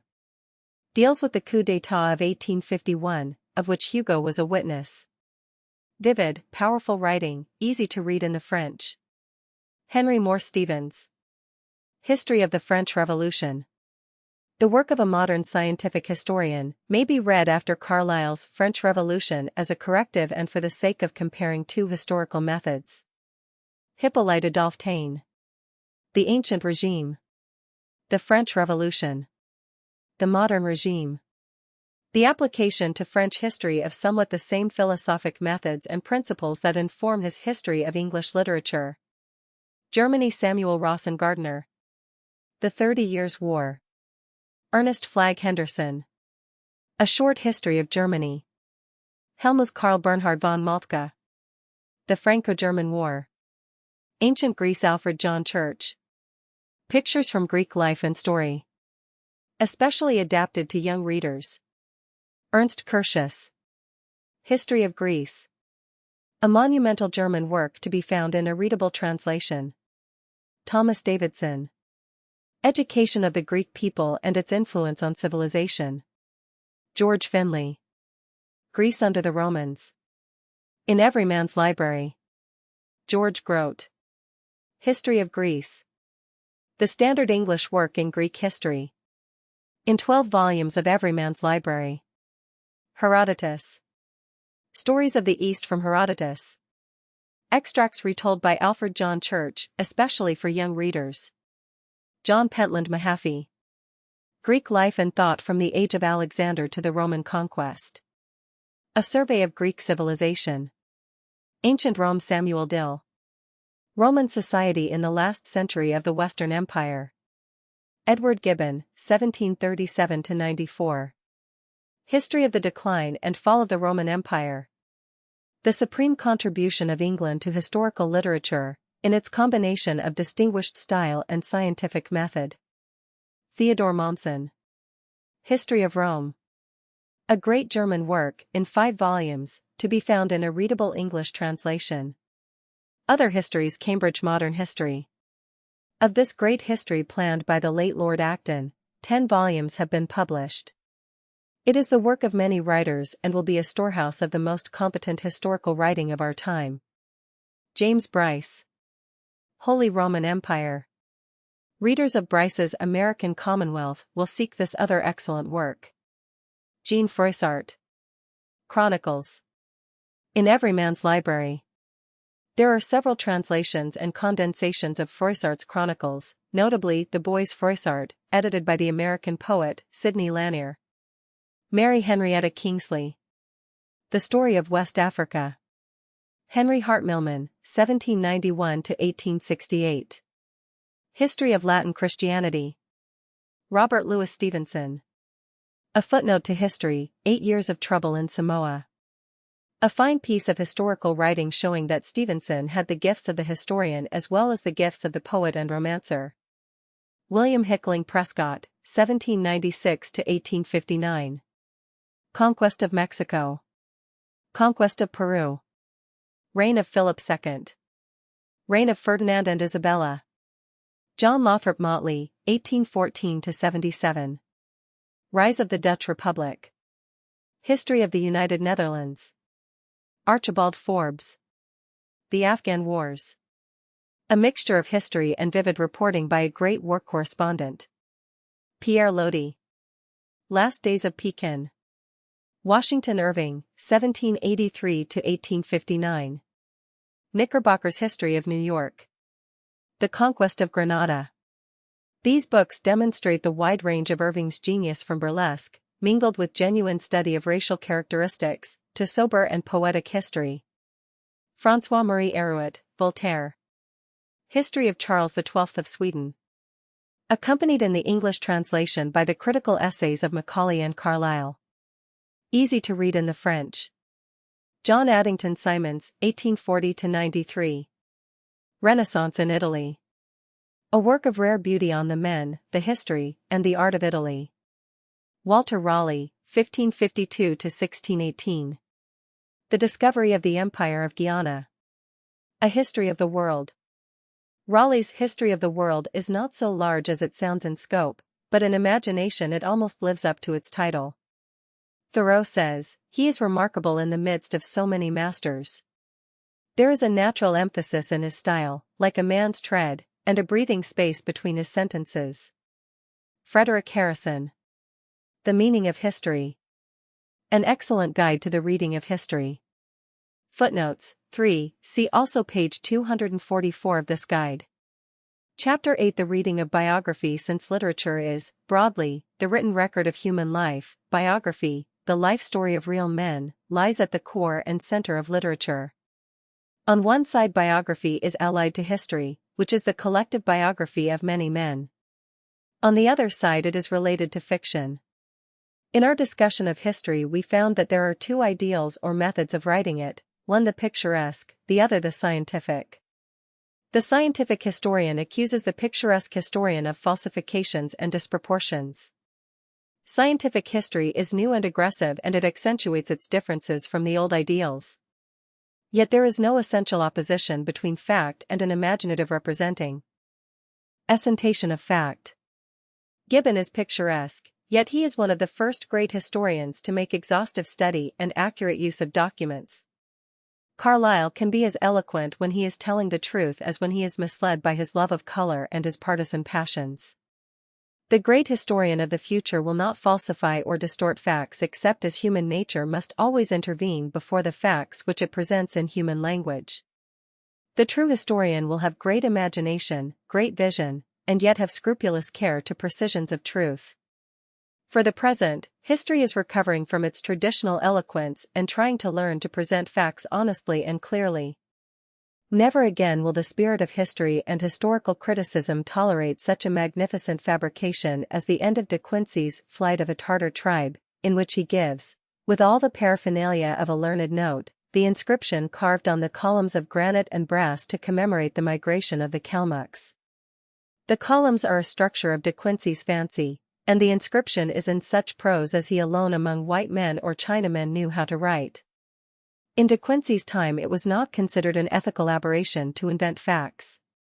In a ponderous article which he wrote for the Encyclopaedia Britannica on Shakespeare, he quoted the poet from memory and spun some of the biography from his own fancy. The pious and learned president of Harvard College, Jared Sparks, for the greater glory of America and its founder, improved the style of Washington's private papers and ably defended the emendations. And Weems, an early biographer of the man who seems nobler the more truly we know him and who needs no legend to dignify him, wrote his life of Washington with the deliberate purpose, indicated on the title page, of inculcating patriotic and moral lessons in the young. Hence the cherry tree story. History has improved in its morals, if not in its manners, and scientific biography is making some headway. But biography is still in a hazy state of legend and myth. Approach any man you choose, especially among men of letters who have been written about by other men of letters, and you find a mass of conjecture and legend masquerading as fact. Sometimes there is an added garment of disguise, the dignified gown of science and scholarship. No great writer has suffered from credulous and weak-principled biographers so much as the greatest of all, Shakespeare. Most of the lives of him are gigantic myths, built on hardly as many known facts as would fill 2 pages of this book. Of late historians and men of science have begun to laugh at literary biographers for making such confusion of the institution of Shakespeare biography. It is well enough for the young reader to learn carefully the biographical notes prefixed to the school editions of Shakespeare, for the better the young reader learns school exercises and the notes in the textbooks, the better basis he has for reading and thinking for himself. I may say, however, that there are at present, so far as I know, only 2 books on the life of Shakespeare which are trustworthy, Halliwell Phillips's Outlines, which gives all the documents, and a recent masterly discussion of the documents by George G. Greenwood called The Shakespeare Problem Restated. It is a problem and not one for us to go into here except that it illustrates what we are saying about scientific and fanciful biography. I should not wonder if another generation were more interested than our fathers have been in the poetic achievements, whatever they are, of the man whose youthful portrait is on the cover of this book, Francis Bacon. One thing is certain, the rising generation had better learn early to approach with caution and tolerant skepticism books bearing such titles as Shakespeare, Man, Player and Poet, Shakespeare, His Life, His Mind and His Art. We had better bend our attentions to the plays themselves, and when we wish to read about Shakespeare, turn not to the so-called biographies and studies in Shakespeare by college professors, but to the great critics, Coleridge, Hazlitt, Lamb, De Quincey, Pater. As we said that we, mere readers, should leave scientific history in the hands of specialists, so we may leave the problems of literary biography to expert investigators. We are interested rather in that kind of biography which is as old as the earliest legends of heroes, that which celebrates the great ones of the earth. If it is true to fact, so much the better, but since biographers are likely to be the friends, kinsmen, admirers of their subjects, biography will be the last division of history to be informed with the scientific spirit. And so far as it is an art, it will err on the right side, like fiction and poetry, by presenting an ennobled view of human nature. That biography is an art is proved by the admittedly great examples. The novelist who creates a fictitious biography has no more difficult and delicate task than the biographer who finds in a real-life story the true character of a man, and gives to the events which produced the character artistic form, unity, and movement. Boswell's Life of Samuel Johnson and Robert Southey's Life of Lord Nelson are as beautifully designed as the best novels. Boswell's masterpiece resembles a realistic novel and Southey's Nelson is like a romantic tale of chivalry and heroism. Benjamin Jowett, the great professor of Greek at Oxford, said that biography is the best material for ethical teaching. In many ways it is the best material for all kinds of teaching. For everything that human beings have done and thought is to be found in the life stories of interesting individuals, so that biography opens the way to every subject. In our discussion of history we said that the directest path to the heart of an historical epoch is through the biography of an important figure or a wise observer of that epoch. There is no better political history of America during the Civil War than Nicolay and Hay's Life of Lincoln.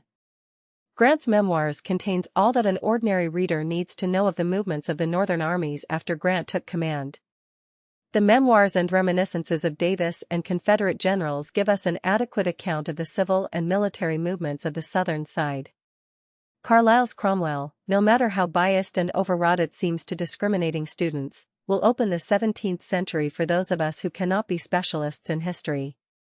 Bourrienne's Memoirs of Napoleon, in the English translation, is a good introduction to the history of Europe during the Napoleonic Wars, and it makes little difference to us that the book was largely rewritten and augmented by the French editor.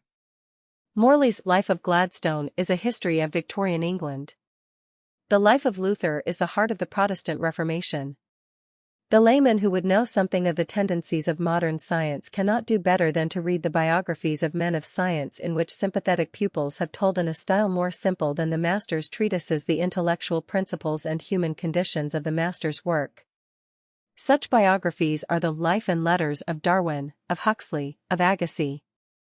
The Life of Pasteur by Valery Radot, which has been translated into English, is a clear account of the main tendencies of modern medicine, the subject that all the world is so much interested in.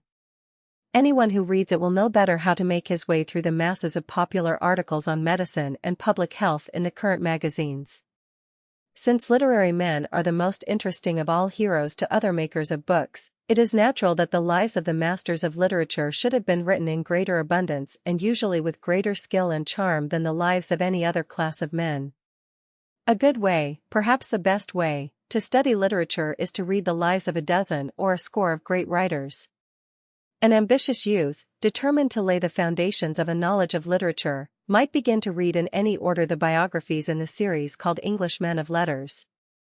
From that series I should cross out William Black's Goldsmith and substitute Forster's or Washington Irving's Life of Goldsmith. I should also omit Leslie Stephen's George Eliot and read instead the Life and Letters by J.W. Cross. It would be as well to pass by Mr. Henry James's Hawthorne in favor of the biography by Mr. George E. Woodberry in American Men of Letters. It will not be wise even for the enthusiastic reader of literature to confine his reading in biography to the lives of men of letters. There is such a thing as being too much interested in bookish persons. Men of action have led more eventful lives than most writers, and their biographers are likely therefore to have more of a story to tell. Whenever you find yourself interested in any man, when some reference to him rouses your curiosity, read his biography. In general, it is better to read about him in a complete life, even if it is a bulky one in a forbidding number of volumes. You are not obliged to read it all. It is better to roam for half an hour through Boswell than to read a short life of Johnson. This is a day of pellet books, handy volumes, and popular compendiums. We need to learn again the use and delight of a little reading in big books, in which we can dwell for long or short periods. We need, also, to get over the idea that only learned persons and special students can go to original documents. A boy of 15 will have more fun turning over the state papers and letters and addresses of Washington and Jefferson and Lincoln than in reading a short encyclopedia article on one of those great men. Just try it the next time you happen to be wandering aimlessly in a public library and see if you do not stumble on something interesting. The whole Dictionary of National Biography is not so much worth owning and, except for purposes of reference, not so much worth reading as half as many volumes of first-hand biography. The first of all original documentary biography is autobiography. A man knows more about his own life than anyone else, and he is quite as likely to tell the truth about it as his official biographer. The story of my life is always an attractive title, no matter who the hero is. If an autobiography has continued to find readers for a number of years, it is likely to be worth looking at. Sometimes men who are not entitled to be called great have written great autobiographies.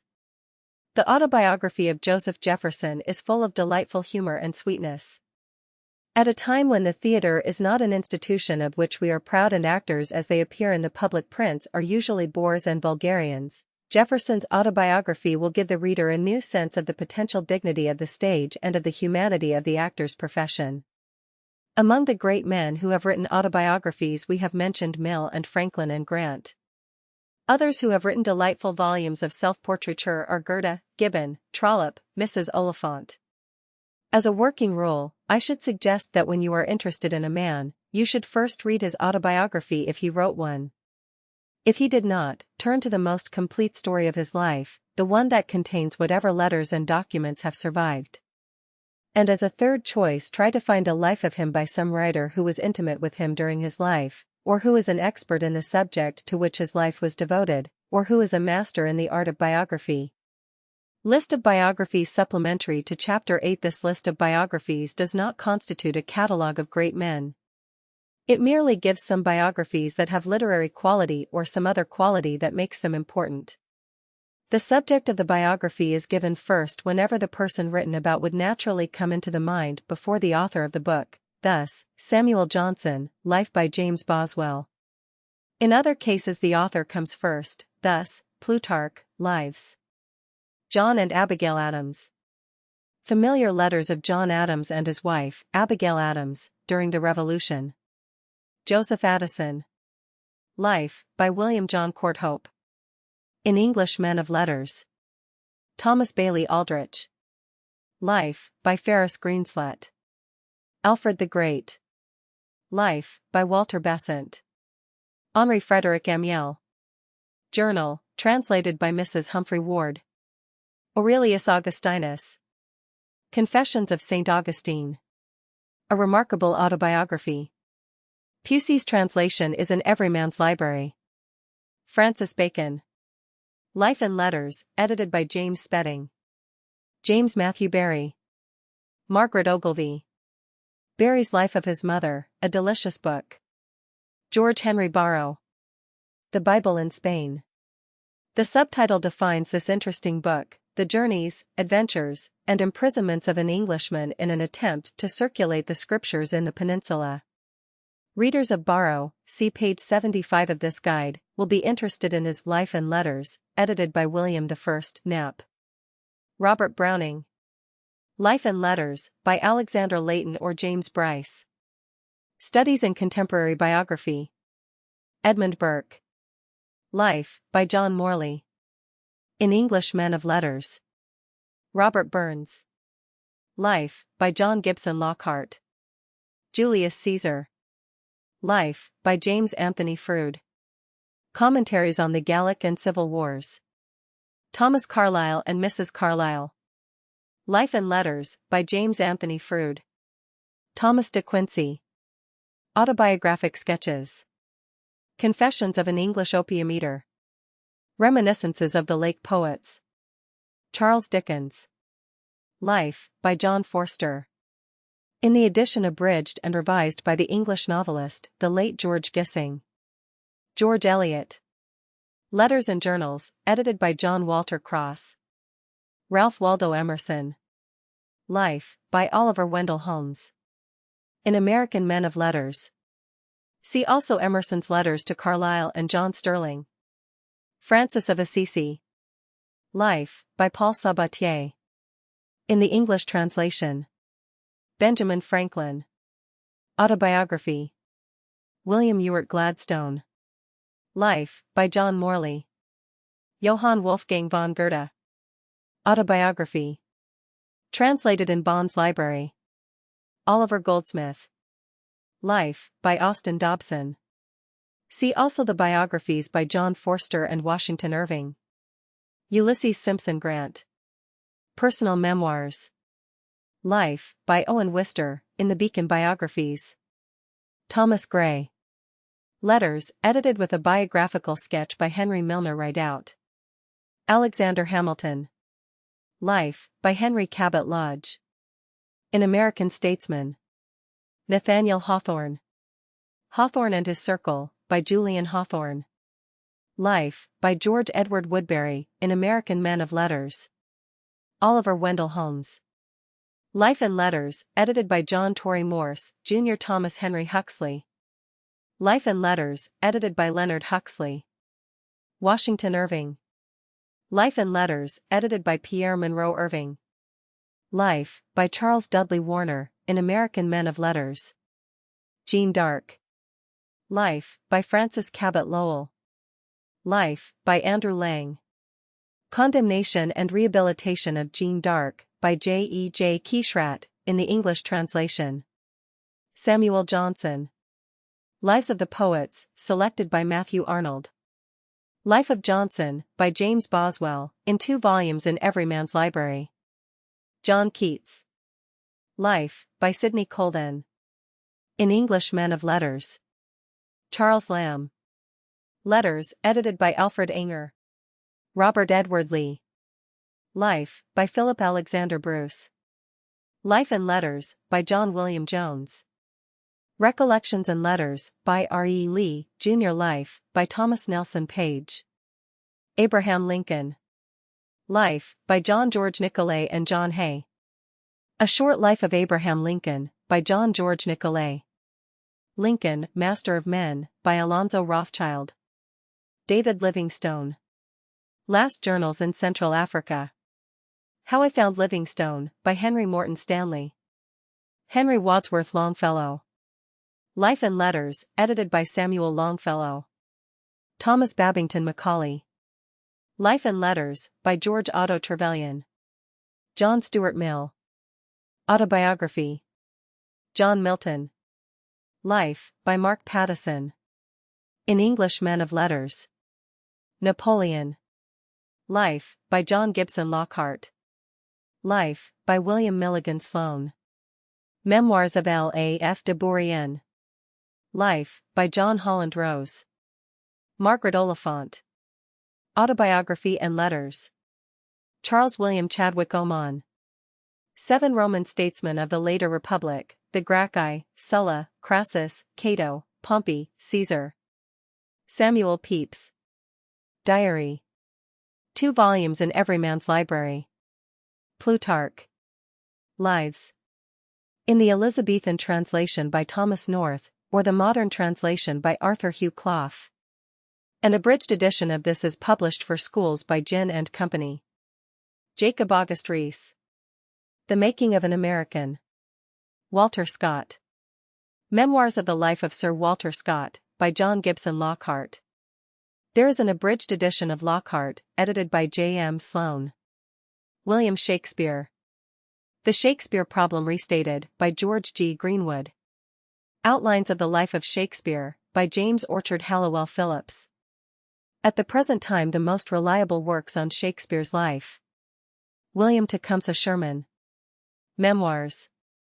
Home Letters of General Sherman, edited by M. A. de Wolfe Howe. Robert Southey. Life of Nelson. In Everyman's Library. Anthony Trollope. Autobiography. Isaac Walton. Lives of John Donne, George Herbert and Richard Hooker. George Washington. Life of Washington, by Washington Irving. The 7 Ages of Washington, by Owen Wister. Life, by Woodrow Wilson. John Wesley. The Heart of Wesley's Journal, with an essay by Augustine Birrell, published by Fleming Revell Company. The journal is found in 4 volumes of Everyman's Library. Chapter 9. The reading of essays. All literature consists of the written opinions and ideas, the knowledge and experience, of individuals. It is a course of human voices. Often the individuality of the creative artist is lost in the magnitude of the work. It is present, necessarily, in every line, but in the highest forms of literature, epic and dramatic poetry, the personal lineaments are dissolved.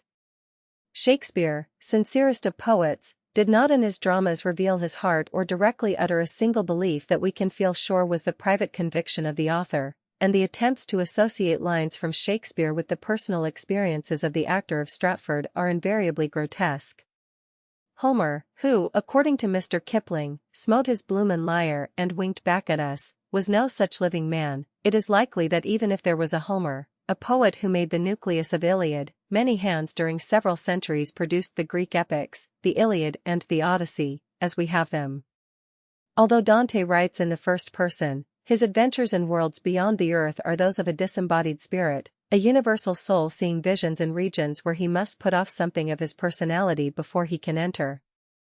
In the places where his prejudices and local enmities creep into his immense epic of the heavens, his work is least poetic. It is precipitated from the ideal to a kind of ghostly guidebook, and the voices of the angels and the winds of the underworld for the moment become still. The novelist at his best disappears from his work. There is no greater shock than when at the end of the Newcomes, Thackeray abruptly wrenches us from the deathbed of Colonel Newcome and says that he, W.M. Thackeray, has just written a story and that it is now fading away into fableland. A device of printing would save us from the shock. The epilogue ought to begin on a new page, and a large finesse should follow Colonel Newcome's death. The person who makes a work of art has the privilege of talking about himself in a preface. After that he must stand back and let the stage fill with characters. Even in great art, however, we do feel the presence of a man and we are willing to let him step in front of his stage sometimes and talk in his own person. The best English novelists, Fielding, Thackeray, George Eliot, Meredith, are essayists for pages at a time, and most of us do not resent their intrusion. We like writers who use the capital I.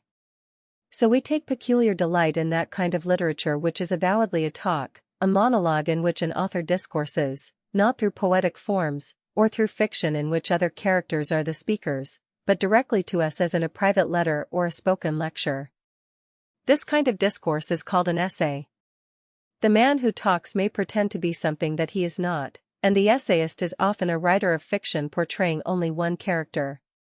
Such was Lamb when he pretended to be Elia, such was Swift in many of his pamphlets, such was the Spectator, a multiple personality whose wig Addison and Steele and their friends could put on at will. Whether it is a real or a fictitious person who addresses us through the essay, the form of the essay is the same, a direct communication from a me to a you. The essay may have for its subject anything under the sun. It may be a short biography with critical comment, as in Macaulay's essays on Addison, on Chatham, on Clive, and Carlyle's essays on Burns and Scott. Other essays by Macaulay and Carlyle are on a framework of historical narrative. Oliver Wendell Holmes invented an essay form all his own in The Autocrat of the Breakfast Table, in which the opinions of the autocrat are linked together by a pleasant boarding-house romance. And he achieved an unusual triumph when he continued the form in other books, The Poet at the Breakfast Table and The Professor at the Breakfast Table, and did not suffer the disaster that usually befalls a writer's effort to repeat a success. Most of the written philosophy of the modern world is in the form of essays. In Emerson we have philosophy in short eloquent discourses, many of them like sermons. Political arguments and orations, if they have literary quality, like those of Burke and Webster, properly come under the head of essay. And almost all of the important body of literature called criticism is in essay form. To say that every kind of writing seems to be essay which is not something else is, like some other Hibernian statements, a short way of expressing the truth. To be an artistic essay, to be really worthy the name, a composition must have in it a living personality. Personality is the soul of the essay. We do not admit under the term essay, broad as it is, the discourse which has only utility to recommend it. An article on how our presidents are elected may be instructive, it may be more necessary to the education of the young citizen than Leigh Hunt's chat about stagecoaches. But Hunt's chat is an essay, the other is not. A present-day indication of the difference between the essay and the unliterary form of exposition is the habit of our magazines of classifying all prose pieces that tell us how and what as special articles, whereas essays, the editors do not print essays if they can help it. If a modern writer has an idea that would make an essay, he is tempted to disguise it under some more acceptable shape. But the editors would retort, and with justice, that they would gladly print essays if they could get good ones. There is something frank and immediate in the appeal of an essay. The writer of it must be able to talk continuously well. He has no surprises of plot to fall back on to wake the interest of an inattentive auditor. He stands before us on a bare platform with no stage lights or scenery to help him. When he succeeds, his reward is a kind of personal victory. He finds not only readers but friends. This is especially true of those essayists who discourse of things in general. The true essayists, Charles Lamb, William Hazlitt, Leigh Hunt, Montaigne, Oliver Wendell Holmes, Robert Louis Stevenson, Oliver Goldsmith. The true essayist, like the walrus in Alice in Wonderland, advises us that the time has come to talk of many things, of shoes, and ships, and sealing wax, of cabbages, and kings, and why the sea is burning hot, and whether pigs have wings. And he proceeds, subject to no obligation in the world except the great obligation never to be dull. The obligation upon the essayist not to be dull imposes a peculiar obligation upon the reader that he shall be keen-witted. A stupid person may be stirred to attention by a novel or a play, but no stupid person can enjoy an essay. Indeed, a taste for essays is a pretty sure sign of a reader who appreciates the literary spirit in itself. Just as the essay form is a kind of test of appreciation, so certain writers are touchstones by which the taste of the reader may be judged. One such touchstone is Charles Lamb, the prince of English essayists. Whoever likes Lamb with unfeigned enthusiasm has passed the frontier of reading and is at home in the universe of books. The reader who hopes to care for the best in Lamb will not do well, I think, to begin with the most familiar of his essays, a dissertation on roast pig. Certainly he will not stop with that, for it is not Elias' finest smile nor even his jolliest fooling. And of course it is not his wisdom and pathos. The young reader can in an hour read a half-dozen of Lamb's essays: Old China, The Superannuated Man, Dream Children, Imperfect Sympathies, The Sanity of True Genius, and a chapter on ears, and get a taste of his sweet variety. Lamb is one of the easiest of writers to read entire. His attempts at fiction and even his verse may be disregarded. The true Lamb, the Lamb of the essays and the letters, which are as good as essays, can be contained in a couple of volumes of moderate size. The essays of Elia are printed in many cheap editions. I have seen a bookseller's counter stacked high with copies at 25 cents. As late as 1864, the editor of the first complete edition of Lamb thought that the public at large knew him but little, though his fame and popularity had increased since his death. I believe that since 1864 his popularity has increased still more. Those 25-cent editions seem to show that, in his own phrase, he has become denizened in the heart of the English-speaking nations. Perhaps the beginner will be a little perplexed at first by the obscurity of Lamb's allusions to literature, for though he says that he could read almost anything, he has a special liking for the quaint, and half the books that he mentions will be unfamiliar to the modern reader. But any book that pleased him will be worth looking at, and there is so much of common humanity in him that one can pass over his obscure references and still understand and enjoy him. So that if I recommend as the best possible short guide to literature his detached thoughts on books and reading, I do not forget that the beginner will not recognize all the book titles and authors that Lamb touches with affectionate familiarity.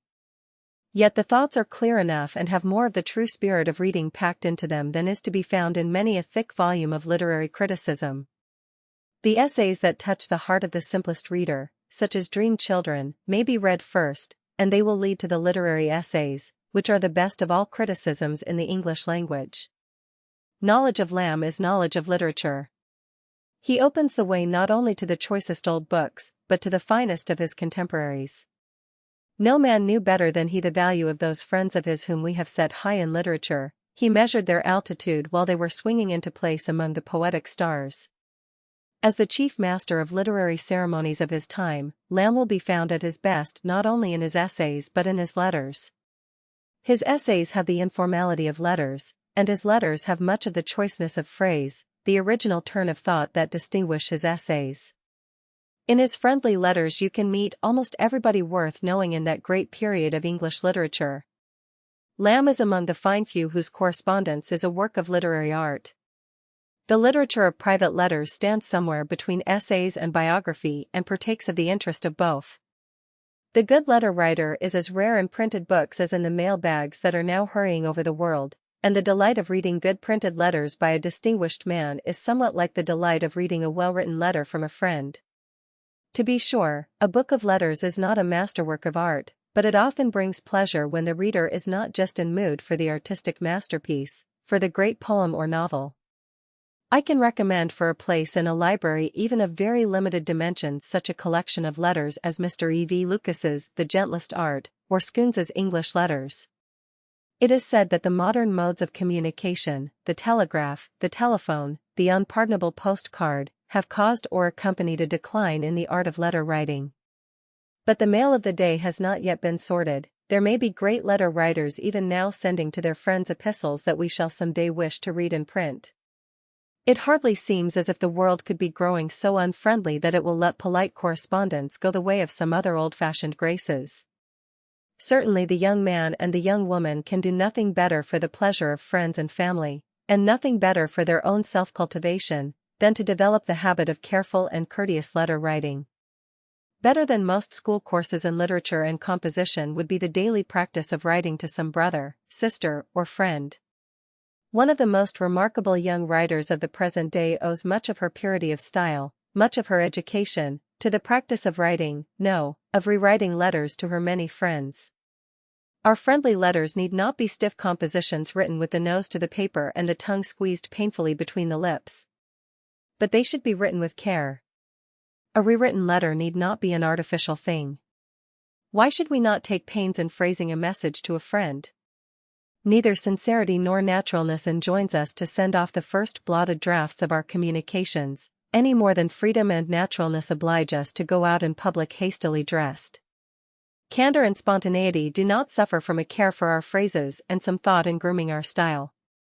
If the courtly letter and the well-bred essay are not the characteristic literary form of our generation, we have some writers of satire and of literary and political opinions who deserve to be ranked among the essayists. Mr. F. P. Dunn would have been a pamphleteer in Swift's time, a writer of the chatty essay in the days of Lamb and Hunt. Since he was born to bless our time, he finds a wider audience by putting his wit and wisdom, his Celtic blend of irony and humanity, into the mouth of Mr. Dooley. Another essayist of great power, though he is probably not called an essayist in the encyclopedias, is Mark Twain.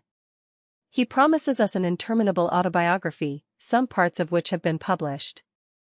It is to be different from all other autobiographies, for the principle of its construction is that it is to have no order. He will talk about anything that happens to interest him, talk about it until he is tired of it and then talk about something else. This unprincipled willfulness of order and subject is the essayist's special privilege. No man since Elia has succeeded better than Mark Twain in keeping up the interest of discursive monologue about things in general. Our public does not yet know how great a writer is this master of the American joke, and there are critics who will cry out that the mention of Mark Twain and Charles Lamb in the same breath is a violation of good sense. Yet Charles Lamb's autobiography is, except in its brevity, as like to the fragments of Mark Twain as the work of two men can be. Below the middle stature, says Elia of himself, cast of face slightly Jewish, with no Judaic tinge in his complexional religion, stammers abominably, and is therefore more apt to discharge his occasional conversation in a quaint aphorism, or a poor quibble, than in set and edifying speeches, has consequently been libelled as a person always aiming at wit, which, as he told a dull fellow that charged him with it, is at least as good as aiming at dullness. A small eater, but not drinker, confesses a partiality for the production of the juniper berry, was a fierce smoker of tobacco, but may be resembled to a volcano burned out, emitting only now and then an occasional puff. He died, 18, much lamented. The footnote to the last sentence reads, to anybody. Please to fill up these blanks. That is about as near to Mark Twain's manner of fooling as anything in literature. All the genial essayists are given to jest and quibble and folly. And when you come upon a writer whose fantastic whimsies and nonsensical abandon are charming, be sure to turn the page, for you will invariably find wisdom and pathos and greatness of heart. In one class of essay Mark Twain is past master, the essay of travel. In A Tramp Abroad and Following the Equator, not to speak of that satire on foolish American tourists, Innocents Abroad, we have not only some of the best of Mark Twain's writing, but examples of a kind of essay in which very few authors have succeeded. The traveler who can see things with his own eye and make the reader see them, with a tramp's independence of what guidebooks, geographies, and histories say, is the rarest of companions. A good essay in travel looks easy when it is done, but is very seldom met with because the independent eye is so seldom placed in a human head. Moreover, until recent times of cheap transit, most men of letters have been obliged to stay at home and make literature of domestic materials or what the great world sent them in books. Though literature of travel is very old, going back to the time when the first educated man visited a neighboring tribe and lived to return home and tell the tale, yet the personal essay of travel is, in its abundance, the product of the 19th century, when authors ceased to be poor and could circumnavigate the globe. The English historian, Kinglake, is remembered not for his Crimean War but for his Eothen, published in 1844. It was so strange and fresh a book of travel that several London publishers rejected it. An account of a journey in the East that omitted information about many great landmarks of Palestine and had not a word of statistics, how could a publisher recommend it to the British people? One secret of the book is that Kinglake, having tried to write his travels in various forms and having failed, hit on the plan of addressing his account to a friend, and the feeling of freedom which this gave him prevented him, he says, from robing my thoughts in the grave and decorous style which I should have maintained if I had professed to lecture to the public. Whilst I feigned to myself that you, and only you, were listening, I could not by any possibility speak very solemnly. Heaven forbid that I should talk to my genial friend as though he were a great and enlightened community, or any other respectable aggregate. Thus it came about that Kinglake, aiming at one friend, reached the community, the aggregate, and found in it a host of friends. In the same year that saw the publication of Eothen, Thackeray began his journey from Cornhill to Cairo, another book of travel that stands like a green tree in a world of guideposts. Among American writers, besides Mark Twain, who have made delightful books of their journeys abroad, are Aldrich, Howells, and Charles Dudley Warner. These touring essayists are usually more interested in living people than in monuments of the dead, and they take more pleasure in their own opinions and experiences than in encyclopedic facts. They are good traveling companions because they are stored with wisdom and sympathy before they set sail, and in the presence of strange sights and scenes they give play to their fancy. So they are akin not so much to the professional traveler, the geographer and student of social conditions, as to the essayist who is good company at home. That is what the essayist must be, above all other writers, unfailing good company. He may be philosopher, historian, or critic, but if he is to be numbered among the choice company of essayists, his pages must be lighted by the glow of friendliness, enlivened by the voice of comradeship. Sometimes this friendliness takes terribly unfriendly forms, as in the stinging irony of Swift or the hot thunder and lightning of Carlyle. These preachers seem not to love their audience, but at heart they have sympathy even for us whom they browbeat, and it is not we, but the heavy thoughts with which their souls are burdened, that have banished the smile from their faces. List of essays supplementary to Chapter 8 Joseph Addison, 1672–1719. Selections from The Spectator. Edited by Thomas Arnold in the Clarendon Press Series. There are many school editions of the De Coverley Papers. A sense of unity rather than of excellence has singled out the De Coverley Papers for school reading and has made them, consequently, the best known of Addison's and Steele's work. But only about a third of the De Coverley Papers are among the 50 best essays from The Spectator. Owing to the weight of 18th-century tradition, under which criticism is still laboring, Addison's reputation is greater among professional writers about literature than many modern readers, coming with fresh mind to The Spectator, can quite sincerely feel is justified. Only the mature reader who has some historical understanding of Addison's time can appreciate his cool wit and somewhat pallid humor, and feel how nearly perfect is the adaptation of his style to his purpose and his limited thoughts. Matthew Arnold, 1822–88. Essays in Criticism. Culture and Anarchy. Arnold's essays on books and writers are among the very best, for he combines deep knowledge of literature with the charm of the true essayist. His essays on culture, like many of the literary sermons of Carlyle and Ruskin, propound with great earnestness what every well-bred person takes more or less for granted. But one reason we take the need of culture for granted, one reason that such sermons are becoming obsolete, is because Carlyle and Ruskin and Arnold made their ideas, through their writings and the hosts of writers they influenced, part of the common current thought of our time. Francis Bacon, 1561–1626. Essays. Wisdom of the Ancients. The Advancement of Learning. There are many inexpensive editions of the Essays, and good texts of Bacon's other work in English prose have been prepared for students. Owing to their brevity, the Essays are the best known of Bacon's prose work. But compared with the longer works of Bacon, they are scarcely more than tours de force, experiments in epigrammatic condensation. Not the young reader, but the mature reader who would know the Elizabethan age, its noblest thinker and the most eloquent prose contemporary with the King James Bible, will wish to read Bacon's life and works in Spedding's edition. Thomas Brown, 1605–82. Religio Medici. Urn Burial. Inquiries into Vulgar Errors. The 3 or 4 small books of this very great essayist are to be found in a volume of the Golden Treasury series, and also in the fine little Dent edition. Edmund Burke, 1729–97. Speech on American Taxation. Speech on Conciliation with America. Letter to the Sheriffs of Bristol. A good edition of Burke's principal speeches is that edited by F. G. Selby and published by Macmillan.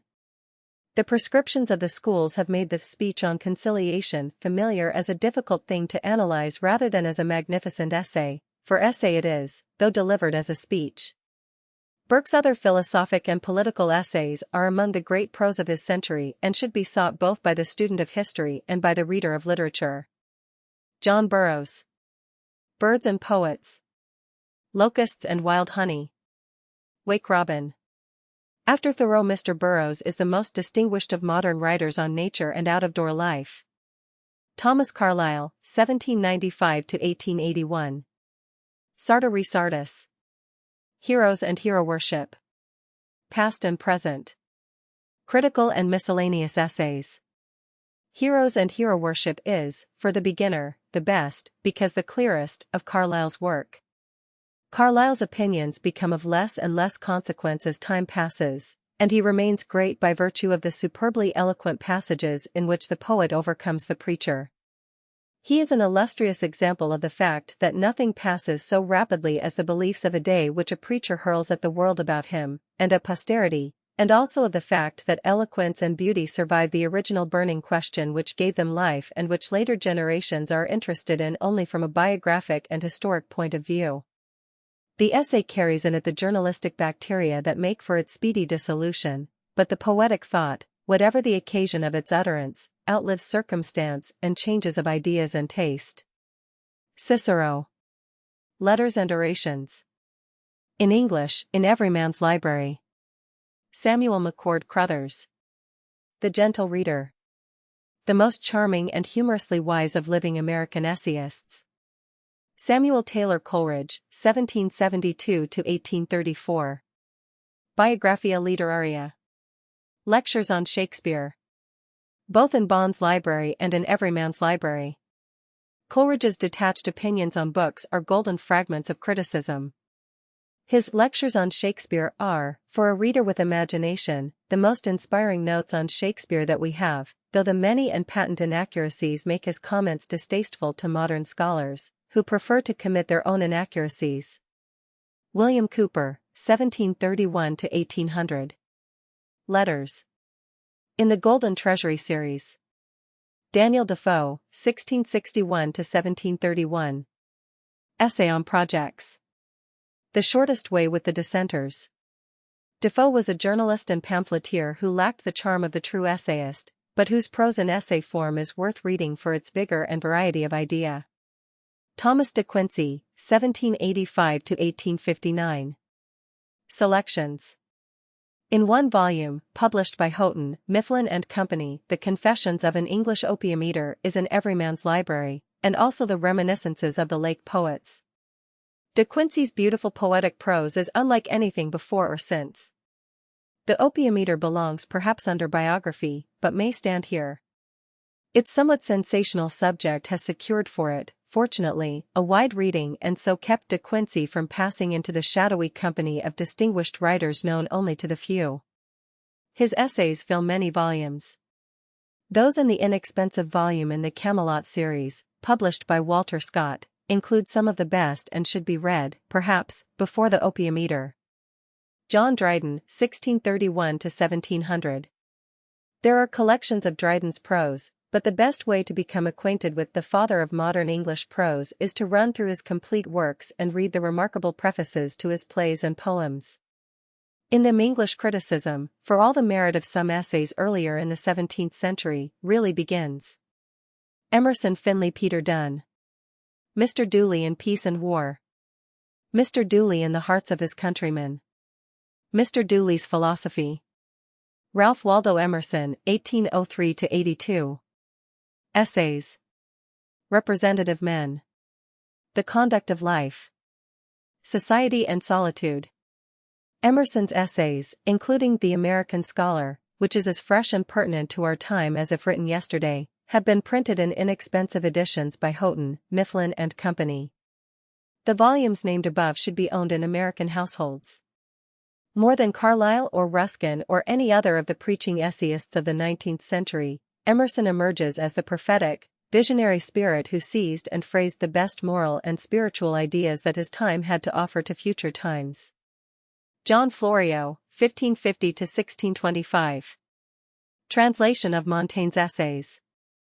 There are several handy editions, notably the pocket edition, published by Dent, of this famous translation whereby Montaigne became an English classic. Oliver Goldsmith, 1728–74. The Citizen of the World. Among the lighter satirical essays of the 18th century, The Citizen of the World is second only to The Spectator, if not equal to it. William Hazlitt, 1778–1830. Essays. A good selection appears in the Camelot series. Though we are mighty fine fellows nowadays, says Stevenson, we cannot write like Hazlitt. See Hazlitt's English Comic Writers and Lectures on the English Poets for his studies of Shakespeare. Lafcadio Hearn. Glimpses of Unfamiliar Japan. Kokoro, Hints and Echoes of Japanese Inner Life. Oliver Wendell Holmes, 1809–94. Autocrat of the Breakfast Table. Professor at the Breakfast Table. Poet at the Breakfast Table. In Everyman's Library and in inexpensive editions, published by Houghton, Mifflin and Company. A wise, witty, beautifully lucid mind. Holmes snatched philosophy from the library and brought it to the breakfast table so that the poorest boarder goes to his day's work from the company of an immortal who has met him halfway and talked to him without condescension. James Henry Leigh Hunt, 1784–1859. Essays. One volume of selections in the Camelot series. Also in 2 volumes with his poems in the Temple Classics, Dent and Company. Young readers who will look at Hunt's essay on getting up on cold mornings will not need to be urged further into his delightful society. Richard Jefferies, 1848–87. An English Village. Field and Hedgerow. The Open Air. The Story of My Heart. Samuel Johnson, 1709–84. Lives of the Poets. Students of literature will wish to read 1 or 2 of Johnson's criticisms. He was a much greater man than writer, better as a talker and letter writer than as an essayist. A good selection from the Lives of the Poets is edited by Matthew Arnold. Charles Lamb, 1775–1834. Essays of Elia. See pages 183–6 of this guide. Abraham Lincoln, 1809–65. Letters and Speeches. To be found in the Complete Works, edited by Nicolay and Hay, and in several small volumes of selections. The volume in Everyman's Library has an introduction by James Bryce. James Russell Lowell, 1819–91. Among My Books. My Study Windows. Democracy and Other Addresses. Political Essays. Letters. The Foremost American Critic. Interest in the bookish and literary side of Lowell should not lead us to overlook his ringing political essays, notably that on Lincoln, written during the war and remarkable as having phrased at the moment the judgment of the next generation. Thomas Babington Macaulay, 1800–59. Essays. There are many editions of the more familiar essays of Macaulay, especially those that have formed a part of school and college reading courses. The essay on Milton, unfortunately prescribed in college preparatory work, is one of the poorest. Those on Clive and Hastings, also often prescribed, are among the best. It is the prevailing fashion to underrate Macaulay as a critic, as it was perhaps in his lifetime the fashion to overrate him. He is lastingly powerful and invigorating, a great essayist, if only because he knows so well what he wishes to say and knows precisely how to say it. He is not subtle, not poetic, but his clear large intellect is still a bright light through the many-hued mists of Victorian criticism. John Milton, 1608–74. Areopagitica, etc. Milton's prose is difficult to read and only a little of it is worth reading except by the student of Milton and the student of history. The noblest passages of Milton's prose have been collected in a single volume, edited by Ernest Myers, and published by Kegan Paul, Trench and Company. John Muir. The Mountains of California. Our National Parks. John Henry Newman, 1801–90. Idea of a University. Apologia Pro Vita Sua. An admirable volume of selections, edited by Louis E. Gates, is published by Henry Holt and Company. Newman's Apologia belongs properly in our list of biography, but it is really an essay in defense of certain of his ideas. Owing to the fact that Newman's work is largely religious controversy and discourse directed to practical rather than artistic ends, his literary power and the beauty of his prose have not won him so many readers as he deserves. Blaise Pascal, 1623–62. Provincial Letters. In the English translation of Thomas Macri. Walter Horatio Pater, 1839–94. The Renaissance. Appreciations. The finest English critic of his generation. Contrary to a current impression that Pater is for the ultra-literary, most of his work is clear and simple. The essays on Wordsworth and Coleridge are the best to which a reader of those poets can turn. John Ruskin, 1819–1900. Sesame and Lilies. Crown of Wild Olive. Queen of the Air. Franz Agrestes. There are 14 volumes of Ruskin in every man's library. Sesame and Lilies and Franz Agrestes, selected passages from modern painters, have been often reprinted. The best of Ruskin's prose is very beautiful, the worst is tediously prolix. He regretted that his eloquence took attention from his subject matter, but like Carlyle, he lives by his eloquence and poetry rather than by his opinions and teachings. Sidney Smith, 1771–1845. The Peter Plymley Letters. Essays. In one volume, published by Ward, Lock and Company. After Swift, perhaps the wittiest English essayist who used his keen weapons in the interests of justice. Richard Steele, 1671–1729. Essays from the Tatler and the Spectator. Steele is usually found with Addison in selections from the Spectator. Robert Louis Stevenson, 1849–94. Familiar Studies of Men and Books. Memories and Portraits. An Inland Voyage. Travels with a Donkey. The best thoughts of this romancer and some of the best of his writing are in his essays. Jonathan Swift, 1667–1745. Selected Prose. Selections from his prose writings are to be found in a volume of the Camelot series and also in a small volume published by D. Appleton and Company. Not until the reader is familiar with Gulliver's Travels and has some understanding of Swift's life and the historical background of his work, can he feel the genius of the satirical essays and political lampoons. Swift is often repellent to those who only half understand him, but he grows in power and dignity to those who appreciate his underlying righteousness. William Makepeace Thackeray, 1811–63. Book of Snobs. Roundabout Papers. From Cornhill to Cairo.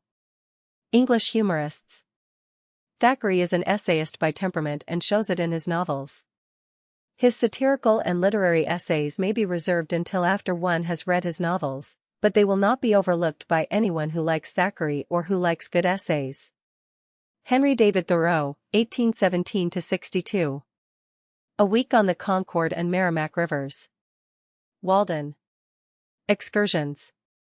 The Maine Woods. Cape Cod. Spring. Summer. Winter. Autumn. Thoreau's work is one long autobiographical journal ranging from brief diary notes on nature to full-rounded essays. A prose poet of nature, and second to Emerson only as a philosophic essayist on nature and society. His greatness becomes more and more evident in an age when nature writers are popular. Isaac Walton, 1593–1683. The Complete Angler. In Every Man's Library. Charles Dudley Warner, 1829–1900. In the Wilderness. As We Go. Backlog Studies. In the Levant. A charming essayist, a humorous lover of books and nature. His reputation has waned somewhat during the past 20 years, but Americans cannot afford to lose sight of him. Daniel Webster, 1782–1852. Speeches and Orations. In one volume, published by Little, Brown and Company. The literary quality of Webster's orations entitles them to a place among American essays. Chapter 10. The reading of foreign classics. Since there is not time in the short life of man to read all the good books written in one language, the young reader, or even the person who has formed the habit of reading, may feel that he need never go beyond the books of his own race. In a sense this is true. Perhaps it is especially true for us who are born to the English language. For the English people, however insular they may be in some respects, have always been great explorers of the lands and the thoughts of other races. They have plundered the literature of their neighbors and loaded the borrowed riches into their own books. In the Elizabethan age some writers seem to have regarded it as a patriotic duty to render for their countrymen the choicest literature of France and Italy and Spain. While they were robbing their neighbors across the Channel, they were also building English classics out of the literary monuments of insolent Greece and haughty Rome. And for many generations English writers, like those of other modern countries, have been brought up on the classics. So we find incorporated in English literature the culture of the entire ancient and modern world, and one who should read only English books could still have a full mind and a cultivated spirit. We cannot say, therefore, that it is necessary, in order to realize the true purpose of reading, to make excursions into the literature of foreign countries. But we can point out the advantage of such excursions, and I would insist on the ease with which the ordinary person, who has enjoyed only a limited formal education, can make himself acquainted with foreign languages and literatures if he will. In our time we have schools to teach everything known to man from advertising to zoology. It is well that our schools are broadening in interest and that every kind of knowledge is being organized so that it can be imparted. But there is a danger that we may get into the habit of leaving too much for the schools, that we may come to think that the schools monopolize all knowledge, or at least all the methods of teaching. This would be a great pity in a nation that is proud of self-made men. We, of all peoples, must remember what Walter Scott said, that the best part of a man's education is that which he gives himself. Schools and universities only start us in a methodical way, on a short well-surveyed path, into the world of knowledge. Most of the learning of educated men and women is acquired after they have left the college gates, and anyone may set out on the road to knowledge with little direct assistance from the schools. The better, the easier for us, if we can go to college, but if we cannot have the advantage of formal education we need not resign ourselves to ignorance, for most young people, however, will think of Greek, Latin, French, and German as difficult and learned mysteries accessible only to the fortunate who can go to the higher schools, and of use only to those who intend to enter scientific and literary professions. If I say that with no knowledge of any language but English you can teach yourself any other language well enough to read it, I hope you will not shake your head and say that such self-teaching is possible only to extraordinary intellects. Many commonplace persons have learned languages by reading them, with no equipment but a lexicon, a short grammar, and an interesting text. Perhaps it is not fair on top of that statement to cite the case of Elihu Burritt, for he was an exceptional man. But as readers will learn from his excellent autobiography, he began his studies under very difficult circumstances, so that, taking all things together, talent and conditions, many a young man can start where he began and under no greater disadvantages. Burritt would have gone some way on the road to learning even if his endowments had been small. And with no genius but the genius of industry, we can follow for a little distance his democratic course. Burritt was a blacksmith by trade. He had only such education as he could get in a country academy, where his brother was the master. In his leisure he studied mathematics and languages, and before he died he had acquired a reading knowledge of 50 tongues and dialects, ancient and modern. Yet he was not a self-absorbed man who shut himself up in profitless culture. He became a worldwide apostle of peace. The study of languages taught him that all men are brothers. If he could learn 50 foreign languages, any of us can learn one, and through that one we too shall understand that we are not an isolated people, not the only people in the world. We shall meet in their native tongue some great group of our brothers, the Germans, the French, the Italians, learn their ideals and broaden our own. It is impossible to learn Greek and Latin and not to feel how close we are to the peoples of 2,000 years ago. It is impossible to learn French or German and keep in our hearts any of that contempt for foreigners which ignorant and provincial people so stupidly cherish. We shall arrive, too, through knowledge of another language at a finer appreciation of our own language, its shades and distinctions, its variety and power. We shall understand better the great English writers, many of whom have known something of foreign literature and refer in a familiar way to French and German and ancient classics, as if they took for granted in their readers an acquaintance with the literature of other nations. How shall we go to work to learn foreign languages? The answer is as simple as the prescription for reading English. Open a book written in the foreign language and take each word in order through a whole sentence. Then read that same sentence in a good translation. Then write down all the words that seem to be nouns and all the words that seem to be verbs. After that, read the sections in the grammar about verbs and nouns. The other parts of speech will take care of themselves for a while. Then try another sentence. I know one young person who read through a French book and got at its meaning by guessing at the words and then returning over those which appeared oftenest and which, of course, were the commonest. It is possible by a comparison of the many uses of the same word to squeeze some meaning out of it. The dictionary and the grammar will give the rest. The foreign bookstores, the publishers of textbooks, and the purveyors of home teaching methods that are advertised in the more reputable journals offer language books that are of real assistance. The scope of this guide does not admit any detailed instruction in the methods of learning foreign languages. I can only insist that with a few books and perseverance anyone can learn, not to speak, perhaps not to write, but to read a strange tongue. And I say to the boy or the girl who is going to the high school that not to take the courses in Greek, Latin, French and German is to throw away a precious opportunity. Upon the grounding of those few years in school, the young receptive years, what a knowledge of languages one can build. The notion, all too prevalent, that foreign languages, especially Greek and Latin, are of no use to the boy or the girl who is going right into business, is one of the dullest fallacies with which a hard-working practical people ever blinded its soul. Playing the piano and learning to sing, nay, even going to church, are of no use in business. But who will be so foolish as to devote his whole life to business? Burritt, the blacksmith boy, taught himself languages. The high school boy who is going to be a blacksmith can begin to study languages before he picks up the tools of his bread-winning labor. If this seems like the vain idealism of a bookish person, let me make an appeal to your patriotism. Do you know that this land of opportunity and prosperity is not developing so many fundamentally educated men and women as we should expect from our vast system of public schools and our many universities? One reason is that we have so many bread-and-butter Americans who allow their boys and girls to stay away from those classes in Greek and Latin and French and German which our high schools provide at such great cost to the generous taxpayer. All we lack in America is the will to use the good things we have provided for us. Well, we who are interested in the reading of good books will make up our minds to get by hook or crook a little taste of some language besides English. If we truly care for poetry, we shall try to read Virgil and Homer and Dante and Goethe.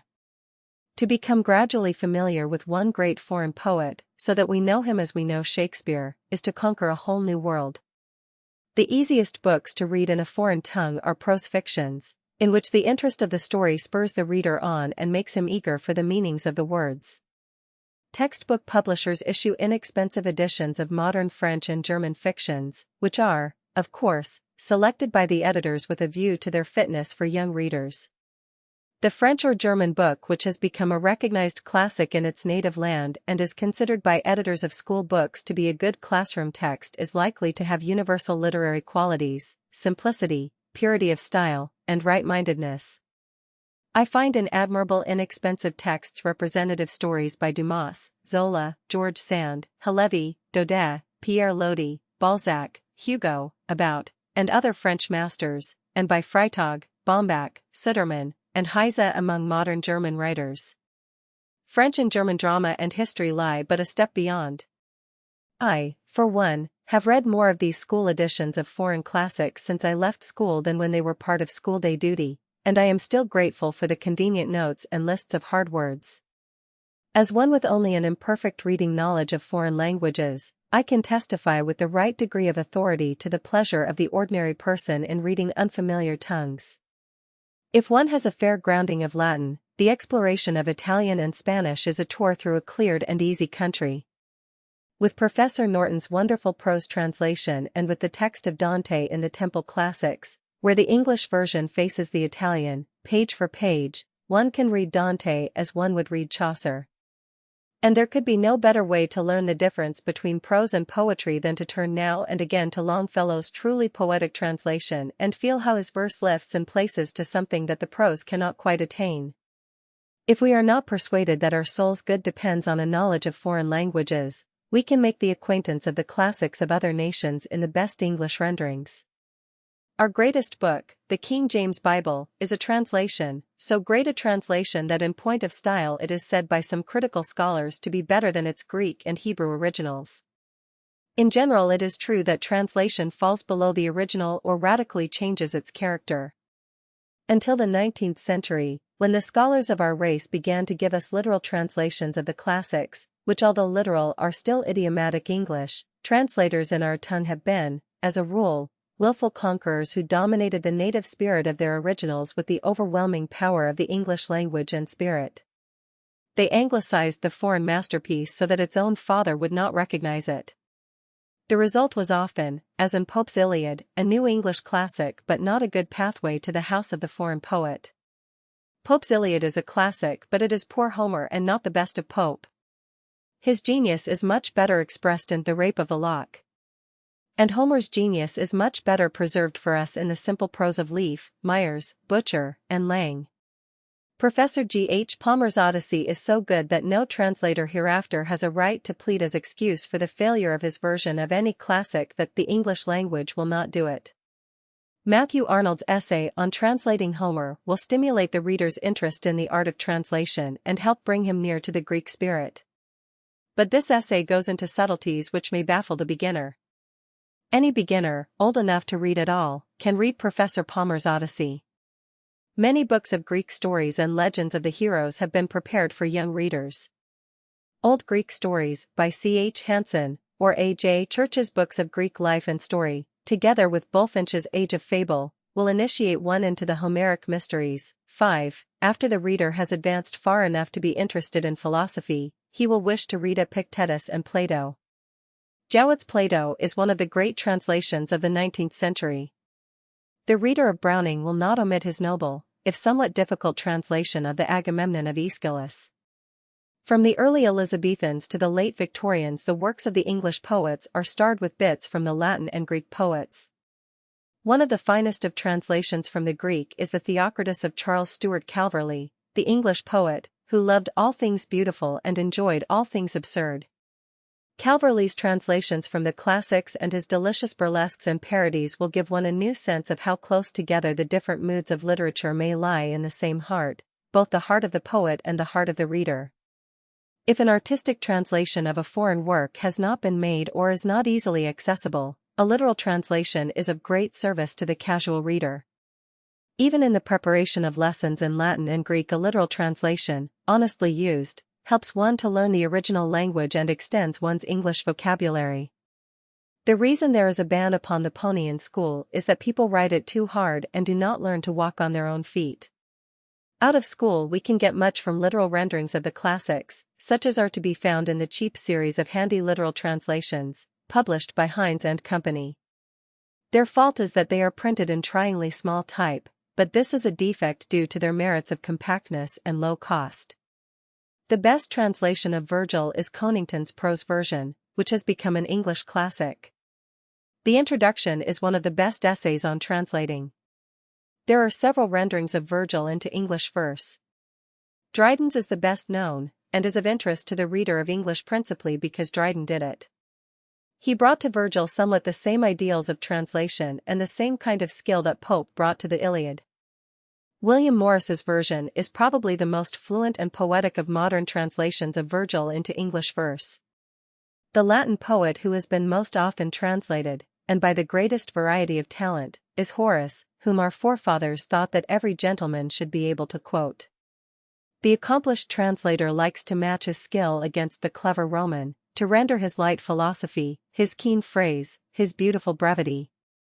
The American will like the free and joyous echoes from the Sabine Farm, by the late Eugene Field and his brother, Mr. Roswell Field, a book that must have made the shade of Horace inquire appreciatively in what part of the world Chicago is located. Modern literature in all countries has attracted the readers of other countries, and the work of translation is going on continuously. Not only the great foreign classics of the last 300 years, but a host of lesser writers on the continent of Europe have made their way into English. At the beginning of the 19th century there was a new interest in German literature and philosophy. Indeed, there was a new German literature. Goethe was translated by Sir Walter Scott and others. Coleridge translated Schiller's Wallenstein. Carlyle made a number of translations from German romance, among them a glowing version of Goethe's Wilhelm Meister, which, in part, suggested his own strange masterpiece, Sartor Resartus. Bayard Taylor's poetic version of Faust is of interest to the American reader and is no mean representation of the original. Hugo and Dumas are as well known to us as Scott and Dickens. Who has not read Les Miserables and The Hunchback of Notre Dame and The Toilers of the Sea, The Count of Monte Cristo and The Three Musketeers? The Devil's Pool, Mauprat and The Little Fadette by George Sand have been English literature these many years. So, too, have Eugénie Grandet and Le Père Goriot by Balzac, the first of the great French realists whose work has come to us directly in translation and indirectly through the English and American writers whom they have influenced. As for later French fiction, we can trust to the taste of English translators, as we can to the judgment of the editors of the school texts, to give us the best, that is, the best for us. The finest of Maupassant comes to us politely introduced by Mr. Henry James in The Odd Number. Bourget, Daudet, Pierre Loti, Mérimée, Halévy, the great Belgian poet, Maeterlinck, who belongs to French literature, Anatole France in his beautiful story, The Crime of Sylvestre Bonnard, the poet Rostand, these and others we have naturalized in English. It is to France that we turn for the best criticism, and the reader who gets far enough to be interested in that branch of literature will find that many of the critics of our race have been pupils of the French critics from Sainte-Beuve to Brunetière and Hennequin. Other countries besides France, Germany, and England have produced literature which has crossed the boundaries of the nations and become the possession of the world. The Russian novel is, perhaps, the most powerful that the 19th century has seen, but the American reader may as well leave it until he has read a great deal of English fiction. Then he will find that Turgenev, Tolstoy, Dostoevsky are giants in a giant nation. Poland has one writer who is known to English readers, Sienkiewicz, whose Quo Vadis and With Fire and Sword are among the great novels of our age. I should recommend that admirers of Ben-Hur read Quo Vadis and get a lesson in the difference between a masterpiece and a pleasant book that is very much less than a masterpiece. Readers who think there is some special virtue in American humor, and no doubt there is, ought to know at least one of the great books of Spain, Don Quixote. Spanish has become an important language to us who are learning about our neighbors, the other Americans, and are trying to wake up our lagging trade relations with them and our backward sympathies. The young man going into business will find some good chances open to him if he knows Spanish, and, what is perhaps quite as important, he will find that Spain, too, has a modern literature. We cannot know all foreign literatures, but we can know at least one. Whether we visit in spirit Italy or Norway or Spain or Russia, we shall be learning the great lesson of literature, that our brothers the world over are doing and thinking and hoping the same things that we are. Reading foreign books, 6, is the cheapest and perhaps the wisest kind of travel, for the body rests while the mind goes abroad. Footnotes: 4, see also page 241. 5, see also the discussion of Chapman, pages 245 to 8 of this guide. 6. Books in foreign languages and English translations will be found in their proper place in the lists of fiction, poetry, etc. Chapter 11. The Press of Today. If we were guiding an intelligent stranger from another planet through our busy world, before what institution should we pause with greatest anxiety to explain to our alien comrade its meaning, its value? Perhaps before the church, yet when we remembered that the Bible and other works of religion and poetry are in our homes, we could not bring ourselves to tell our companion that the church is the heart, the indispensable fountain of our religious life. The school then? Maybe that, yet knowledge spends in the school but relatively few hours of her day-long ministrations. We might wax eloquent before the hospitals, but they are only repairing some of the damages which man and nature have inflicted upon a small part of the race, and it is the healthy major portion of humanity that carries on the life of the world and does whatever is worth doing. It would be simple to explain the thundering factories whose din drowns the voice of the expositor, to tell how in yonder building are made the machines that cut and thresh the wheat that feeds the world, and how in the building beyond are made the cars that bring the wheat from the fields to the teeming towns. All these institutions are wonderful, all are essential in our life. Yet greater than any, more difficult to explain, inspiring and disheartening, grinding good and evil, is the press, from which our visitor could see streaming forth thousands of tons of paper blackened with the imprint of little types. The stranger could see that. We should have to make it clear to him that those types are turning over once a year almost all that man has ever known and thought. The contemporary press is engaged in 3 kinds of activity: the reprinting of old books, the printing of new ones, and the printing of the magazines, periodicals, newspapers, and other communications relating to the conduct of daily business. The first activity, the printing of old books, is an unmixed blessing. Every book, great or small, that the world has found worth preserving is continuously revived and redistributed to our generation. Never before were the classics of the ages so cheap, so accessible to the common man. Toward the second product of the whirling presses, the books of today, our attitude may easily become too censorious or too complacent. It is the fashion to slander the productions of one's own age and recall with a sigh the good old days when there were giants. But in those good old days it was fashionable, too, to underrate or ignore the living and praise the dead. When the Elizabethan age was waning but not vanished, Ben Jonson wrote, "Now things daily fall, wits grow downward, and eloquence grows backward." And yet Milton, the greatest poet after Shakespeare, was even then a young man and had not done his noblest work. A century later Pope wrote, "Be thou the first true merit to befriend, his praise is lost who stays till all commend." Short is the date, alas, of modern rhymes, and 'tis but just to let them live betimes. No longer now the golden age appears when patriarch wits survived 1,000 years, now length of fame, our second life, is lost, and bare 60 is all even that can boast, our sons their fathers' failing language see, and such as Chaucer is shall Dryden be. But Chaucer is more alive now than he was in Pope's day, and both Dryden and Pope are brightly modern in diction if not in thought. Pope's idea is not so much that his contemporaries are unworthy of long life as that changes in taste and language will soon make their work obsolete. He pleads for his contemporaries, yet like many another critic he is laudator temporis acti, a praiser of times past and done. His injunction that we befriend and commend our neighbor's merit before it speedily perishes is generous but fails to recognize that merit, true merit, does not die. This is certainly true in our time when books are so easily manifold and come into so many hands that there is little likelihood of a real poet's work being accidentally annihilated, or failing to find a reader somewhere in the world.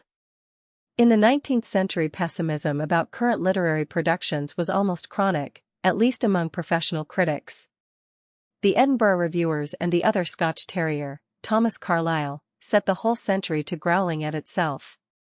Thoreau, with a humorous parenthesis to the effect that it is permissible to slander one's own time, says that Elizabethan writers, and he seems to be speaking not of the poets but the prose writers, have a greater vigor and naturalness than the more modern, and that a quotation from an Elizabethan in a modern writer is like a green bough laid across the page. Stevenson says we are fine fellows but cannot write like Hazlitt. There is no reason why we should write like Hazlitt, or like anybody else in particular. Emerson, tolerant and generous toward his contemporaries, looks askance at new books, implies with an ambiguous if that our times are sterile in genius, and lays down as a practical rule, never read any book that is not a year old, which being translated means, encourage literature by starving your authors. As we have said, most of the great authors are dead because most of the people ever born in this world are dead. And it is natural for bookmen to glance about their libraries, review the dignified backs of 100 classics, and then, looking the modern world in the face, say, "Can any of you fellows do as well as these great ones?" To be sure, one age cannot rival the selected achievements of 100 ages. But the spirit of literature is abroad in our garish modern times. She has been continuously occupied for at least 3 centuries in every civilized country in the world. And, as Pope pleads, let us welcome the labors of those whom the spirit of literature brushes with her wing. So far as one can judge, a very small part of contemporaneous writing has literary excellence in any degree. But a similarly small portion of the writing of any age has had lasting excellence, and more men and women, more kinds of men and women, are today expressing themselves in print than ever in the world before. Since no one person has to read many books, the world is not unduly burdened with them. It can read, classify, and reject or preserve all that the presses are capable of putting forth. The trash with which the press now groans was foolish cant 100 years ago, when Jane Austen satirically quoted it, 7, and it is more threadbare now than it was then. There are alive today a goodly company of competent writers of novels. I could name 10. I believe, too, that there are genuine poets, though we do not dare name young poets until they are dead. History and biography are, regarded as a collective institution, in flourishing state, though, to be sure, the work of art in those departments of literature as in poetry and fiction, appears none too frequently. It is our part to join in the work of that great critic, the world, encourage the good and discourage the bad, and help make the best book the best seller. It would be foolish to hope for that ideal condition in which only authors of ability should write books. Were angels to write, I fancy we should have but few folios. But writing is a human affair, and human labor is necessarily wasteful. We have to endure the printing of 100 poor books, and we have to support a score of inferior writers in order to get one good book and give one talented writer a part of his living. Thousands of machines are built and thrown away before the wrights make one that will fly, and they could not make theirs if other men had not tried and in large part failed, bequeathing them a little experience. 100 men for 100 years contributed to the making of Bell's telephone. We do not grudge the wasted machines, the broken apparatus in the laboratory. So, too, when hundreds of minor poets print their little books and suffer heartache and disappointment for the sake of the one volume of verse that shows genius, we need not groan amid the whir of the presses. We need only contemplate with sympathy and understanding the pathetic losses and brave gains of human endeavor. Numberless books must be born and die in order that the one or two may live. We shall try to ignore the minor versifier as gently as possible, to suppress the cheap novelist as firmly as we can, and give our dollar for the good book when we think we have found it. The third part of the printed matter published from day to day, periodicals and magazines and newspapers, presents a complex problem. It is in place for us to say a word about it, for this is avowedly a guide to reading and not a guide to literature, and most of us spend, properly, a good third of our reading time over magazines and newspapers. Much depends on our making ourselves not only intelligent readers of books but intelligent readers of periodicals and papers. The magazine industry in America is colossal, and its chief support is that amazing business institution, American advertising. The public pays a big tax on flour, shoes, clothes, paint, and every other commodity in order that advertisers may pay for space in periodicals and newspapers. The periodicals and newspapers, in turn, pay writers from a 50th to a 20th of the income from advertising in order to make the advertising medium interesting enough for people to buy it. In this the magazine manufacturers are on the whole successful. Perhaps there are sages and seers who can live content with bound books and prefer that those books should be at least 50 years old. I know of one man, a constant reader of poetry and philosophy, who tried the experiment of retiring to his library and stopping all his subscriptions to the current periodicals. The experiment was an utter failure, because he was a man of active intelligence, and because, in truth, the magazines, many of them, are very good.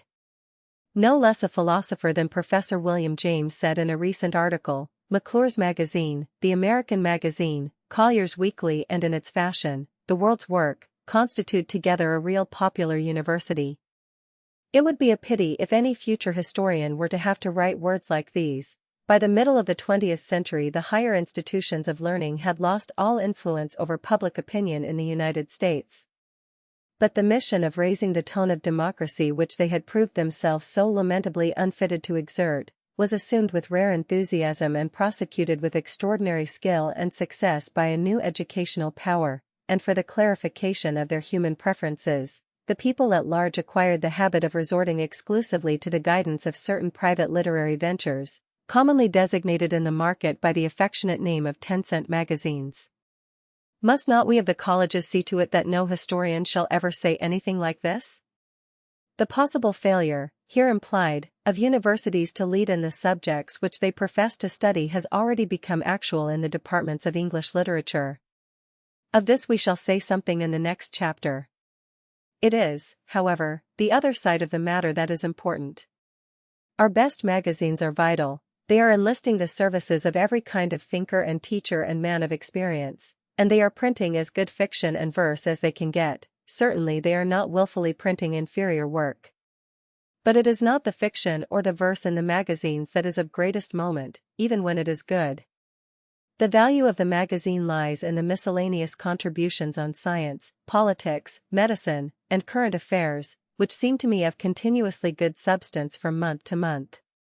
And the literary quality of these articles, the words I quoted from Professor James are from a fine article printed in a popular magazine, McClure's, is, on the whole, just as high as the average in the Old Edinburgh Review, through which Sidney Smith, Lord Jeffrey, and others, with stinging and brilliant essays, helped to reform that terribly brutal England of the early 19th century. It is easy to find fault with the magazines.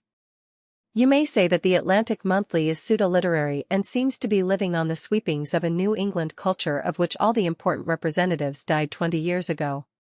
You may say that the Nation often sounds as if it were written by the more narrow-minded sort of college professor. You may say that the Outlook is permeated by a weak religiosity.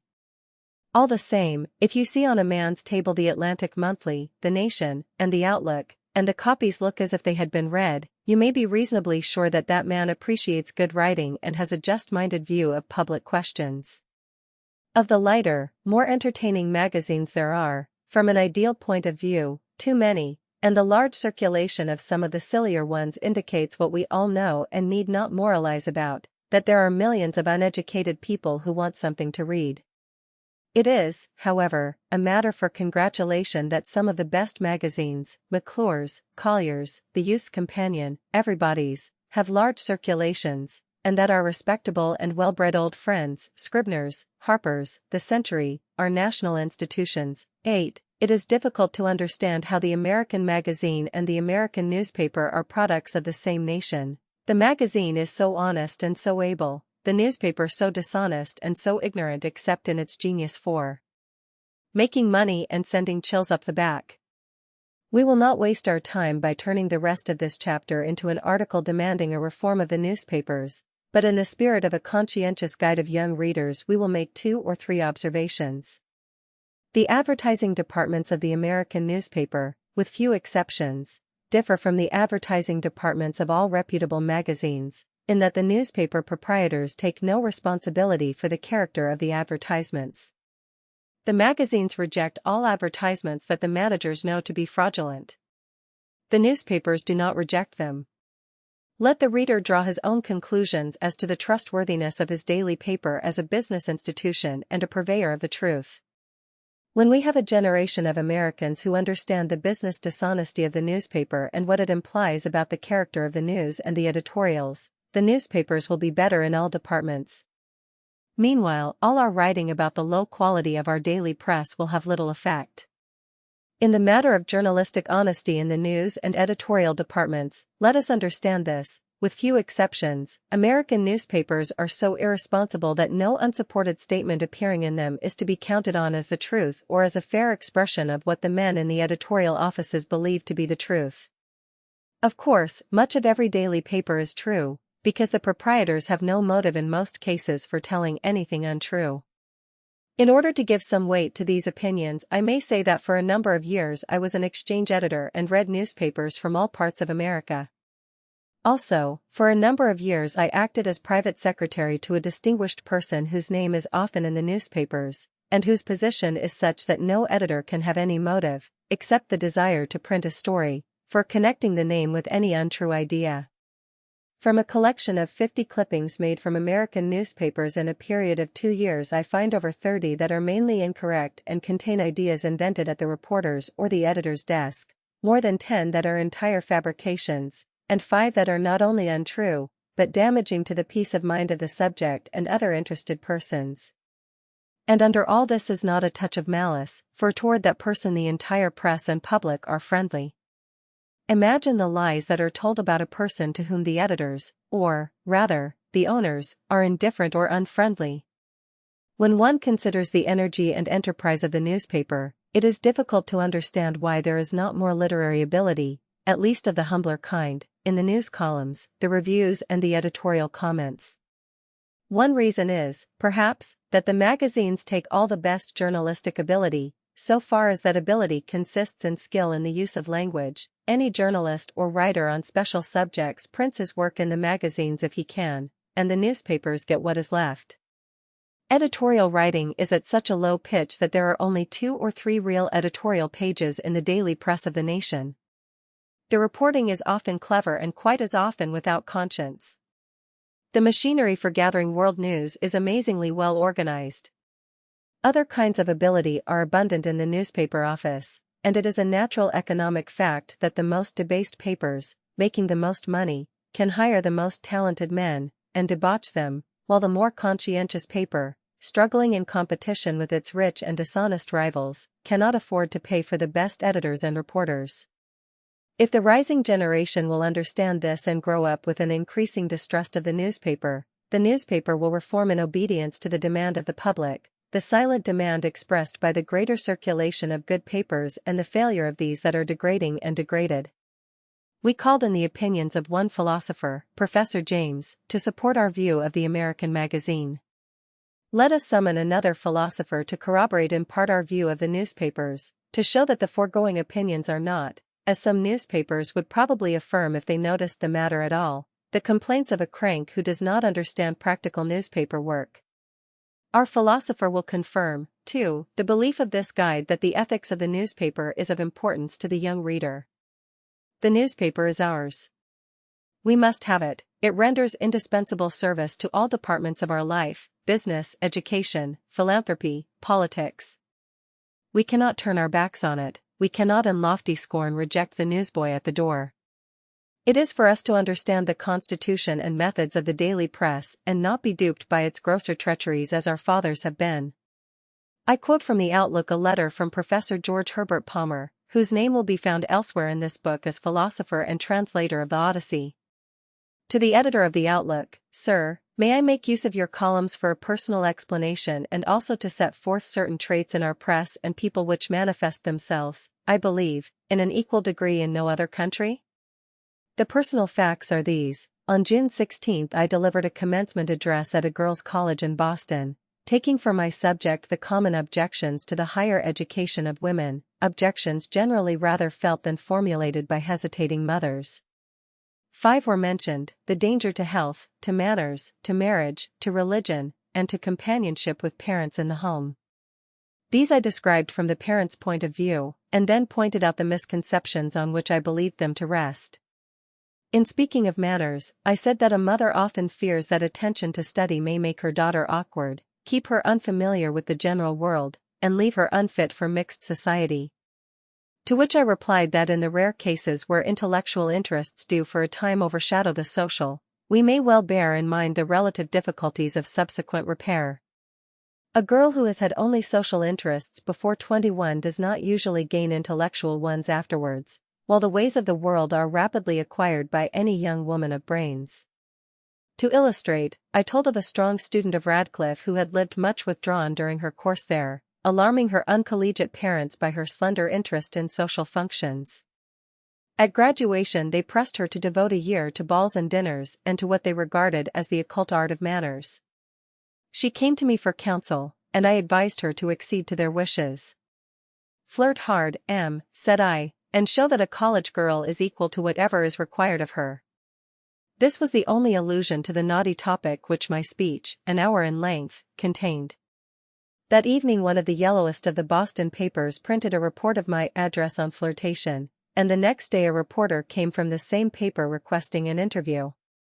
The interview I refused, saying that I had given no such address and I wished my name kept altogether out of print. The following Sunday, however, the bubble was fully blown, the paper printing a column of pretended interview, generously adorned with headlines and quotation marks, setting forth in gay colors my advocacy of flirtation.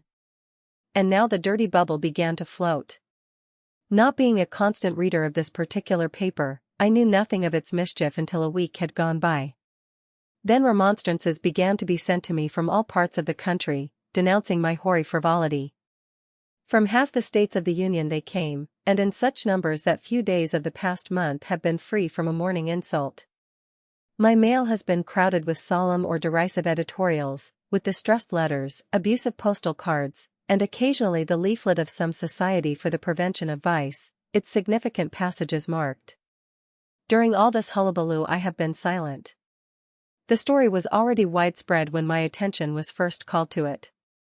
It struck me then as merely a gigantic piece of summer silliness, arguing emptiness of the editorial mind. I felt, too, how easily a man makes himself ridiculous in attempting to prove that he is not a fit subject for ridicule, and how in the long run character is its own best vindication. I should accordingly prefer to remain silent still, but the story, like all that touches on questions of sex, has shown a strange persistency. My friends are disquieted. Harvard is defamed. Reports of my depravity have lately been sent to me from English and French papers, and in a recent number of Life I appear in a capital cartoon, my utterance being reckoned one of the principal events of the month. Perhaps, then, it is as well to say that no such incident has occurred, and that now, when all of us have had our laugh, the racket had better cease. But such persistent pursuit of an unoffending person throws into strong relief four defects in our newspapers, and especially in the attitude of our people toward them. In the first place, the plan of reporting practiced here is a mistaken one, and is adopted, so far as I know, nowhere else on earth. Our papers rarely try to give an ordered outline of an address. They either report verbatim, or more usually the reporter is expected to gather a lot of taking phrases, regardless of connection. While these may occasionally amuse, I believe that readers turn less and less to printed reports of addresses. Serious reporting of public speech is coming to an end. It would be well if it ended altogether, so impossible is it already to learn from the newspapers what a man has been saying. Of the indifference to truth in the lower class of our papers, their vulgarity, intrusions into private life, and eagerness at all hazards to print something startling, I say little, because these characteristics are widely known and deplored. It apparently did not occur to any of my abusers to look up the evidence of my folly. I dare say it was the very unlikelihood of the tale which gave it currency. I was in general known to be a quiet person, with no liking for notoriety, a teacher of one of the gravest subjects in a dignified university. I had just published a largely circulated biography, presenting an exalted ideal of marriage. It struck the press of the country as a diverting thing to reverse all this in a day, to picture me as favoring loose relations of the sexes, and to attribute to me buffoonery from which every decent man recoils. Again, our people seem growing incapable of taking a joke, or rather of taking anything else. The line which parts lightness from reality is becoming blurred. My lively remark has served as the subject for portentous sermonizing, while the earnest appeal made later in my address to look upon marriage seriously, as that which gives life its best meaning, has been either passed by in silence or mentioned as giving additional point to my nonsense. The passion for facetiousness is taking the heart out of our people and killing true merriment. The funny column has so long used marriage and its accompaniments as a standing jest that it is becoming difficult to think of it in any other way, and the divorce court appears as merely the natural end of the comedy. The part of this affair, however, which should give us gravest concern is the lazy credulity of the public. They know the recklessness of journalism as clearly as do I, on whom its dirty water has been poured. Yet readers trust, and journal copies journal, as securely as if the authorities were quite above suspicion. Once started by the sensational press, my enormities were taken up with amazing swiftness by the respectable and religious papers, and by many thousands of their readers. It is this easy trust on the part of the public which perpetuates newspaper mendacity. What inducement has a paper to criticize its statements when it knows they will never be criticized by its readers? Nothing in all this curious business has surprised me more than the ease with which the American people can be hoaxed. One would expect decent persons to put two and two together, and not to let a story gain acceptance from them unless it had some relation to the character of him of whom it was told. I please myself with thinking that if a piece of profanity were reported of President Taft, I should think no worse of President Taft, but very badly and loudly of that paper. But, perhaps I, too, am an American. Perhaps I, too, might rest satisfied with saying, I saw it in print. Only then I should be unreasonable to complain of bad newspapers. G. H. Palmer. Footnotes, 7, see page 42. 8. They seem to be international institutions if one is to believe the story of the English lady who, comparing the United States unfavorably with her own country, said to an American, "You have nothing equal to our Century, Harper's, and Scribner's." Those magazines publish English editions. Chapter 12. The study of literature in our age of free libraries and cheap editions of good books. Anyone who has time and disposition may become not merely a reader of literature, but a student of literature. The difference is not great, perhaps not important, it seems to be only a matter of attitude and method. The reader opens any book that falls in his way or to which he is led for any reason, tries a page or two of it, and continues or not, at pleasure. The student opens a book which he has deliberately sought and brings to it not only the tastes and moods of the ordinary reader, but a determination to know the book, however much or little it may please him. He is impelled not only to know the book, with his critical faculties more or less consciously awake, but to know the circumstances under which the book was written, and its relation to other books. One may read Hamlet 10 times and know much of it by heart and still not be a student of Hamlet, much less a student of Shakespeare. The student feels it necessary to know the other plays of Shakespeare, some of the other Elizabethan dramatists, a little of the history and biography of Shakespeare's time, and something, too, of the best critical literature that Hamlet has inspired in the past 2 centuries. The study of literature implies order and method in the selection of books, and orderly reading in turn implies enough seriousness and willful application to turn the act of reading, in part, from play to work. Well, then, it is better to be a student of literature than a mere reader. Ideally that is true. If there were years enough in a human life we should like to be students of everything under the sun. But the conditions of life limit the mere reader on one side and the student on the other, and it is a question which one is ultimately richer in mind. A mere reader will read Hamlet until he can almost imagine himself standing on the stage able to speak the lines of any part. The student of literature will read Hamlet thoroughly, investigate its real or supposed relation to the rest of the Shakespearean plays, toil through a large volume of learned notes and opinions, read 50 other Elizabethan tragedies and a half-dozen volumes on the life and works of Shakespeare. He is on the way to becoming a student of Shakespeare. But while he is struggling with the learned notes, the mere reader is reading, say, Henley's poems, while the student is reading the lesser plays of Shakespeare. The mere reader is enjoying Browning's tragedies, while the student of Hamlet is making the acquaintance of 50 tragedies by Chapman, Beaumont and Fletcher, Johnson, Marlowe, Webster, less than 10 of which are masterpieces. The idle reader is wandering through Sterne's Tristram Shandy, 10 modern novels, the 7th book of Paradise Lost, that noble chant of creation, a beautiful new edition of the poems of George Herbert, and some quite unrelated bits of prose and verse that happen to attract his eye. Which of the two has pursued the happier, wiser course? Each has spent his time well, and each, if there were more time, might profitably follow the other's course in addition to his own.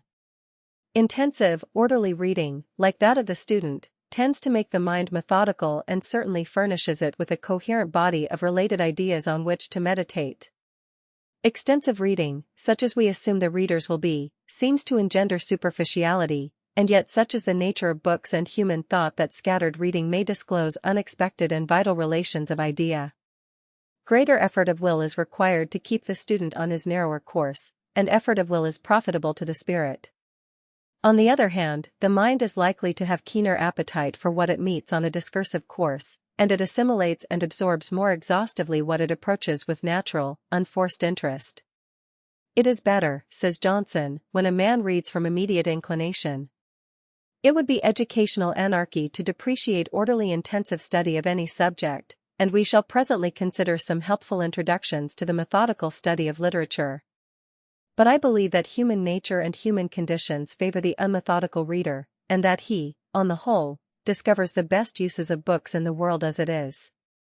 For in the world as it is, we have in adult life 30, 40, 50 years in which to read books.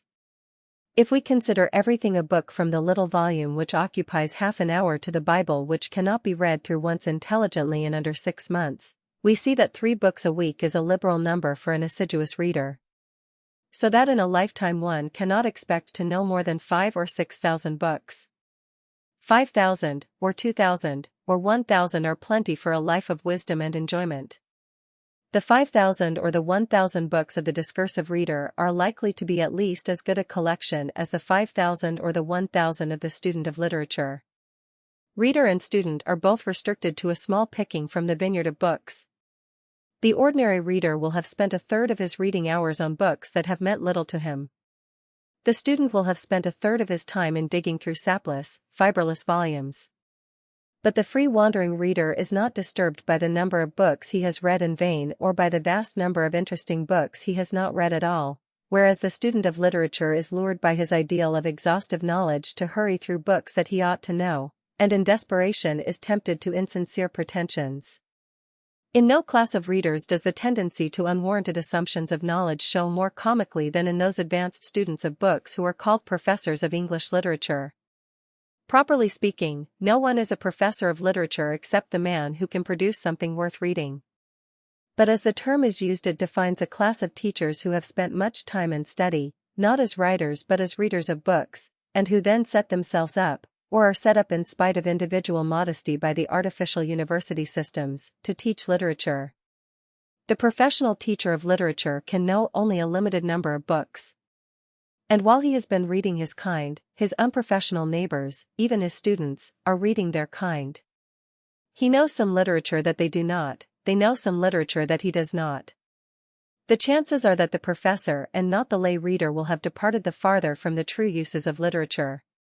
It is possible to read a number of good books while the professor is studying what another professor says in reply to a third professor's opinions about what Shakespeare meant in a certain passage. The professor of literature seems to regard Shakespeare and other poets as inspired children who need a grown person to interpret their baby talk, whereas the lay reader takes it for granted that Shakespeare had more or less definite ideas about what he wished to say and succeeded in saying it with admirable clarity. To be sure, a professor here and there may be found who is a live and virile reader of poetry like the rest of us, and the faults of pedantry and pretentious authority are not inevitable faults of the profession as a whole. There is, however, one universal fault of the professional teacher of literature which is imposed by the conditions of employment in our universities and is subversive of the true purpose of colleges and the true purposes of literature. One fundamental idea of a college is to afford a certain number of scholarly men the means of livelihood from college endowments in order that they may have time to devote to books. The modern professor of literature seems to have so many duties of administration and discipline that he has little time to read for the sake of reading, which is the chief reason for reading at all. The old idea of a university as a place where the few educated members of society could retire for study and intellectual communion has passed away, and the professor of literature is rather at a disadvantage in the modern world where there are more educated persons outside the universities than in them, and where the cultivated person of leisure, reading literature by himself, can easily outstrip the professor. Professor of literature? As well might there be a professor of life, or a professor of love, or a professor of wisdom. Literature is too vast for anyone to profess it, excepting always him who can contribute to it. Even if our professors of literature were a more capable class of men, they would still be anomalous members of society, for they are trying to do an anomalous thing, maintain themselves an authority on a subject which is open to everybody in a world of books and libraries. And they are working under conditions not only not helpful, but distinctly unfavorable to a true knowledge and enjoyment of literature, as compared with the conditions of the person of equal intelligence outside the college. My purpose is not so much to dispraise the literary departments of universities as to praise a world which has grown so rich in opportunities that the universities are no longer the unique leaders in literature or the seats of the best knowledge about it. Our masters are on the shelves and not in the colleges. Carlyle, Emerson, and Ruskin all said that, and it was said before them. Without going to college we can become students of literature, professors of literature, if we have the talent and the will. I do not say or mean that we should not go to college if we can. I mean that we can stay away from college if we must and still be as wise and happy readers of books as those bachelors of arts who have sat for 4 years or more under professors of literature.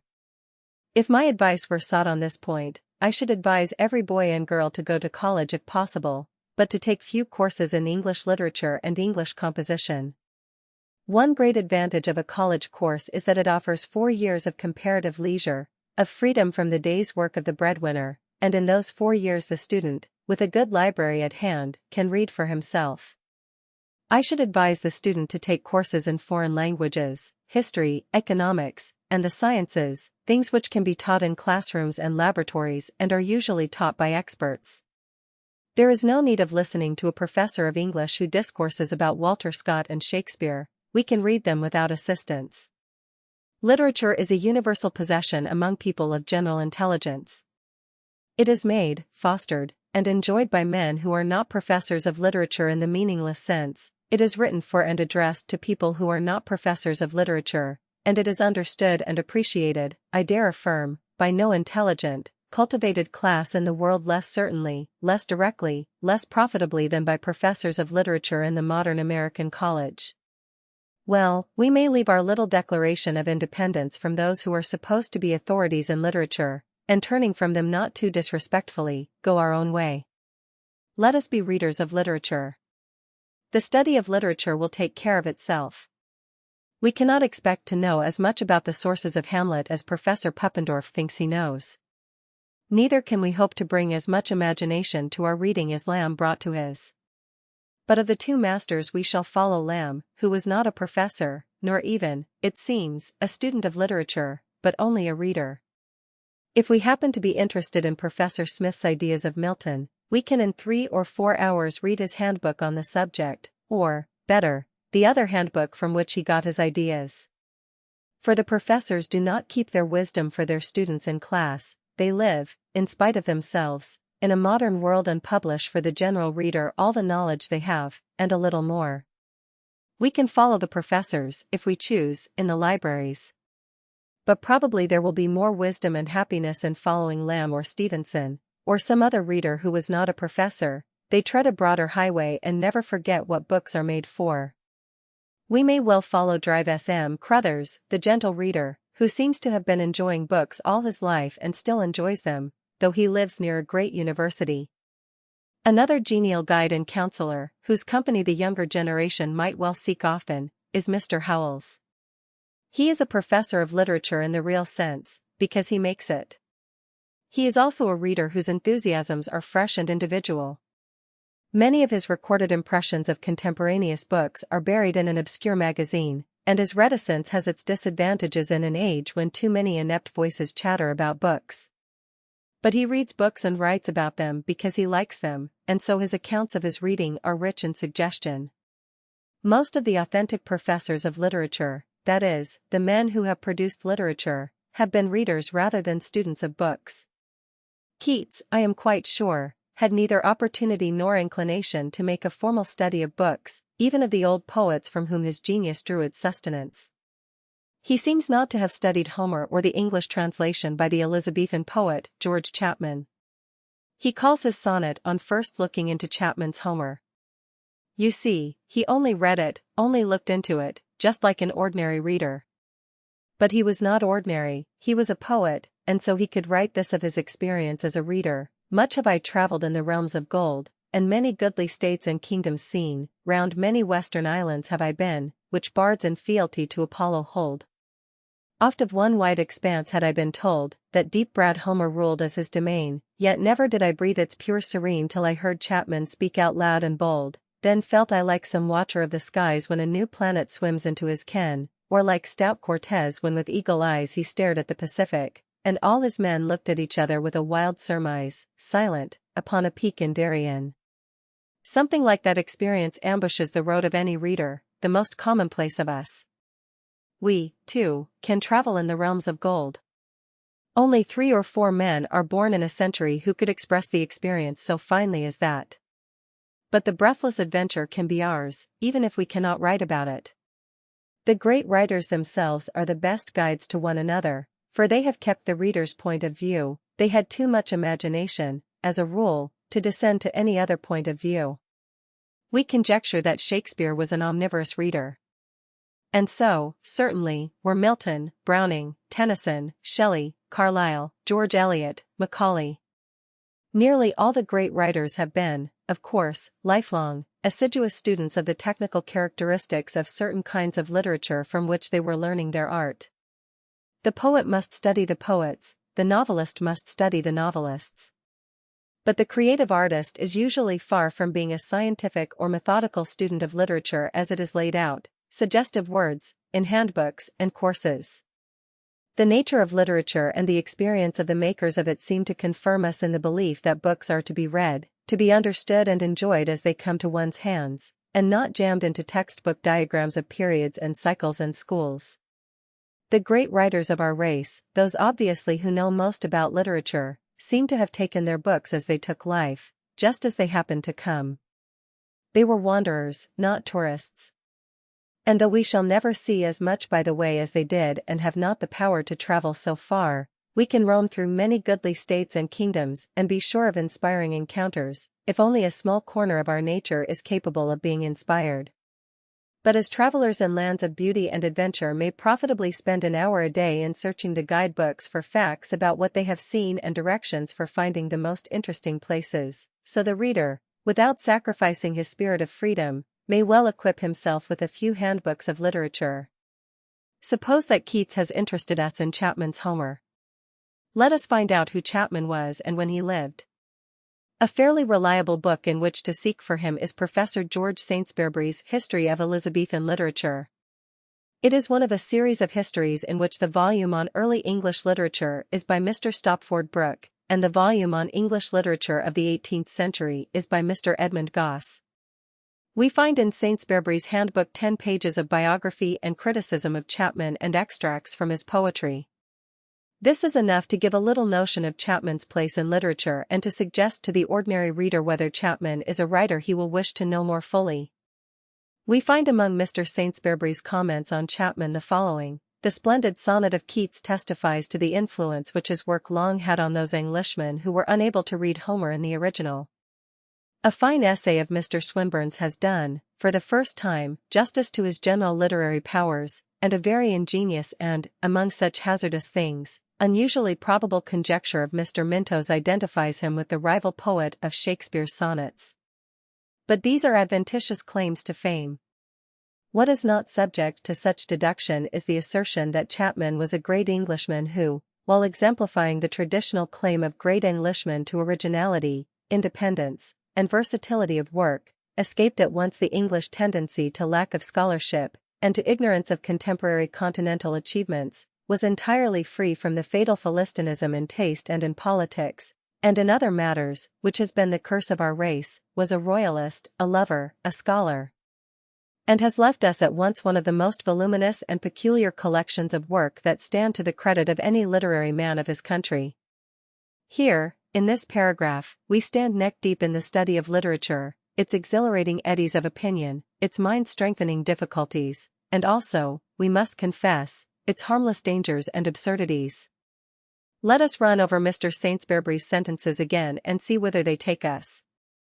Keats's sonnet, We have just read that, which Mr. Saintsbury says, testifies to the influence of Chapman for a long time on Englishmen who could not read Greek, really does nothing of the sort. It testifies only that Keats met Chapman, and the momentous meeting took place, in point of fact, at a time when the interest in Elizabethan poetry was reviving after a century that preferred Pope's Iliad to Chapman's. Handbook makers sometimes go to sleep and make statements like that, and it is just as well that they do, for their noddings tumble them from their Olympian elevations to our level and help to make them intelligible to the common run of mortals. The mention of Swinburne's essay is an interesting clue to follow. His recent death, 1909, has occasioned much talk about him, and at least his name is familiar, and the fact that he was a great poet. It is interesting to discover that he was also a critic of Elizabethan poetry. We are thus led to an important modern critic and poet as a result of having struck from a side path into a history of Elizabethan literature.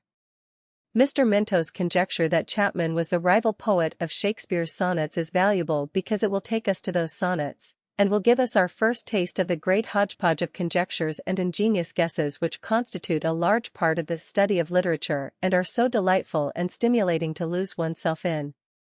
After you have read Shakespeare's sonnets and a biography of Shakespeare and the whole of Mr. Saintsbury's book, you can pick out some other Elizabethan poet and conjecture that he is the rival to whom Shakespeare enigmatically alludes.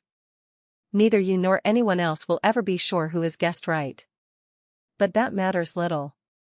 The value of the game, whatever its foolish aspects, is that interest in a problem of literature or literary biography cultivates your mind, keeps you reading, so entangles you in books and the things relating to books that, like Mr. Kipling's hero, you can't drop it if you tried. The rewards of such an interest are lifelong and satisfying, even if the solution is unattainable or not really worth attaining. The literary problem is a changeful wind that keeps one forever sailing the sea of books. The rest of Mr. Saintsbury's remarks, those about English character, have this significance for us: one cannot read books, or study literary problems, without studying the people who produced them.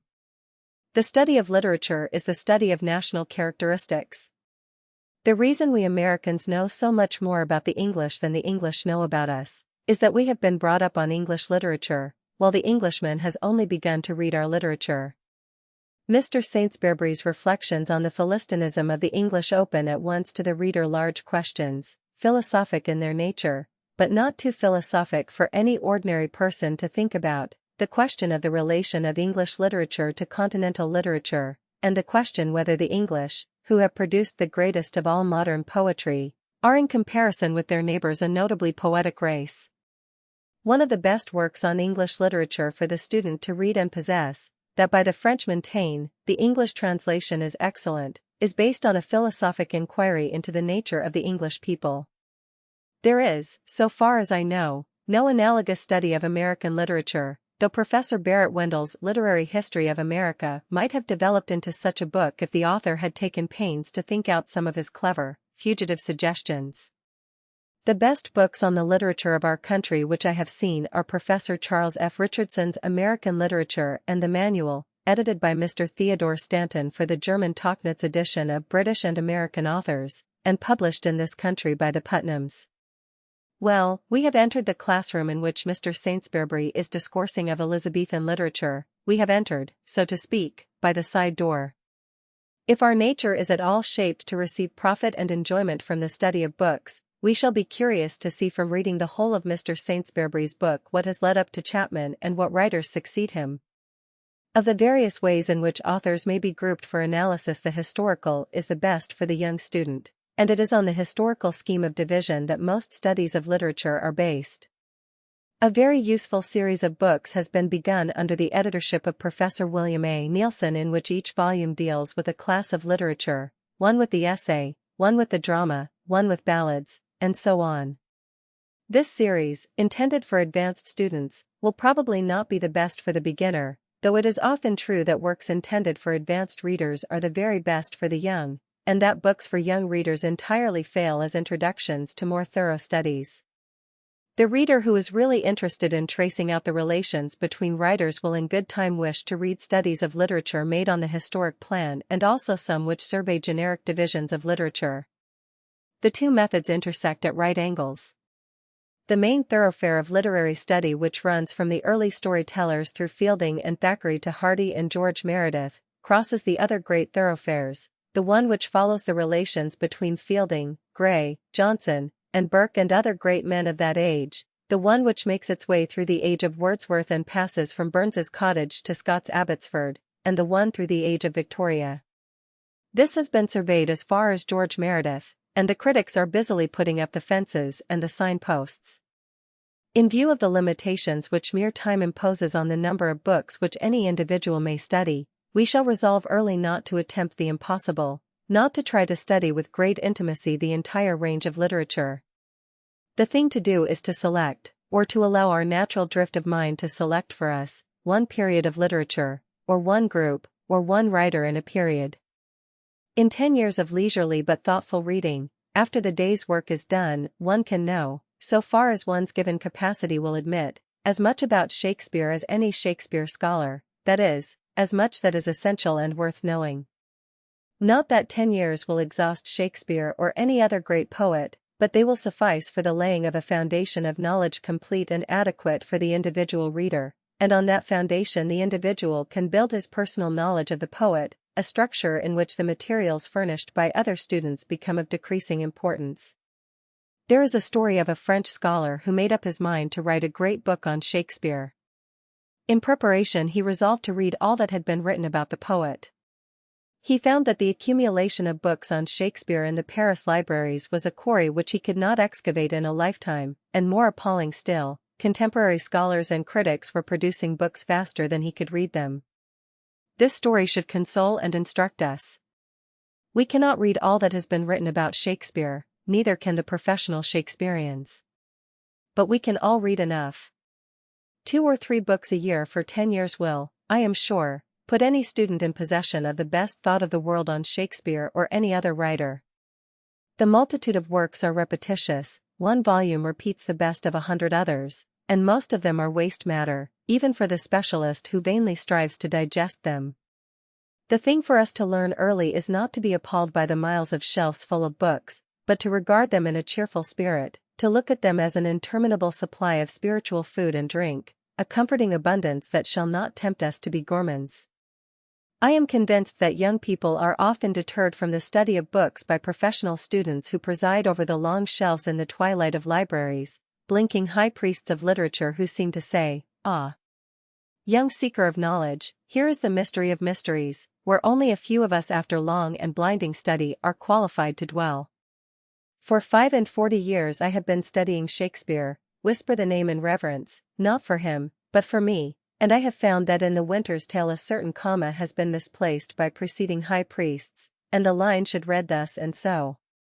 Well, if you go inside and open a few windows to let the light and air in, you are likely to find, sitting in one of the airiest recesses, an acquaintance of yours, quite an ordinary person, who has read the Winter's Tale for only 5 years, has not bothered his head about that blessed comma, can tell you things about the play that the high priest would not find out in a million years, and is using the high priest's latest disquisition for a paperweight. So approach your Shakespeare, if he be the poet you select for special study in the next 10 years, in a light-hearted and confident spirit. He is a mystery, but he is not past finding out, and the elements of mystery that baffle, that deserve respect, are those which he chose to wrap about himself and his work. The mysteries which others have hung about him are moth-eaten hangings or modern slazy draperies that tear at a vigorous touch. If you hear learned literary muttering behind the arras and plunge your sword through, you will kill, not the king, but a commentator Polonius. Anyone in the leisure of his evenings, or of his days, if he is fortunate enough to have unoccupied sunlit hours, may master any poet in the language to which we have been born. Nothing is necessary to this study but a literate, intelligent mind, the text of the poet and such books as one can get in the libraries or with one's pin money. And in selecting the books one has only to begin at random and follow the lead of the books themselves. Any text of Macbeth will give references to all the critical works that anyone needs, and they in turn will point to all the rest. You do not need a laboratory course in philology in order to read your poet and to know him at least as well as the philologist knows him, to know him better, if you have a spark of poetic imagination. There is no democracy so natural, so real, and so increasingly populous as the democracy of studious readers. We acknowledge divinity in man, in our poet above all, and we see flickerings of divinity in the rare reader who is a critic. But we do not acknowledge the divine right of Shakespearean scholars or of any other self-constituted authorities in books. In our literary state, the scholars are not our masters but our servants. We rejoice that they are at work and now and again turn up for us a useful piece of knowledge. But they cannot monopolize knowledge of the poets. That is open to any of us, and it is attainable with far less labor than the scholars have led us to believe. The selection of a single writer for special study, a selection open to us all, should not be made in haste. It should be a natural selection determined gradually and unawares. It will not do to say, I will now begin to study Shakespeare for 10 years. That New Year's resolution will not survive the 1st of February. But as you browse among books, you may find yourself especially drawn to some one of the poets or prose writers. Follow your master when you find him. In the meantime, you can get a general idea of the development of English literature and the place of the chief writers. A good method is to read selections from English prose and poetry grouped in historical sequence. The volumes of prose edited by Henry Craik and Ward's English Poets afford an adequate survey of British literature. Carpenter's American Prose and Stedman's American Anthology constitute an excellent introduction to the branch of English literature produced on this side of the water. The volumes of selections may be accompanied by the historical handbooks already mentioned, which deal with literary periods, or by one of the histories which cover all the centuries of English authors, such as Saintsbury's Short History, or Stopford Brooke's English Literature. The student should guard against spending too large a portion of his time reading about literature instead of reading the literature itself. But a systematic review of the history of a national literature has great value. Apart from the enjoyment of literature, it is, if nothing more, a course in history and biography. I have found that the study of a handbook of a foreign literature in which I could not hope to read extensively was in effect a study of the development of the foreign nation. I never read a better history of Rome than J. W. Mackail's Latin literature. The student who can read French will receive pleasure and profit from Petit de Joliville's Literature Française or from the shorter Petit Histoire of M. Delphine Duval. Everyone will study literature in his own way, keep the attitude which his own nature determines, and for that matter the nature of the individual will determine whether he shall study literature at all. I would make one last suggestion to the eager student: let your study be diligent and as serious as may be, but do not let it be solemn. I once attended a lecture on literature given to a mixed audience, that is, an audience composed mainly of ladies. The lecture was not bad in its way, it contained a good deal of useful information, but at times it reminded me of the discourses on Tereuth by Mr. Chadband in Bleak House. It was the audience that was oppressive. The ladies were not, so far as I could see, entertained, but they had paid their money for a dose of light, literature and culture, and they meant to have it. So they sat with looks of solemn determination, devotedly taking in every word. 2 ladies near me were not solemn, they concealed their restiveness and maintained a respectful but not quite attentive demeanor. As I followed them out, I heard one of them say, "Would not Falstaff have roared to hear himself talked about that way?" I once heard a class rebuked for laughing aloud at something funny in Chaucer. The classroom was a serious place and the professor was working. But Chaucer did not intend to be serious at that moment. On another occasion the professor remarked that it was well that Chaucer had not subjected his genius to the deadening effect of the universities of his time, and it occurred to me then that he would have fared about as well in a medieval university as his poems were faring in a modern one. Of course we take literature seriously. By a kind of paradox we take humorous literature seriously. But solemnity is seldom in place when one is reading or studying books. The hours of hard work and deliberate application which are necessary to a study of literature should be joyous hours, and the only appropriate solemnity is that directly inspired by the poets and prose writers when they are solemn. List of works on literature supplementary to Chapter 12 below are given the titles of a few books helpful to the student of literature and literary history. Hiram Corson. Aims of Literary Study. Frederick Harrison. Choice of Books and Other Literary Pieces. George Edward B. Saintsbury. A Short History of English Literature. Stopford Augustus Brooke. English Literature. William Minto. Manual of English Prose Literature. William Vaughan Moody and Robert Morse Lovett. History of English Literature. Remarkable among books for schools on account of its excellent literary style. Hippolyte Adolphe Taine. History of English Literature. Philosophical Criticism for Advanced Readers. Stopford Augustus Brooke. Early English Literature. George Edward B. Saintsbury. Elizabethan Literature. John Addington Symonds. Shakespeare's predecessors in the English drama. George G. Greenwood. The Shakespeare Problem Restated.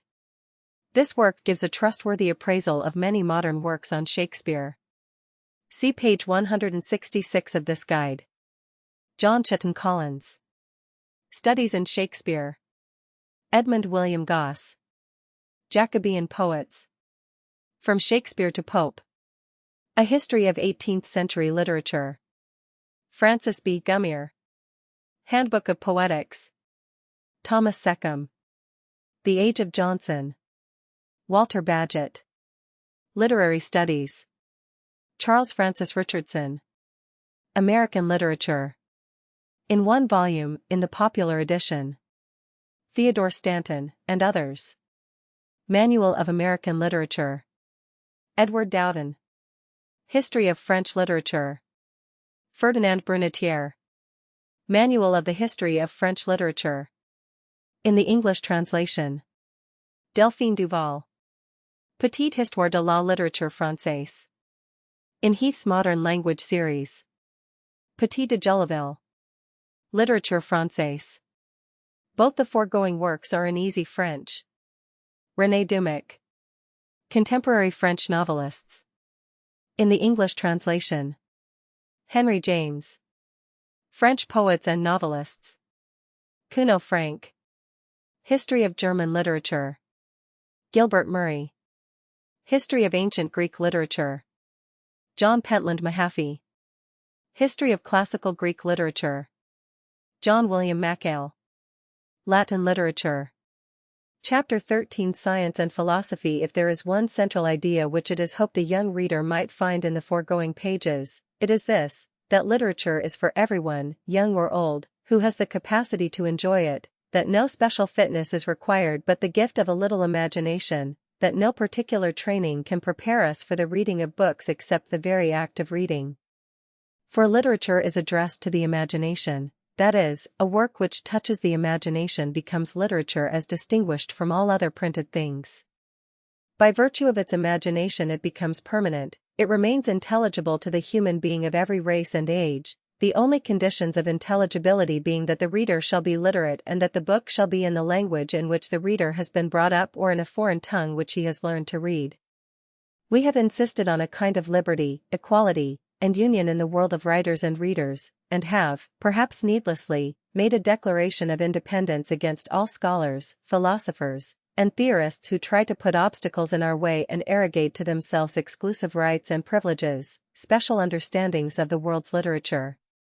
We believe that literature is intended for everybody and that it is addressed to everybody by the creative mind of art. We believe that all readers are equal in the presence of a book or work of art, but we hastily qualify this, as we must qualify the political doctrine of equality. No two men are really equal, no two persons will get the same pleasure and benefit from any book. But the inequalities are natural and not artificial.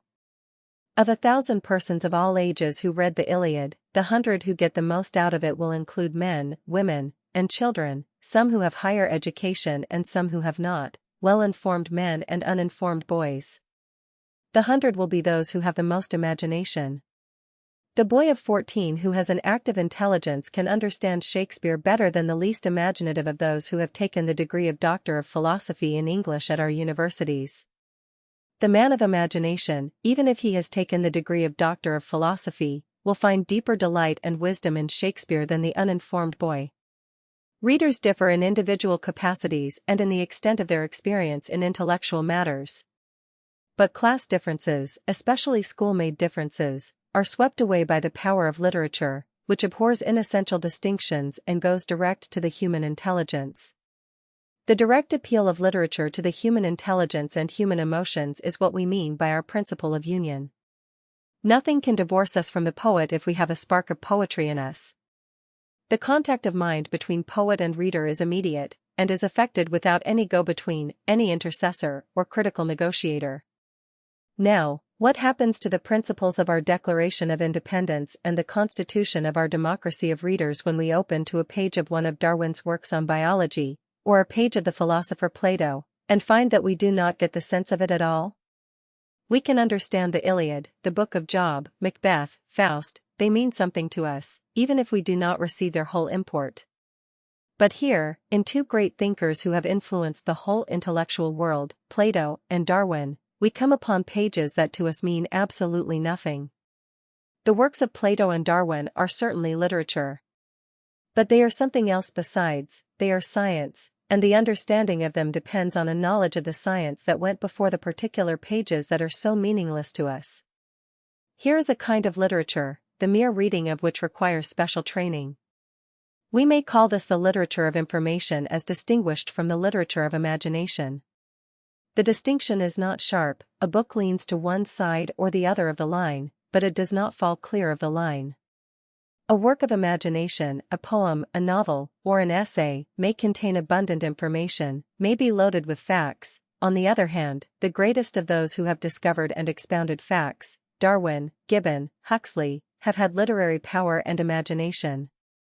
But most great works of imagination deal with universal experiences, they treat human nature and common humanity's thought and feelings about the world. As Hazlitt says, nature and feeling are the same in all periods. So the common man understands the Iliad, and the story of Joseph and his brothers, and the Scarlet Letter and Silas Marner. In Macaulay's essay on Milton is a very misleading piece of philosophizing on the progress of poesy. It is a pity, when there are so many better essays, Macaulay wrote 20 better ones, that this should be selected for reading in the schools as part of the requirements for college entrance. Macaulay sees that the Iliad is as great a poem as the world has known. He also sees that science in his own time is progressing by leaps and bounds, that, in his own vigorous words, any intelligent man may now, by resolutely applying himself for a few years to mathematics, learn more than the great Newton knew after half a century of study and meditation. He accordingly reasons, or rather makes the long jump, that whereas science progresses, poetry declines with the advance of civilization, and the wonder is that Milton should have written so great a poem in a civilized age. Macaulay was young when he wrote the essay, he seldom muddled ideas as badly as that. Poetry, if we view the history of the world in 5-century periods, neither advances nor declines. It fluctuates from century to century, but it keeps a general permanent level. Now and again appears a new poet to add to the number of poems, but poetry does not change. Neither does the individual poem. The Iliad is precisely what it was 2,000 years ago, and 2,000 years from now it will be neither diminished nor augmented.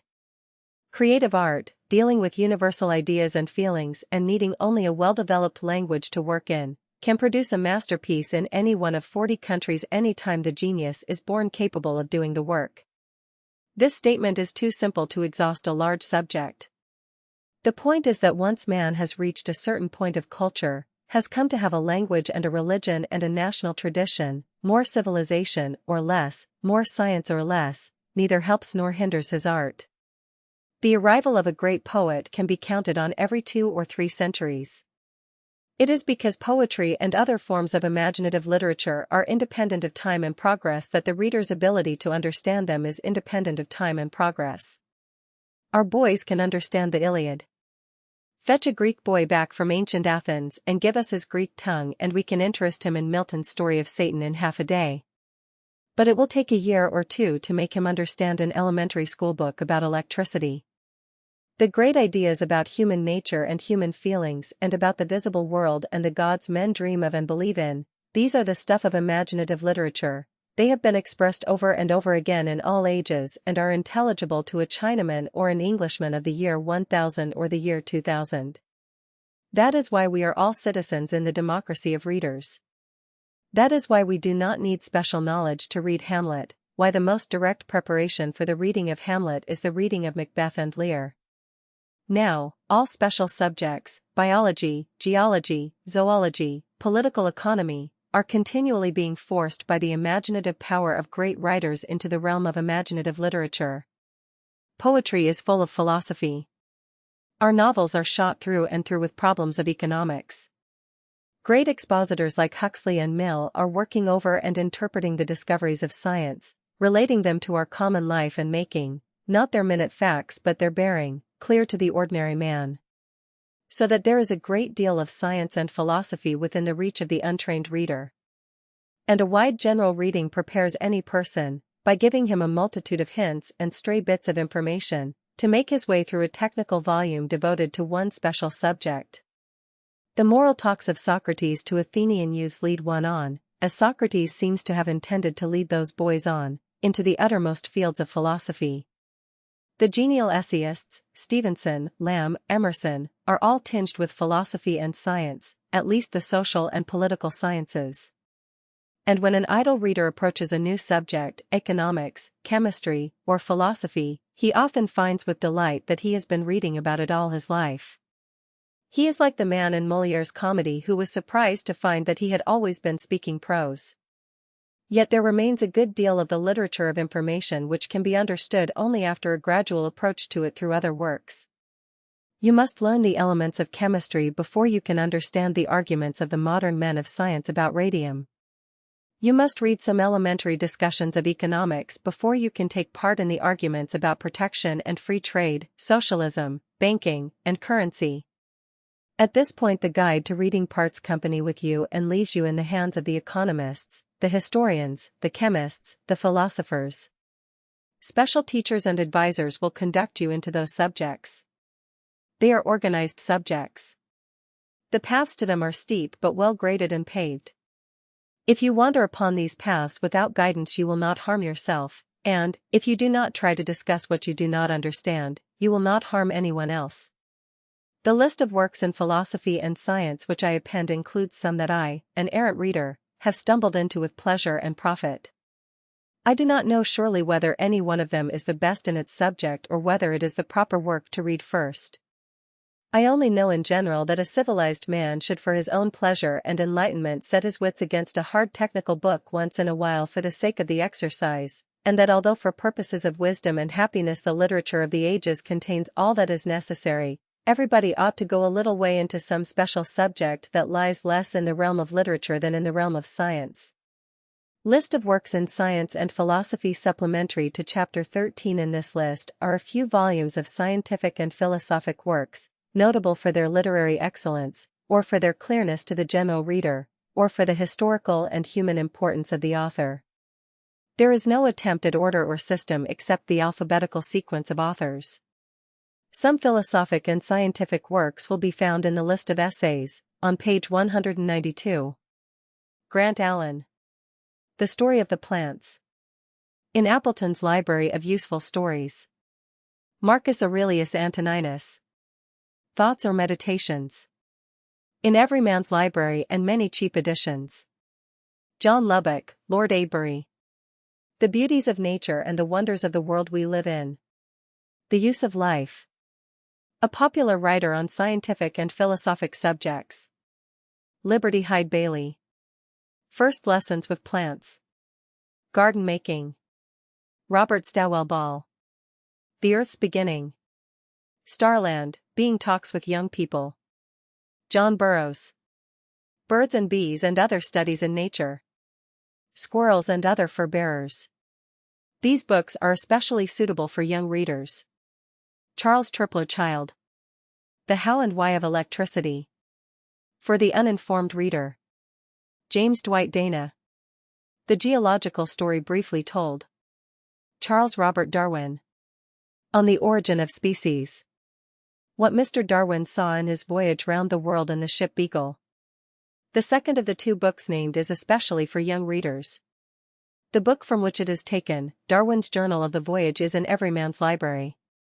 For expositions of Darwin's theories, see Huxley's Darwiniana, Wallace's Darwinism and David Starr Jordan's Footnotes to Evolution. Goldsworthy Lowes Dickinson. The Greek View of Life. A Modern Symposium. Robert Kennedy Duncan. The New Knowledge. A popular exposition of theories of matter that have developed since the discovery of radioactivity. Intelligible to any intelligent high school pupil. Epictetus. Discourses. The English translation in Bond's Library. Francis Galton. Natural Inheritance. Inquiries into Human Faculty. The second volume is in Everyman's Library. Archibald Geikie. Classbook of Geology. Henry George. Our Land and Land Policy. The Science of Political Economy. Asa Gray. Manual of the Botany of the Northern United States. Arthur Twining Hadley. The Education of the American Citizen. Hermann Ludwig Ferdinand von Helmholtz. Popular lectures on scientific subjects. In the English translation by Edmund Atkinson with Helmholtz's autobiography and an introduction by Tyndall. Carl Hilty. Happiness, Essays on the Meaning of Life. Translated by Francis Greenwood Peabody. William Temple Hornaday. The American Natural History. Charles de Forest Hoxie. How the People Rule, Civics for Boys and Girls. Thomas Henry Huxley. Darwiniana. Evolution and Ethics. Man's Place in Nature. Huxley is the greatest man of letters among modern English men of science. A volume of his essays is in Everyman's Library. Ernest Ingersoll. Book of the Ocean. Especially for young people. Harold Jacobi. Practical Talks by an Astronomer. William James. The Principles of Psychology. The Will to Believe. Herbert Cately Job. Among the Waterfowl. David Starr Jordan. True Tales of Birds and Beasts. Especially for young readers. William Thomson, Lord Kelvin. Popular Lectures and Addresses. Henry Demarest Lloyd. Wealth Against Commonwealth. An important work on modern economic and business problems. John Stuart Mill. On Liberty. Principles of Political Economy. John Morley. On Compromise. Hugo Munsterberg. Psychology and Life. On the Witness Stand. Frederick William Henry Myers. Science and a Future Life. Simon Newcomb. Astronomy for Everybody. George Herbert Palmer. The Field of Ethics. The Nature of Goodness. Walter Horatio Pater. Plato and Platonism. Friedrich Paulson. Introduction to Philosophy. The excellent English translation affords with an easy compass a view of philosophy equal to several elementary courses in philosophy at a university. It may be begun by any young man or woman of, say, 18. Plato. Dialogues. The Republic is in Everyman's Library and in other cheap editions. Several of the dialogues are to be found under the title, Trial and Death of Socrates in the Golden Treasury series. See also Walter Pater's Plato and Platonism. The great Plato in English is Jowett's. Jacob August Rees. The Battle with the Slum. How the Other Half Lives. The Children of the Poor. Among the most sensible, sympathetic and human of modern works on sociology. Josiah Royce. The Spirit of Modern Philosophy. Studies of Good and Evil. The World and the Individual. The Spirit of Modern Philosophy is a beautifully written introduction to the study of philosophy. George Santayana. The Sense of Beauty. Poetry and Religion. Garrett Putnam Service. Astronomy with an Opera Glass. Nathaniel Southgate Shaler. Aspects of the Earth. The Individual, a Study of Life and Death. Nature and Man in America. Dallas Lore Sharp. A Watcher in the Woods. Wild Life Near Home. Henry Sidgwick. The Elements of Politics. The Methods of Ethics. Herbert Spencer. First Principles. The Principles of Ethics. The Principles of Sociology. Sylvanus Phillips Thompson. Elementary Lessons in Electricity and Magnetism. Richard Chenevix's Trench. On the Study of Words. Contains all the philology that anyone needs. John Tyndall. Fragments of Science. New Fragments. Essays on the Imagination in Science. Glaciers of the Alps and Mountaineering in 1861. The last volume is in Everyman's Library, with an introduction by Lord Avebury. Alfred Russel Wallace. Man's Place in the Universe. The Malay Archipelago. Australia and New Zealand. Gilbert White. Natural History and Antiquities of Selborne. In Everyman's Library. Wilhelm Windelband. History of Ancient Philosophy. Walter Augustus Wyckoff. The Workers, an Experiment in Reality. The story of a professor of economics and sociology who became a laborer. Interesting as a story and a good popular introduction to the problems of labor and wages. The end. Transcribers note minor punctuation errors have been changed without notice. Hyphenation, italics, and spelling of personal names were standardized. The following changes were made: page 104, make me thy lyre, page 179, Homer, who, according page 196, Dr. Quincy's Beautiful, De Quincy's Beautiful, page 215, have Eugenie Grandet. End of the Project Gutenberg ebook. A Child's Guide to Reading. Updated editions will replace the previous one, the old editions will be renamed. Creating the works from print editions not protected by U.S. copyright law means that no one owns a United States copyright in these works, so the Foundation, and you, can copy and distribute it in the United States without permission and without paying copyright royalties. Special rules, set forth in the General Terms of Use part of this license, apply to copying and distributing Project Gutenberg electronic works to protect the Project Gutenberg concept and trademark. Project Gutenberg is a registered trademark, and may not be used if you charge for an ebook, except by following the terms of the trademark license, including paying royalties for use of the Project Gutenberg trademark. If you do not charge anything for copies of this ebook, complying with the trademark license is very easy. You may use this ebook for nearly any purpose, such as creation of derivative works, reports, performances, and research. Project Gutenberg ebooks may be modified and printed and given away. You may do practically anything in the United States with ebooks not protected by U.S. copyright law. Redistribution is subject to the trademark license, especially commercial redistribution.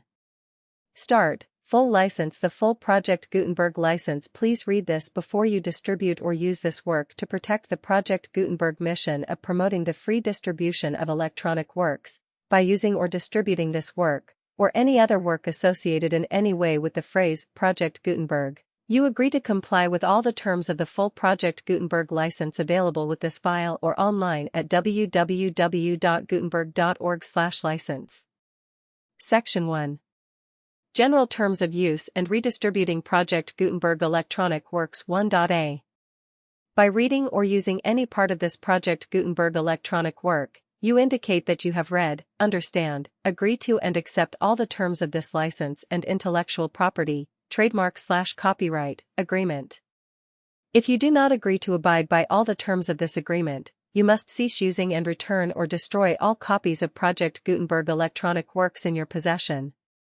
If you paid a fee for obtaining a copy of or access to a Project Gutenberg electronic work and you do not agree to be bound by the terms of this agreement, you may obtain a refund from the person or entity to whom you paid the fee as set forth in paragraph 1.e.8. 1.b. Project Gutenberg is a registered trademark.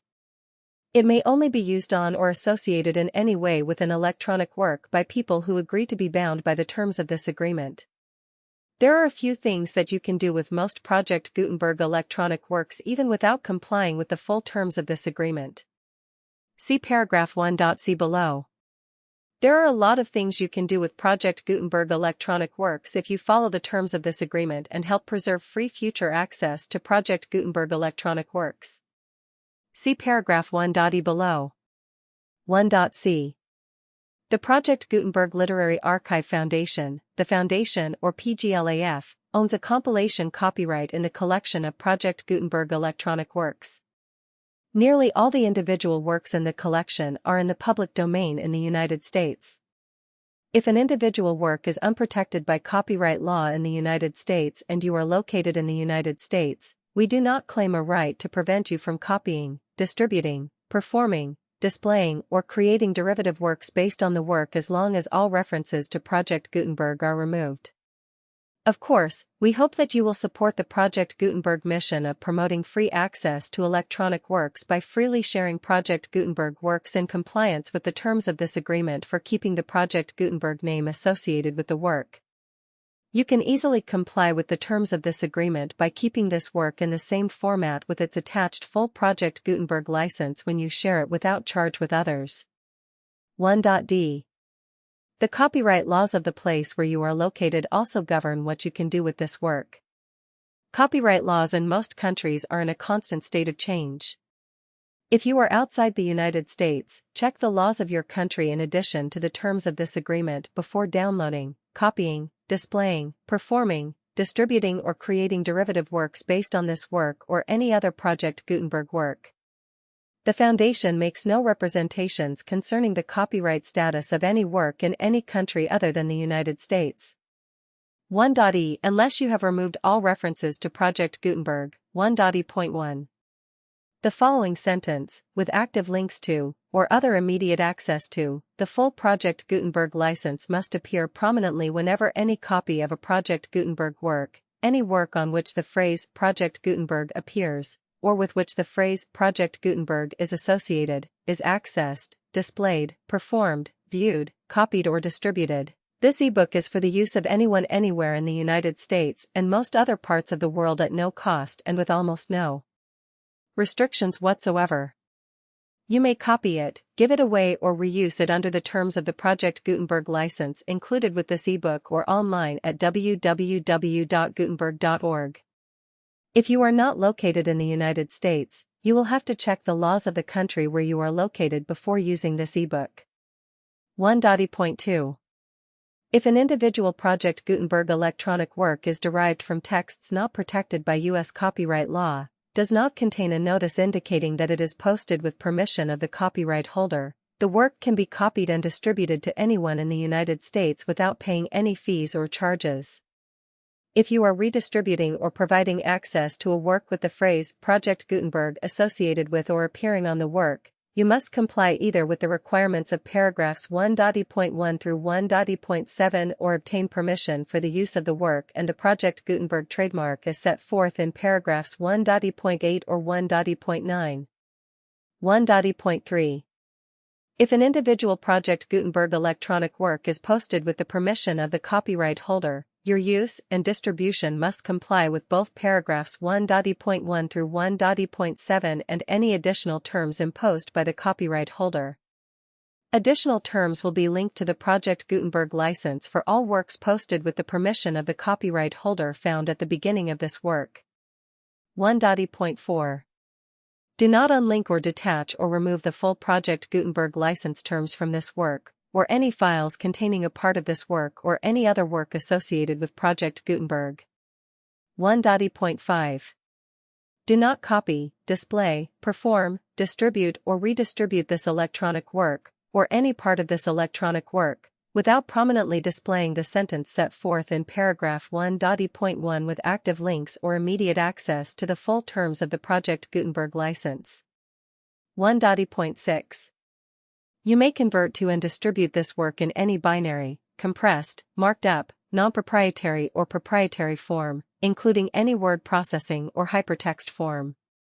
However, if you provide access to or distribute copies of a Project Gutenberg work in a format other than plain vanilla ASCII or other format used in the official version posted on the official Project Gutenberg website, www.gutenberg.org, you must, at no additional cost, fee, or expense to the user, provide a copy, a means of exporting a copy, or a means of obtaining a copy upon request, of the work in its original plain vanilla ASCII or other form. Any alternate format must include the full Project Gutenberg license as specified in paragraph 1.e.1. 1.e.7. Do not charge a fee for access to, viewing, displaying, performing, copying, or distributing any Project Gutenberg works unless you comply with paragraph 1.e.8 or 1.e.9. 1.8. You may charge a reasonable fee for copies of or providing access to or distributing Project Gutenberg electronic works provided that you pay a royalty fee of 20% of the gross profits you derive from the use of Project Gutenberg works calculated using the method you already use to calculate your applicable taxes. The fee is owed to the owner of the Project Gutenberg trademark, but he has agreed to donate royalties under this paragraph to the Project Gutenberg Literary Archive Foundation. Royalty payments must be paid within 60 days following each date on which you prepare, or are legally required to prepare, your periodic tax returns. Royalty payments should be clearly marked as such and sent to the Project Gutenberg Literary Archive Foundation at the address specified in Section 4, Information about donations to the Project Gutenberg Literary Archive Foundation. You provide a full refund of any money paid by a user who notifies you in writing, or by email, within 30 days of receipt that he does not agree to the terms of the full Project Gutenberg license. You must require such a user to return or destroy all copies of the works possessed in a physical medium and discontinue all use of and all access to other copies of Project Gutenberg works. You provide, in accordance with paragraph 1.f.3, a full refund of any money paid for a work or a replacement copy, if a defect in the electronic work is discovered and reported to you within 90 days of receipt of the work. You comply with all other terms of this agreement for free distribution of Project Gutenberg works. 1.e.9. If you wish to charge a fee or distribute a Project Gutenberg electronic work or group of works on different terms than are set forth in this agreement, you must obtain permission in writing from the Project Gutenberg Literary Archive Foundation, the manager of the Project Gutenberg trademark. Contact the Foundation as set forth in Section 3 below. 1.f.1. Project Gutenberg volunteers and employees expend considerable effort to identify, do copyright research on, transcribe and proofread works not protected by U.S. copyright law in creating the Project Gutenberg collection. Despite these efforts, Project Gutenberg electronic works, and the medium on which they may be stored, may contain defects, such as, but not limited to, incomplete, inaccurate or corrupt data, transcription errors, a copyright or other intellectual property infringement, a defective or damaged disk or other medium, a computer virus, or computer codes that damage or cannot be read by your equipment. 1.f.2. Limited warranty. Disclaimer of damages except for the right of replacement or refund described in paragraph 1.f.3, the Project Gutenberg Literary Archive Foundation, the owner of the Project Gutenberg trademark, and any other party distributing a Project Gutenberg electronic work under this agreement, disclaim all liability to you for damages, costs, and expenses, including legal fees.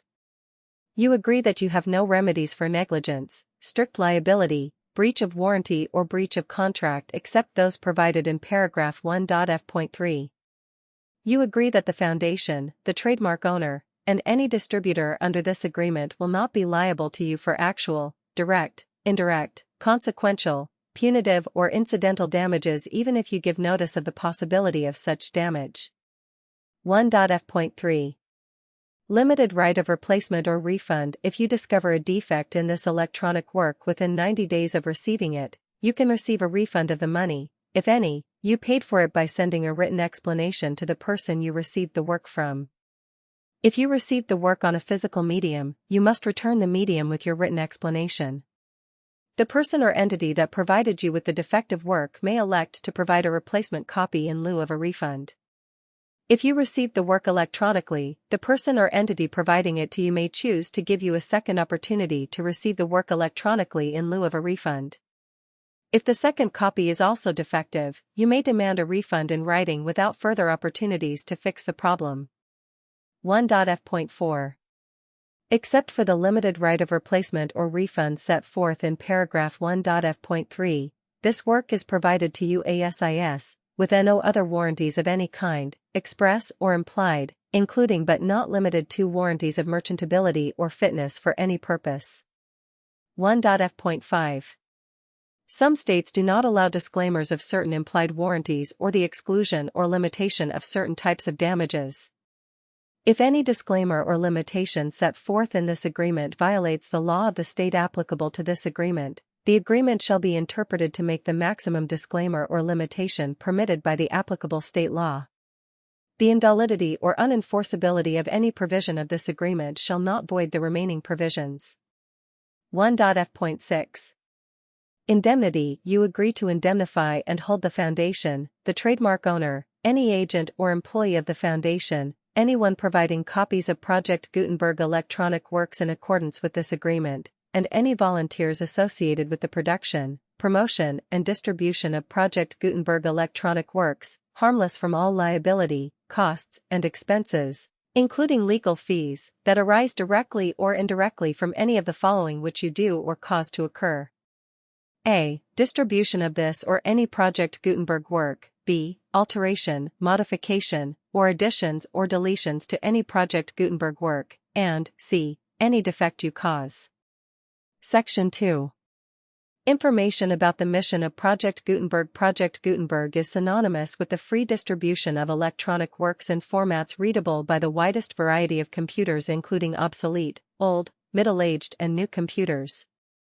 It exists because of the efforts of hundreds of volunteers and donations from people in all walks of life. Volunteers and financial support to provide volunteers with the assistance they need are critical to reaching Project Gutenberg's goals and ensuring that the Project Gutenberg collection will remain freely available for generations to come. In 2001, the Project Gutenberg Literary Archive Foundation was created to provide a secure and permanent future for Project Gutenberg and future generations. To learn more about the Project Gutenberg Literary Archive Foundation and how your efforts and donations can help, see Sections 3 and 4 and the Foundation information page at www.gutenberg.org.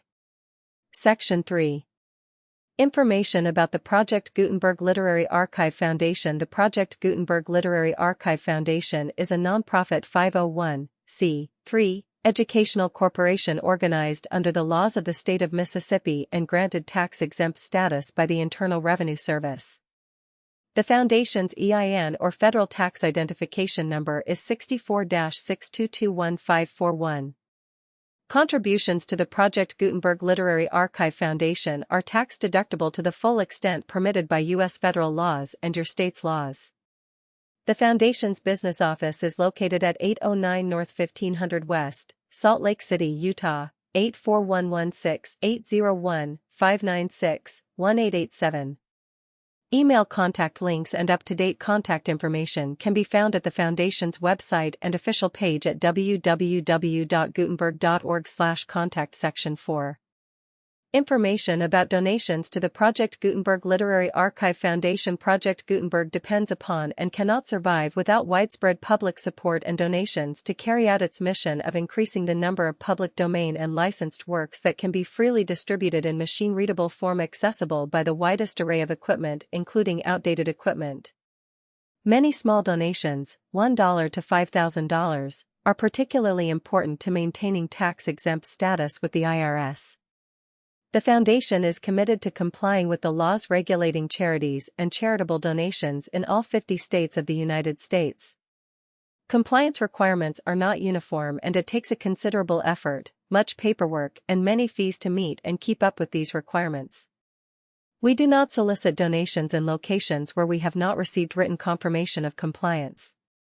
To send donations or determine the status of compliance for any particular state, visit www.gutenberg.org/donate. While we cannot and do not solicit contributions from states where we have not met the solicitation requirements, we know of no prohibition against accepting unsolicited donations from donors in such states who approach us with offers to donate. International donations are gratefully accepted, but we cannot make any statements concerning tax treatment of donations received from outside the United States. U.S. laws alone swamp our small staff. Please check the Project Gutenberg web pages for current donation methods and addresses. Donations are accepted in a number of other ways, including checks, online payments, and credit card donations. To donate, please visit www.gutenberg.org/donate. Section 5. General information about Project Gutenberg electronic works. Professor Michael S. Hart was the originator of the Project Gutenberg concept of a library of electronic works that could be freely shared with anyone. For 40 years, he produced and distributed Project Gutenberg ebooks with only a loose network of volunteer support.